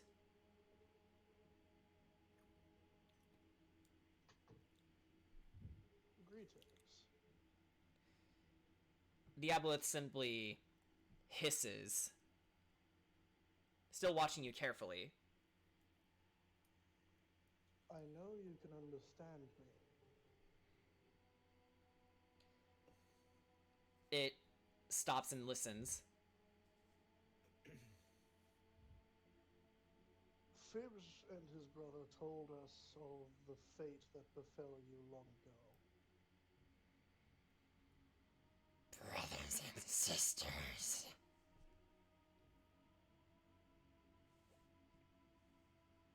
I know the feeling of losing one's family.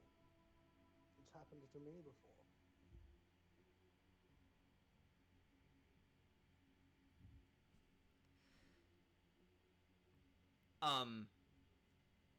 Ra begins to placate.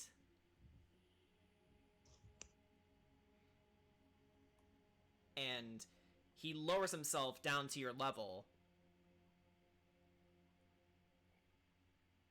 My name is Rags.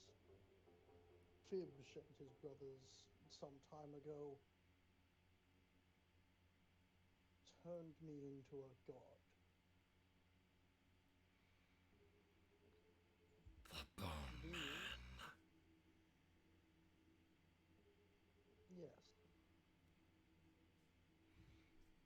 These are my friends and companions.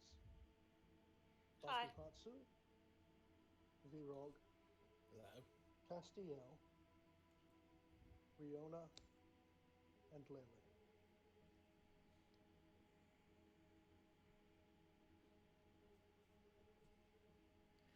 We are the Sovereign Six.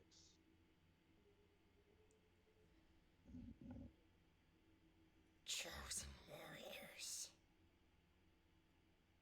As it would seem. The world is in danger.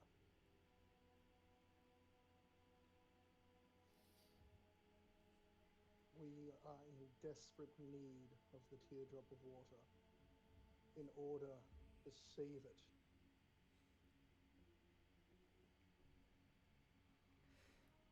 Ra turns around and eyes the teardrop, which is sitting at the feet of the statue. Turns back to you, Rags, and you begin to see a moment of clarity hit his eyes. And as if waking up again for the first time, he says,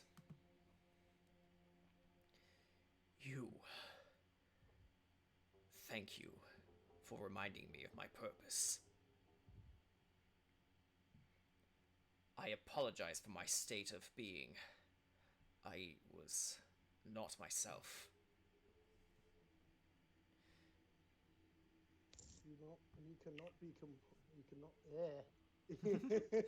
That's what we call a flub. It's a Freudian slip. You cannot be. Welcome to my world. Yeah. You cannot be blamed for the result of grief.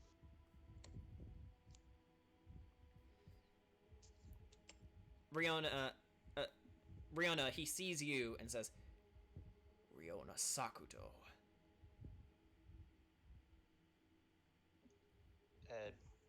She merely approaches. Yes? I helped you and your love, Dora, cross the seas to Little Treston when you first came to this world. You came here on a mission of great importance, and I offered my assistance due to my connection to the gods. We Aboleth have made peace with the divine souls of this world, seeking to build something new out of the ashes of our lost ages.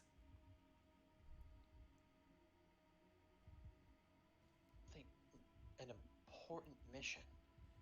Ah yes, your mission. He looks to you, Rags. It was to defeat the Great Lich, Master of Lies.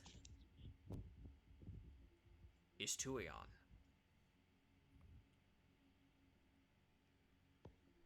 Excuse me, what? Ishtuion was a lich? The one responsible for this world as it is now. But when facing you, Riona, he was a clever opponent. Cunning. As you have no doubt figured out by now, he not only altered your memories, but he warped the world to his image, bringing people and places into the Basigo Sea to keep you off of his scent. Even the Phantom of the Forest was no match for him, and was silenced and put into a deep sleep. It is here you realized she's not dead. Yeah, there's a spark that goes off in Riona's head as suddenly the memories do start to flow back to her and images start to become clear.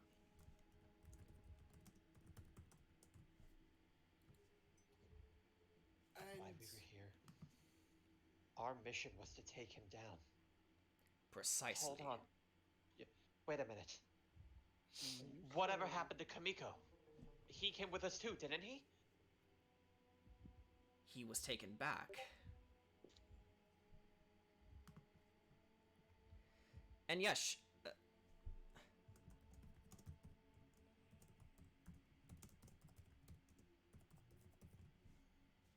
Are you telling me that my father is still alive?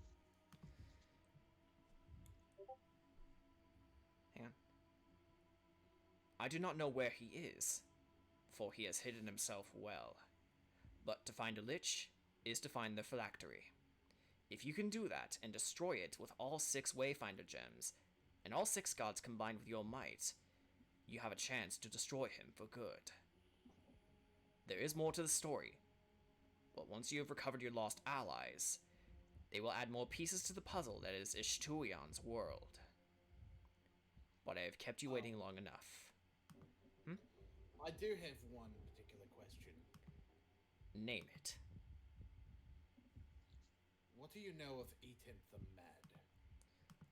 Etenth the Mad. He has waged war with Ishtuion for as long as the final war has transpired. Ishtuion,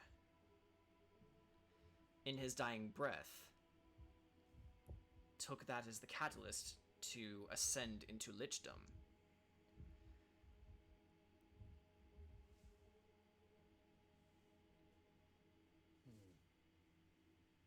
You're telling me that E-10th the man, the Draco Lich who had me slaughter villagers,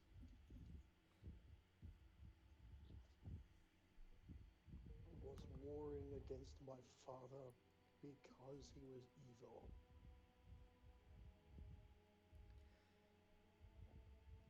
Yes.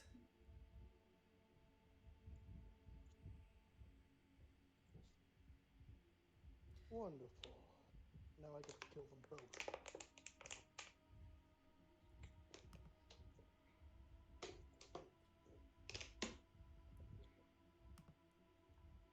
With this in mind, I offer you my aid and your prize. And he gives you the teardrop of water. And with this, I offer you a new home and a new family. I will take it with gratitude. To new friends. Good. And to getting rid of that damn dragon. Indeed. Bring Fibsh and his brothers. They will be safer there than they are here. Of course. We shall meet them together.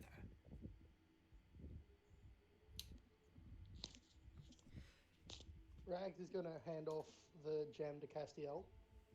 Alright. Yeah, so. Yep, so I guess, Jordan, if you can send me the description. Alright. Actually, put it in important things because in case all of us. Yeah, we're all. Yeah, so everyone can. Yeah. Okay, so I'm gonna be honest.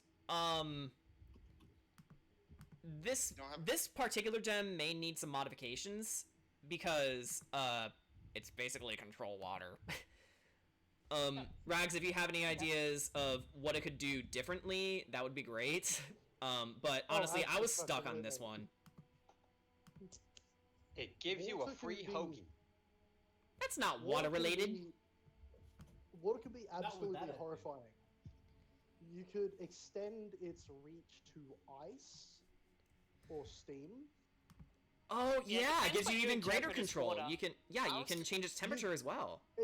Instead of just controlling water, give whoever's using it the ability to control the temperature of the water, so they can either freeze or scald the target. Yeah. Hang on. I need to send this in parts because Discord's having a fit. Thanks, I mean, Discord. Very cool. Discord's stupid. I was gonna say there's also the potential. No, I won't turn on sticky keys. I also had the idea of you can you know how Here we there's go. like there's also like a summon celestial or something like that. You can make a water monster. Good point. You could do that. Probably like at max level, give it the ability to summon a goddamn kraken. You know, you say that, but you all feel a tremor erupting from all around you. Oh, this can't be good. And Everyone, be ready. Ra, sort of The Kraken's my looks character around in the another place. campaign. And he says, "It's the Kraken. It's coming this way. Wonderful. Just what we Please, needed. climb onto my back. Let us fly." And that's where we'll end the session. Ha! Oh, Yeah! that's one way to do it. So, yeah, that's one. Glad I didn't miss the Alright. drama. By the way, this is the longest you guys have been from a true fight. Yeah. Sure, there were those well, animated armors here and there, but The closest thing we had to a fight was someone. Was the Rorik scene. Yeah. Yeah, was trying to prevent Rorik from dying. You guys say that, but Taramta I feel killed like him. I feel like the biggest fight we had was our game of hot takes. Yeah, that was pretty fun too. And also, again, with Rhythmbot Do we crashing level up from midstream. emotional trauma? You know what? since your resolve has gotten stronger, you guys can level up. Also, you're going to be fighting a Kraken next session, so you're going to need it. You get the sex pistol. Don't. Why would you say that out loud? Sex bomb, sex bomb. Is that a sex JoJo bomb? Is that a motherfucking Vilg JoJo in general is a fucking JoJo reference. I realized, I've noticed that a lot of the D&D things can just be reflavored to stands. Now here's a question. Here's a question. Yeah? Is it gonna be long rest? You know what? Just for the sake, you know what? No, let's not have you guys rest. Ooh. Make it if we challenging. It's a we level up, you recover But anyway. we level up, right? Yeah. It's a level up, you recover anyway. Ah, that's true. Okay, never mind. So you do. So it doesn't matter if it's a long rest or not, we've leveled up, everything's been covered. Right. Okay, so with that in mind, while we take care of that, guys, to everyone who watched tonight, thank you for joining us for our crazy adventures, and we will see you the next Tuesday after this one. Crying on stream. Legit, I had to turn my mic off. So yeah, like so Baku, you were getting really into that. So, so it says at 15 I get a martial archetype feature.